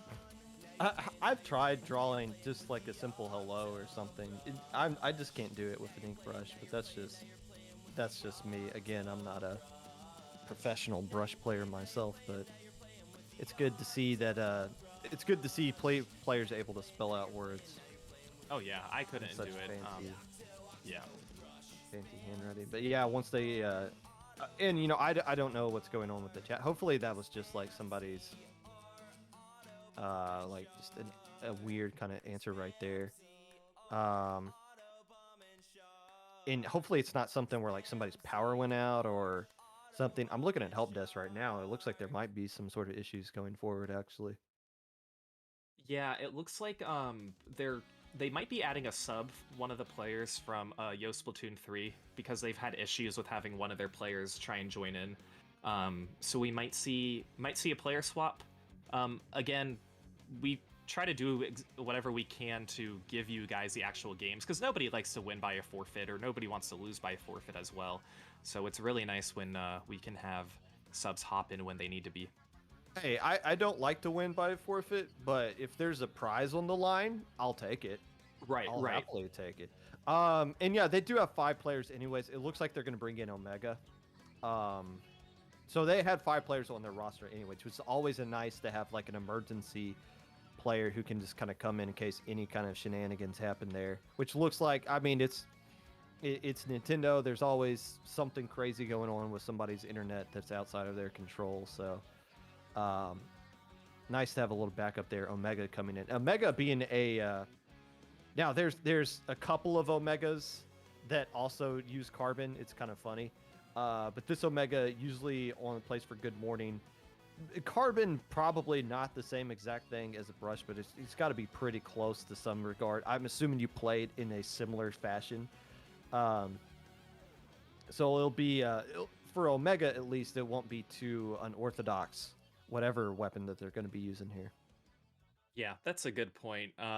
And I know a lot of these teams, they've done scrims, maybe they've done some league sessions with just figuring out what brushes they want to play. And I'm sure other teams just kind of went in thinking like, you know what, we don't need to practice. We're just gonna do it to have fun. And but something tells me that these two teams kind of practiced a little bit. For these two teams, having fun is winning, I guarantee you. Yeah. And I mean, they're at a stage right here where they're playing for something. I believe there is like a payout for the top 3, if I'm not mistaken. So there is something on the line here, and for the next match, whoever loses will be playing in the 3rd place match, with something on the line there as well. So this is it's kind of that awkward situation of you want to win because you're playing for something, and oh great, here we go. Memories of Riptide showing right here. Oh yes, thank you for showing that to us, Hammer. We appreciate it. But yeah, as you can tell, it looks like there are a few players who are still trying to figure out which weapons, which abilities they want to be using. Which one? You know, that's something I haven't really been paying attention to, is what abilities the players have been using. I agree. Yeah. Could we get, like, when the match starts, can we get a pop of like the X button just to like a quick glance of what the mains are? I honestly don't even know what you run with on an ink brush or octo brush. I would assume, you know, I've seen some players use Ninja Squid, but I feel like you're moving a little too much for Ninja Squid to be any worthwhile. So here we go. The player's starting to ready up here. Yeah. And we're not gonna see. It's fine. Well, somebody will get splattered. We'll see it. So now we have there two there we go. Octobrushes on the side of Yo Splatoon 3. So we're going to be seeing double Inkjet, which I think is going to be really nice for tower control because that's a place where you can pop when you're at the checkpoint to prevent anybody from trying to get to the person on the tower. 3 specials ready now on the side of, I believe that is Push and B. We'll try and get these colors corrected for you guys very quickly. But the tower is now going to be taken. Probably wasn't really meant to be, or now they're still slowly pushing without much of a player advantage. You know, I saw one player running Tenacity. I'm assuming that's a Nouveau player. That makes sense. I mean, you got your other 3 teammates outside of Landon are just kind of pushing in, trying to feed right there. So if your teammates are constantly dying, that just means you get some missiles again. For the Inkjet players, they're running a main of quick super jump. You don't see that much used every day. And obviously drop roller to go along with the Inkjet here as Omega's in the... There's no way. You can't splat anybody with the ink brush right there. So that makes sense. Honestly, I'm kind of surprised. Okay, yeah, they do actually have double Inkjet. I'm about to say, Inkjet on this map in general is really good. But against Octobrushes and ink brushes, it's impossible to cancel that. Yeah, it's really, really hard. Right now, Yo Splatoon 3 is still doing a good job holding on to this tower, approaching their 3rd checkpoint now. Charo's going to be going up to Inkjet, trying to get some picks, able to get one of them. Can they get to it? He can't do anything about it, other than camp their jump, I guess. That works. And so this tower is still pushing up. So close. Some of these players are now just trying to jump in just to get it past this checkpoint, and that's the thing. Like, you know, when do you kind of call it quits on trying to push this tower? Because you don't want to feed too much, but you know you just need to last on there for a few more seconds in order to prevent. I'll call it like a penalty, a tower penalty, if you had to get to that checkpoint again. Well, as long as you have players alive, the man advantage, and you have control of the enemy side of the base, which the Fighting Pro Charas do. And now they really do, with Omega popping in Inkjet yet again in another good spot to do so. They're going to clear this checkpoint essentially for free. But yeah, they had the man advantage, so they just stayed right there and waited till they could hop on the tower, but they never left that spot. And now they're just bullying Push and B right now. Luke is trying to come in right now, and 3 players going down. It's just the Octobrush Nouveau who gets taken down as well. And now this is cleaning up beacons, but still 2 checkpoints fall. And honestly, a lot of time's been going off the clock that I haven't realized. There's only 2 minutes left here, and Push and B hasn't even sniffed the tower yet. Yeah, they really haven't. I mean, Yo Splatoon 3, they were on the tower for pretty much this entire time. You know, you kind of have a stalemate at the beginning, but look at this map control, too. By Push and B, they're able to get a lot of map control. Now they are finally hopping on this tower. 2 specials ready on the side of Yo Splatoon 3. This tower is now going to be getting to this first checkpoint. I think they're going to get past it pretty easily. Look how much paint is on the ground right here. The brushes in general put down a lot of paint, especially compared to the rollers. But whatever team is pushing, they have control of the entire map. Look how green everything is here. And yet another cheeky Inkjet. You're just going to see Inkjets there all game long. It's just unbeatable right now. Robbie working around this left side, just trying to keep the tower going a little bit longer as there's a desperate fight onto the tower. Can they clear the second checkpoint? They should be able to. If they can just sneak back onto the tower, they do. So they clear that checkpoint. They might not get lead right here, although they are starting to get the splats. It's just kind of a bar fight right now for the lead. What team's going to come out on top? It's going to be Push and B. Yeah, that was so close as they now are approaching the checkpoint and they are able to take the lead. What an incredible turn of pace of this game. You were talking about how they didn't take control at all prior to like the first 3 minutes of this match, but look at that. That's another wipe that is going to be huge for them. I love that shot of Robbie just jumping right back in. You saw nothing but green the entire way. If this was turf war, this would be a blowout right now. That's what's allowing them to keep this push going, is that they just have so much map control right now. And again, maybe map control isn't really important when the enemy team can just swim right through it anyways, but it gives them so much control, and it slows down the other team trying to get back into the tower. And that's really been the key right now for both pushes. It's just whenever there's a wipe, which we might possibly see right here, 2 players going down for Push and B, and this would be really good for the Fighting Charas if they can find a way to survive this, but they won't. Too much fights going on at the action we went away, but still. Okay, so they basically just got to get to the checkpoint. They don't have to clear it. And there's a path but here, but again, they got to paint up a lot as they go along. They do, and yeah, this overtime is going to be really hard for them, but let's see if they can push up, and it looks like that is going to be the game. So again, a wonderful effort, and I'm glad we saw just kind of these two teams really take turns to try and manage this tower, but in the end, it worked out for Push and B, and they are going to go up 2-0. You know, as traditionally, tower control at Anchovy Games is a fine map that you can use in a tournament. In a tournament like this, I'm now starting to realize this map should not exist in the Battle of the Brushes too. I mean, you just put it. We saw it from both teams. You just put an inkjet up there on the fan. It's literally unbeatable. But again, that's just kind of the mindset. You saw the Yo Splatoon 3 with double octo shot or double inkjet because they realized that, and that's why they counterpicked this map as well. They realized, like, again, that's just the teams realizing how to get the most value out of the rule set that is in any tournament they have. These guys are really smart, and I'm really interested to see what their next counterpick is going to be. And you know they're going to build their comp, as limited as their comps are, they're going to build their comp around that specific counterpick to try to take advantage of some sort of broken situation here within this tournament. And now we do see the stage for the next game. We will have Sturgeon Shipyard, and let's see which mode that they're going to choose. Tower control yet again. Yes. Okay. Okay. So I'm trying to think like what specifically they're going to do. Obviously, beacons still work out really well here. You're going to see that from both teams. Landon on the side of Push and B again is kind of just doing like filling in for that traditional anchor role. They're putting down the beacons. They're staying back. They're painting from behind with everybody. They're pushing up when they need to push up because they have to. They don't have the range to be like a pure anchor. But they're still kind of filling all of those roles that you would traditionally see your anchor player do. So you're still going to see that here on this map, where, again, Nouveau Octobrush just works out really, really well. I don't know what specifically Yo Splatoon 3 is going to be doing here, but I know, based off of their comp in that last game, they probably have found something they feel like works out really well here specifically. Maybe an inkjet up in the snipe. I don't know. Yeah, we'll see. Our teams are ready, so let's bring you guys Game 3. Push and B, they need to win this if they want to move on to the semifinals and get the sweep. But taking a look at these weapons, we now have one less Octobrush on the side of Yo Splatoon 3.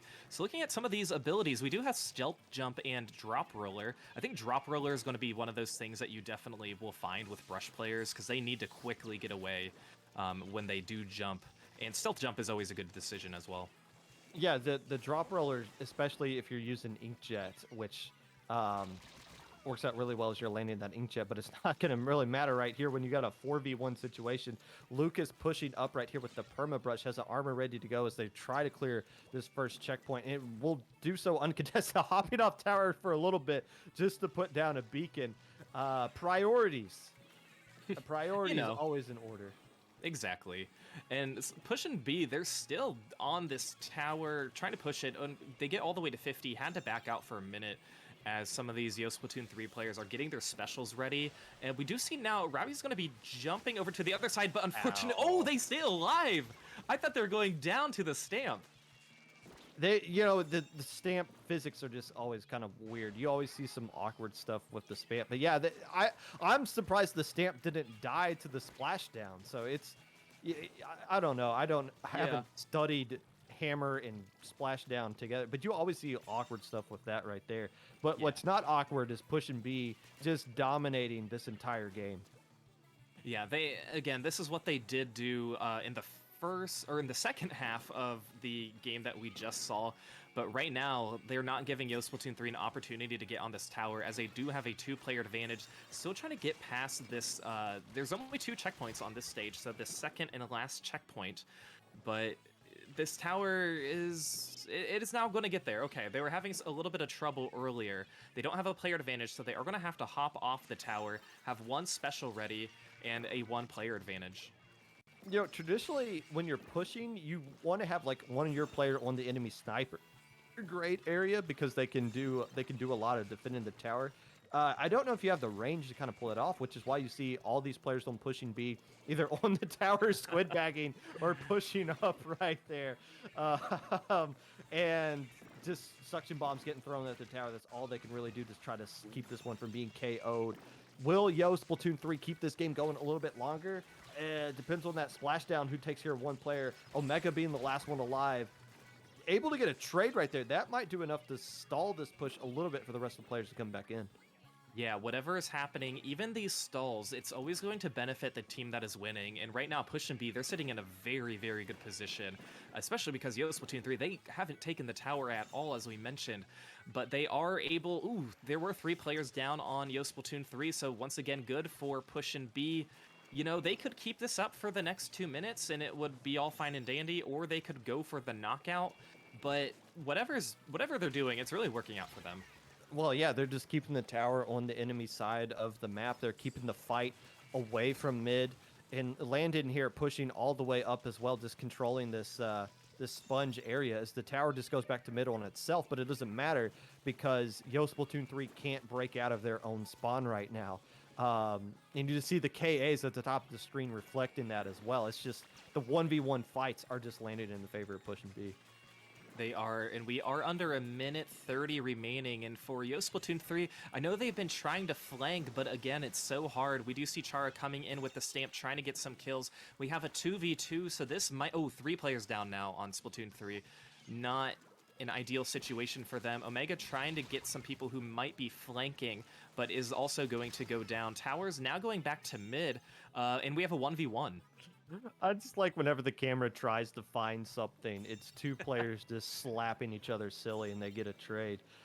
Just a bloodbath of a tournament here. But yeah, 45 seconds remaining. Yo Splatoon 3 hasn't even gotten the mid yet all the game long. And I thought that was going to be a trade there as well, but Trizzy just kind of taking advantage of their height, able to get a splat purely. With more specials online, ready to go. Goodbye. What? Oh, They Pop had to- each have to stay alive. Oh my gosh. Oh, 4D chess here with the brush play. Yeah, I mean, that pro Calculated. strats right there, staying alive, and I didn't even know that you could use it in the air. Like, I thought you had to be on the ground using an inkjet. I just never really use them that much. But yeah, pro strats to stay alive, sacrificing your special, and now they're pushing the tower, approaching their first checkpoint. Yeah, and look, there's no time on the clock. So here you go. It took you 5 minutes to get here. You got to clear both checkpoints and get past. You basically got a KO. But you got to deal with that player flanking right behind you. And I don't know if they were able to do that. No, they take care of the splat. And now it's just a pincer onto the tower. 1 player left alive. Not going to survive all those missiles. GG. Push and B going to grand finals. Yeah, a really smart there by Push and B. One of their players backed up the use missiles. They're like, you know, I don't have to get them right now. They have a lot of time that they still need to push on this tower. I'm going to missile them now while they're at this checkpoint because they have to hop off if they want to progress. So wonderful play there by Push and B, winning 3-0 over Splatoon 3. And that won't be the end of Splatoon 3, Yo Splatoon 3's Battle of the Brushes career because they will be moving on to the 3rd place match. Yes. One more thing I want to point out. Yet again, another Permabrush player popping off with 20k. Yes, some of that is armor assist that you're going on right there. But again, that just kind of shows the power of Permabrush in general. It's a pretty good weapon, regardless of what the rule sets of the tournament are. I believe we are going to take a break, and we're going to find a way to sneak Rizza in here so that we can give you guys the 3rd place match. So we will be right back with the Battle of the Blushes.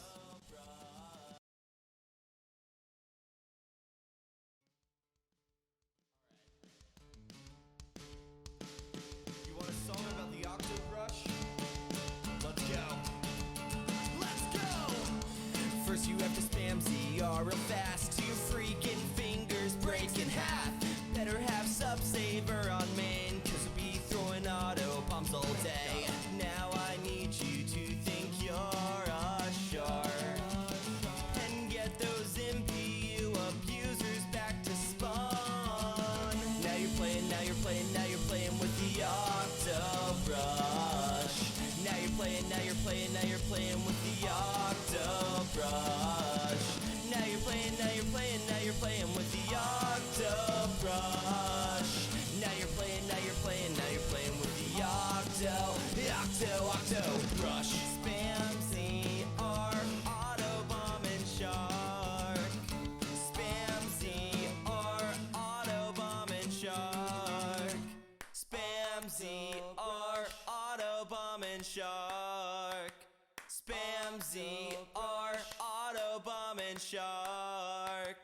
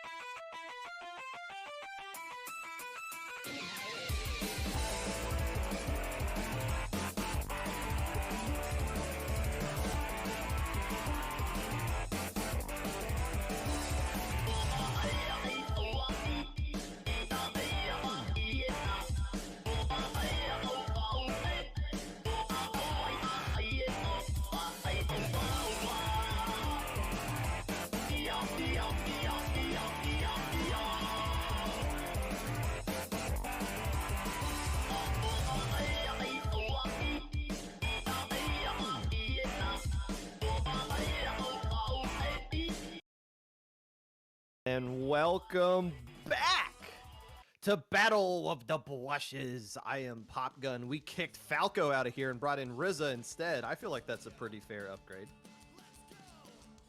Thank you, Falco, for letting me hop in here. No, I was kidding. Falco, we were gonna stream the third place match on stream, but it's been a long day, and these teams in finals are ready to get at it. So we just decided to hop straight into grand finals here on stream. And so Falco, sorry that he didn't get to say goodbye, but I'm happy to be here for grand finals for this. Hey, it's with brush kind of tournament, everybody needs to be a little bit flexible. Shout out to the Kingmaker staff who've been, again, this is their first tournament, and they're doing a lot of good things here, giving us all an opportunity to look at some really ridiculous brush activity. Rizza, I don't know if you've been watching beforehand or not, but there's been I don't know, I didn't really know what to expect going in here, and I feel like the teams are figuring things out as they go along as well, because the players are going to figure out whatever the meta is here, and so far it's just been Octobrush City from what I can tell. Yeah, I've been watching this a little bit in the background, and that was the one thing I noticed too, like, because there's people I associate with being mostly Inkbrush players, and then I'm seeing them go into this and they're actually playing Octobrush. So I'm like, wait, so I'm totally seeing that the Octobrush is the meta for this tournament. We're going to be seeing Titanium Turtles. I'm just going to call them the Turtles going forward, which is your standard FT Win Starburst pickup. You got Ice, Bagel, Biscuits, and I don't know who this other player is. Is Squeezer, Brussy? That's what they're going with right there on the Battlefy chat. But Pushing B, you just saw them play, getting a 3-0. I don't think either one of these teams has lost a single game all day long, honestly. Oh, that's impressive.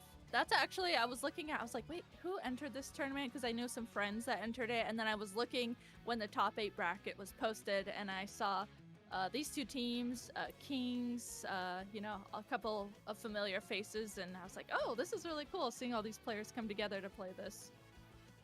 Yeah, it's this typical, the Kings are going to show up. They always show up in tournaments like this, whether it's shopping spree or launch day or whatever. So it's always, again, like the more things change, it's the more you see the same kind of faces poking around here. These players really good at the game, even when they're kind of handicapped. Splat zones, Ets, Skipper Pavilion. There's no real right side advantage, is there, if you're just using a brush? I don't know. Maybe you swipe to the right first on the brush, but I guess there might not be like a true advantage with the weapons here. Yeah, and looking at the weapons coming out, so Turtle's actually going for the 3 Octobrush and 1 Permabrush to have that ink armor. We're seeing Ice here dropping down into mid, trying to just kind of safely go down into mid, but with one of their teammates going down, Ice here trying to just safely go into mid. There's those Octobrushes from the other side, and Ice getting a trade with Landon there in mid as the Push-in B is doing a good job at having initial hold of the zone. Once again, that vanilla ink brush is being busted out. I believe Robbie's the only player that we've seen use that specific brush this entire tournament, at least as far as top 8 has been concerned. Those splashdowns, again, it's a lot easier to land a splashdown in this kind of environment, and the splashdowns have been very critical, all of the ones that they've landed so far. But right now, the splats are really going into the favor. Even though the lead is with Push and B, the splats are all going into the favor of the Turtles right now. Yeah, Turtles did a really good job at coming back in together to get into zone. And now you can see they're watching all at different areas. Ice here with that perma ink brush guarding this top area, just kind of safely waiting to see who's going to drop. And the other side, Push and B has 2 specials at the ready. There goes their inkjet. And one of their teammates just just zooming on through the zone through that behind that inkjet shot. And that was a really good play because that allowed them to get 3 down on Turtles and then also cap the zone. So Ice here. Ice is, kind of that support ink brush in a way with the armor, trying to stay alive and have that armor ready for their teammates to push back in. Yeah, Ice is doing a good job of staying alive, like you said. Now they built up all the specials that they need. Missiles, armor, inkjet, and hammer. Literally all 4 getting popped at the same time. And it's not enough. It is enough to cap the zone, but it's not enough to get any splats on top of it. So it's Push and B kind of holding firm, enduring all of that, and they're still on control of everything after that that coordinated special push coming out from the Turtles. Yeah, Push and B did a really, really good job at holding the zone, and then they essentially, got a 2v2 trade, and Rob and C there in the zone having that 1v1 happen that allowed C there to get the kill on Rob, and now Turtles is in control of the zone. They have 1 special at the ready. You can see they're calling out to each other, noticing that the other team is dropping on the bottom here. Gonna use this inkjet to get that kill on Trizzy, and then missiles coming out as well to help this inkjet. That is perfect. Those specials paired together got that pick on Landon, and now with no penalty points, Turtles here safely counting down the points to continue their lead. Yeah, and now they get to push down the beacons that they want to help keep pushes going. I wanted to point this out. This is the only splat bomb in the lobby right here from Robbie, and these splat bombs have been having an effect, and actually one of the few lethal bombs that we got. I don't count the auto bomb as lethal. That thing's just too awkward moving, but still, yeah, that's kind of, this is a very good kit in this kind of tournament. So the more we see Robbie use it, the more you kind of start to think, maybe that's a weapon you would like to see some other players use as well, even though the team with the more Octobrush is currently getting, again, the more splats and holding on to more control of the lead right here. Landon stuck in an awkward situation, somehow survives, and honestly lucky to get a trade right there. That was a really, really nice trade there. Getting that trade on with the hammer, definitely crucial. So now, as the other team was focused on that bottom left area, we're seeing Push and B trying to come in through mid, but it's a bloodbath as Push and B is trying to go into the zone. They get completely wiped in with no penalty points. It looks like this is going to be game here for Turtles. As you can see, they're just guarding this drop, and they took it a KO. 2, 4, 6, 8, 10, 13, 16. Make that 17 games in a row now for the Titanium Turtles, ending the 16-game winning streak of Push and B as well. So first loss for that team. And again, it's just kind of coming down to the splats right there. I'm still kind of impressed that Push and B was able to endure that one counter push that the Turtles busted out, where they fired all their specials and were able to cap zone, but didn't get any splats to go along with it. But still, when it comes down to just straight 1v1 fights, as we traditionally see these players on Turtles do, regardless of what the weapons are, they're just going into their favor right now. Yeah, it looks like you can tell where their call-outs are coming from, because you can see they'll all focus on one area where they see the other team members dropping down. So they're pairing up well together, and that's allowing them to get the picks. That's what it kind of seems like, and that synergy and those pair ups are working out really well for their triple Octobrush.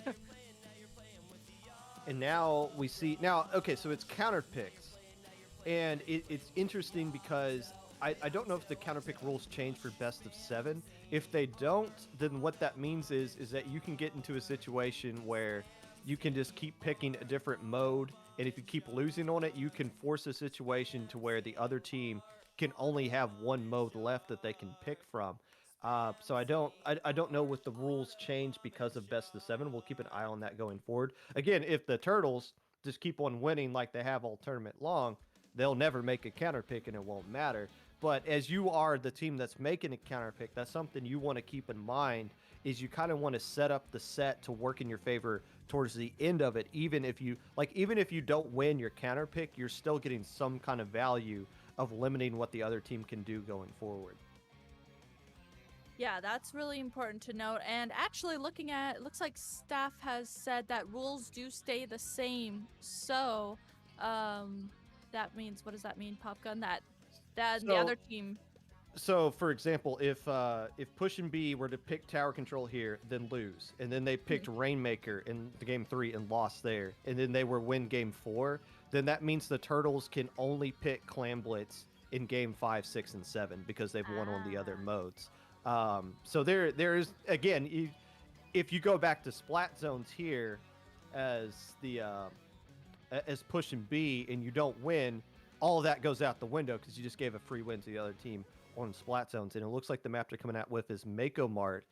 And I didn't get to see what mode it is. That's so well, but still, it's okay. It's Clam Blitz. Okay, so it's a different mode. Okay, so game 2 here, the counter pick coming out from Push and B is Clam Blitz on Mako Mart. And when I think of brushes, I like a mode you want to play as a brush. I definitely first thought is Clam Blitz. So this is very fitting, and I feel like this is just going to be so chaotic. There's so many ledges on this map. So let's see as we're starting off here. Turtles coming out with the same triple Octobrush, and then on the other side, looks like they're staying the same too. 2 Ink Brush, 2 Octobrush.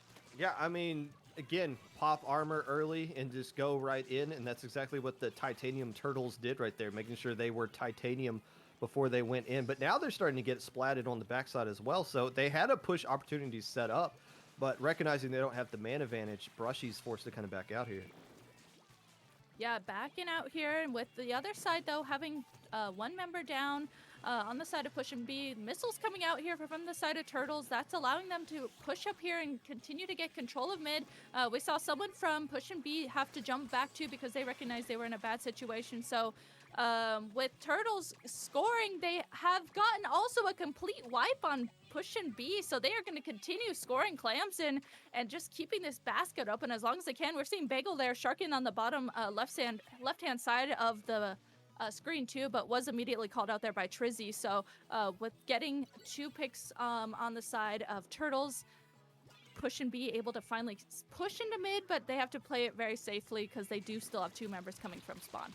If you were to tell Push and B, you're going to get wiped with your basket open, but the enemy team's still going to have 56 remaining when it closes, I think you're going to take that deal. I mean, they're very lucky to be in this game. I guess the Clamps just didn't spawn at the right time to where the Turtles could keep that push going right there. But they dominated, got a wipe with the basket open. That usually spells trouble for the enemy team. It does spell trouble for the enemy team, and you have to really, really be careful to watch that. But okay, finally Push and be able to score a clam in, but I love that Turtles is immediately there to recognize that, stop the push. You can see they've gotten 3 members down of Push and B. They notice there is 1 member left up at the basket, but they are able to then go onto the other side and just score the basket. They recognize the situation really nicely. 1 player left alive for the Turtles. Are they going to get that power claimant? They are. Okay, but now, okay, you got the wipe, and it's Mako Mart, so you can just instantly go to the enemy side of the map. If you're pushing B, you're losing badly right now, but you still got half the game left to go. This is your window to try to make something happen. You got some specials. You got armor, inkjet ready to go. You got another splashdown as well. This is your best chance for pushing B to try to get something going right here. And they're the ones getting splatted on the backside. Yeah, unfortunately, they did have 1 member go down when they started that push, but they have specials here, it looks like, to try and continue this. They do have the basket open. I don't know if they're able to get anyone there to get at least 1 clam in. No, unfortunately, they aren't, and they are going to have 2 members down as they just tried to continue their push, but unfortunately, with 3 members down on the side of Push and B, they do have to back up and regroup. And you could see that Turtles is immediately here, sharking this drop, helping each other get picks, and turning right into the auto bomb. That was definitely unfortunate. Death by chicken from behind. Never a good way to go out.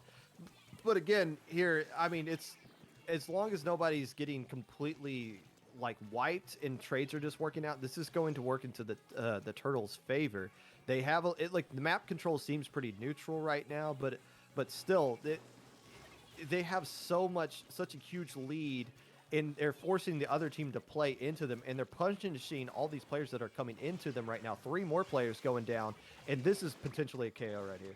No, it is going to be. Yeah, just 1 two more clams, and like that, it is a KO. Turtles, Titanium Turtles, they're doing a really great job getting another KO on their side, and they will be taking game 2. So that means Push and B will get another counter pick for game 3. Yeah, and I mean, you just look at the KAs right there. That's 17 KAs from C. The most from Trizzy would be in 9. I mean, honestly, again, these are some of the best players in the world on the side of the Turtles right here that you're going up against. But the counter picks are going to be key to go forward. If you want to keep this going, I think maybe you go like tower control here, and if that doesn't work, then you have free range to do anything in game 4. Because you don't have to pick Rainmaker at that point. You can just force the other team to pick it if that's the best mode that you have going forward. But I don't know. I'm trying to think of a way for how Push and B can get back into this set, just because the Turtles just seem really dominant right now. I know they have. It almost feels like it's just their synergy. They're recognizing things really fast. They know how to help each other. They just have that excellent game sense where they know when to come over and help each other with really important picks that they need to get. So when you're pushing B, I don't know what you would do in terms of a counter pick. And it seems like Titanium Turtles, that's a tongue twister, is sticking with their triple Octobrush. So I don't even know if there's a counter to that, triple Octobrush.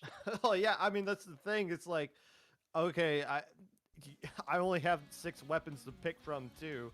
It's not like one of these teams can just go to like a weapon that just instantly eliminates brush because they're all stuck on it as well. Yeah, it just comes down to individual skill when it's just this limited.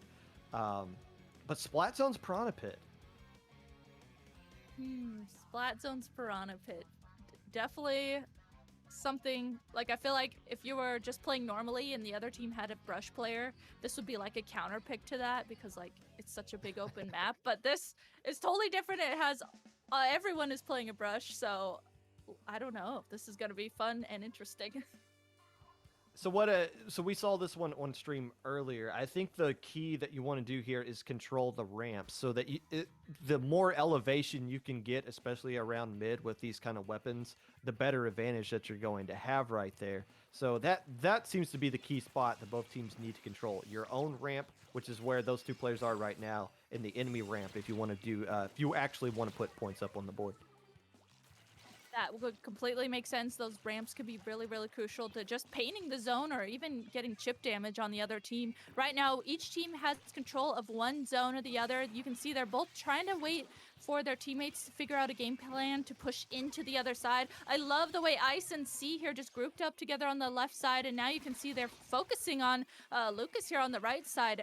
Everyone's just working together to rush these teammates from the other side that they're seeing. So Zone is now in control of Turtles, and with 2 members of Push and B down, Push and B having to stay in their spawn, regroup. They have 3 specials at the ready. It looks like they're going to wait for their other teammate to come back. They do just that and use their armor to try and come into the zone here. Rob going to use this splashdown to start something with that, but right now just a lot of chaos going on in mid. It looked like some player just ran off the map there, but I think that was just a spectator cam weird thing. But still, it's so hard to stop the zone. Well, it's not hard to stop the zone, but it's hard to completely flip it into your favor, as I don't think the Turtles, since they got back control of zone, have lost it at all. And it's really hard to break out of lockouts here on this map when all 4 left weapons on the enemy team are so good at ledge camping. And you see them just kind of staying back here. They're waiting for Push and B to come into them because they got the specials to work with here. C trying to actually gets canceled by an ink brush. Just straight up. Okay. But can they land a splashdown right here? No. So the splashdown gets canceled in response. And this is going to be a game 4 with the Turtles having the possibility of going undefeated in this tournament. Yeah, Turtles just... I love that we got to see Ice and whoever the C name is just group up on the left, and then you could see they all rushed as a team to the right side to focus on the last member up together. So just their synergy and the way they know to play together is really, really nice. And it's definitely interesting, specials are what help you push in together, but like having brushes as your weapon definitely makes it a little more challenging because you don't have that reach necessarily to push back in. Yeah, I mean, these players, again, they're so used to playing with each other anyway, especially the turtle players. All of those players have been playing with each other for a long time. They understand how to play the game in general. So just give them whatever weapons, they'll find a way to make it work with the mentality that they want to put here. Now, here's everything I just said about the possibility of how you can cheese a best of 7 counter pick. That's all completely out the window right now because Push and B picked Splat Zones again and they lost on it. So so if somehow Push and B is able to win this game, there's going to be 2 modes that the Turtles can force to counter pick instead of just one. So there's going to be a little bit of flexibility right there. The path for the Push and B to win this tournament just got a little bit harder because of that. But regardless, you have to win this game. This is the absolute game you have to win, obviously, before you even worry about 5, 6, or 7. So this has to be the best possible map. They're going with Shipyard. I'm assuming this is tower control because they were absolutely dominant on this last time we saw them on stream. And I don't think we're going to see a comp change either. What they used that last game probably just going to roll right on into this one. Yeah, these two teams look like they're very confident on the weapons that they're playing. So I am not expecting a comp change either. And yeah, so this was the one I wasn't watching, but Push and B had already done really well on this one, Popgun. Yeah, they literally the Fighting Pro Chara team. Their team is like 50 characters at some Twitter or whatever. They did not touch the tower until the 5-minute mark. I mean, it was just there wasn't a KO, but Push and B was just camped out on the enemy side of the map, literally the first 5 minutes of the game until it went into overtime. I mean, they just kind of recognized the spacing, when to be aggressive, when to back up, but more importantly, how to control certain areas of the map. And again, this is a little bit of a different beast that you're going up against this time around. But if you're looking for a absolute win, it makes sense for them to pick this here. It's just, is it going to work out against this team is what we're going to find out. And it looks like, as we see, both teams coming out here sticking with the same comps like we had mentioned before this started. So both teams here coming into mid. Armor immediately getting popped for Turtles as we're seeing Bagel here trying to, swipe over these ledges, see if there's anyone sharking these ledges. And Trizzy comes out of nowhere with that inkjet, gets a really nice pick on Bagel, and tries to shoot at this last member at the tower. That's actually 3 down for Turtles right now as Push and B able to take the tower now, start pushing up, start taking positions to start holding. But I love that that push up to get that area, and got a nice trade off of that. So now Landon just sitting on tower, gonna use missiles to help their teammates and continue to push past this first checkpoint. Yeah, I saw Landon's build. They got 3 mains of special charge up. So give it to these players to find a way to spam missiles, even in a tournament like this. But those missiles that Landon's going to be firing out are going to be really critical if they want to slow down pushes and keep pushes going. Even though the brushes give more speed to dodge the missiles, they can at least force you off tower for a little bit there. But yeah, first push, you clear the first checkpoint. This is the first time all set long you've been in somewhat of a situation to where you can feel kind of comfortable. If they can find a way to shut down this push, it would be really nice. And they got an inkjet raining down the tower, so they got some tools to work with. But it looks like one more player gets taken down and inkjet's over, and this should be lead back into the side of the Turtles. Question mark. Ooh, yeah. Turtles there. I like that backup though from the tower rider. Had to back up, recognize that hey, we almost have the lead here, but let me just back up here. I can get the tower in a second here and let my teammates get these picks that they need to get. And that worked out so perfectly. Instead of dying, backed up, made sure they were holding mid for their teammates. And now the lead is on Turtles' side with Ice there riding the tower. You can see that. I love the way that Ice is juggling the tower, making sure he doesn't go down and just juggling it. That way he can get past the checkpoints and keep pushing the tower safely. But Ice does go down along with oh no, it's just Ice going down, and you can see that they're just Turtles is just trying to hold the tower there as much as they can. Yeah, and more importantly, they're holding this again, just doing what Pushing B did last game. They're holding the enemy side of the map. One more player going to mid, but Brushy instantly recognizes it. Splats them before they get armor as well, and just holding control right here. And they're just going to put the map or the tower right back on the enemy side of the map. Again, it all comes down to map control, and this time around, it's the Turtles just painting everything green and refusing to give even an inch of it back. Yeah, I love the map control. I love how the map is just like completely green. And then there's members of Push and B dropping down on this left side of the map, but they were immediately called out there. I love the way C was watching that and guarding mid, use that inkjet to help themselves get those picks, because guarding mid like that, making sure that the other team can't get to the tower is proving to be really crucial for them. I mean, their green map is making it really hard for Push and B to even try and paint the map to get into mid to get to tower. And that's a deadly spot that they're at right there, up top on that snipe. Like like how do you get people out of there with just brushes? It's so difficult. And right now, Push and B's just trying to hang on for their brushy lives right here. And this might just be a KO. Bagel riding the tower with the hammer, eating up all the bombs getting thrown at them. And Titanium Turtles go undefeated, and they win the Battle of the Blushes. This was awesome. This was something that I have, I've commentated fun type tournaments, but this was really, really fun. Never seen an all brush tournament, so this was really cool to be able to cast this with you, Popgun. Definitely GG's to both of these teams and everyone in the tournament, but congrats to Titanium Turtles to winning the entire tournament. Yeah, and going undefeated in the process. What? 10, 13, 16, 20, and 0.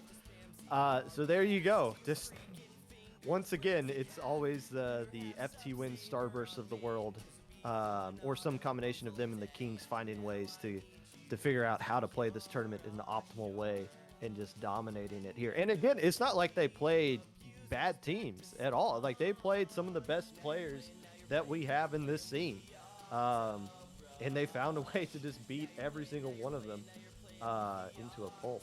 So there you go. And it looks like our prize pool at the start of this tournament was $250, and by the end here, as we've gotten to grand finals, we've raised, it's gotten raised up to $400 for the prize pool for the tournament. Sheesh!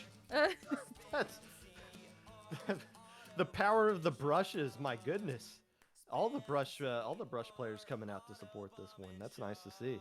It was really cool. Anyone I've known as being a brush player, I've seen them in this tournament. So I love that they all came together for this tournament. So that being said, I think that's about it for us. Thank you so much, everyone, for watching this tournament, for playing in this tournament, and definitely thank you to Kingmaker for putting on the tournament. Popgun, do you have any final words before we sign off? I'm fine to go back and watching it something other than brushes going forward. Me personally, I think I've seen all the brush action I need for the rest of Splatoon 2's career. Yeah, I got my brush fill from this tournament, definitely. All right, well, with that being said, I think that's going to be it from us. So, like I said, thank you so much, everyone, for being here to watch this. Again, my name is Rissa. I'm joined here by Popgun. That's going to be it for the tournament and for the stream. So, everyone, have a good rest of your day, and we'll see you later. I just wanted to comment and say thank you, everybody, for tuning into the stream. This was a ton of work to put together and run. We have never run a tournament before. We basically were learning zero about tournaments and everything about tournaments within 2 weeks. I've been running the stream. Your fellow Kingmaker TOs have been running the Battlefy and Help Desk, so I want to give a big shout out to the rest of the team here as well. And I just, again, want to thank everybody who stopped on by and a ton of top teams that, like, joined this for whatever reason. I'm so glad brushes are loved as much as they are, and I'm really excited to see where, like, the future brushes are going to be in Splatoon 3. Other than that, Thank you very much for all the donations. We received several. I cannot give the names, unfortunately, without doxing people, but we received a donation at $25, $15, and a very special donation just for our TOs at $150. So yay, our TOs are getting paid. I just hope everybody is really happy coming out of this and that this was a really well-run tournament for those who experienced it and are hoping to join again in the future, which maybe it's Splatoon 3's lifetime. On that, I want to give a big I think everything's good, actually. All right, I am out. Thank you so much for watching, everybody, and I will see you all later.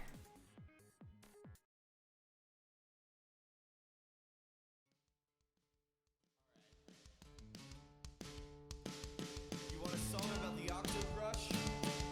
Let's go. Let's go! First you have to spam ZR real fast. Your freaking fingers break in half. Better have sub-saver on main, cause we'll be throwing auto bombs all day.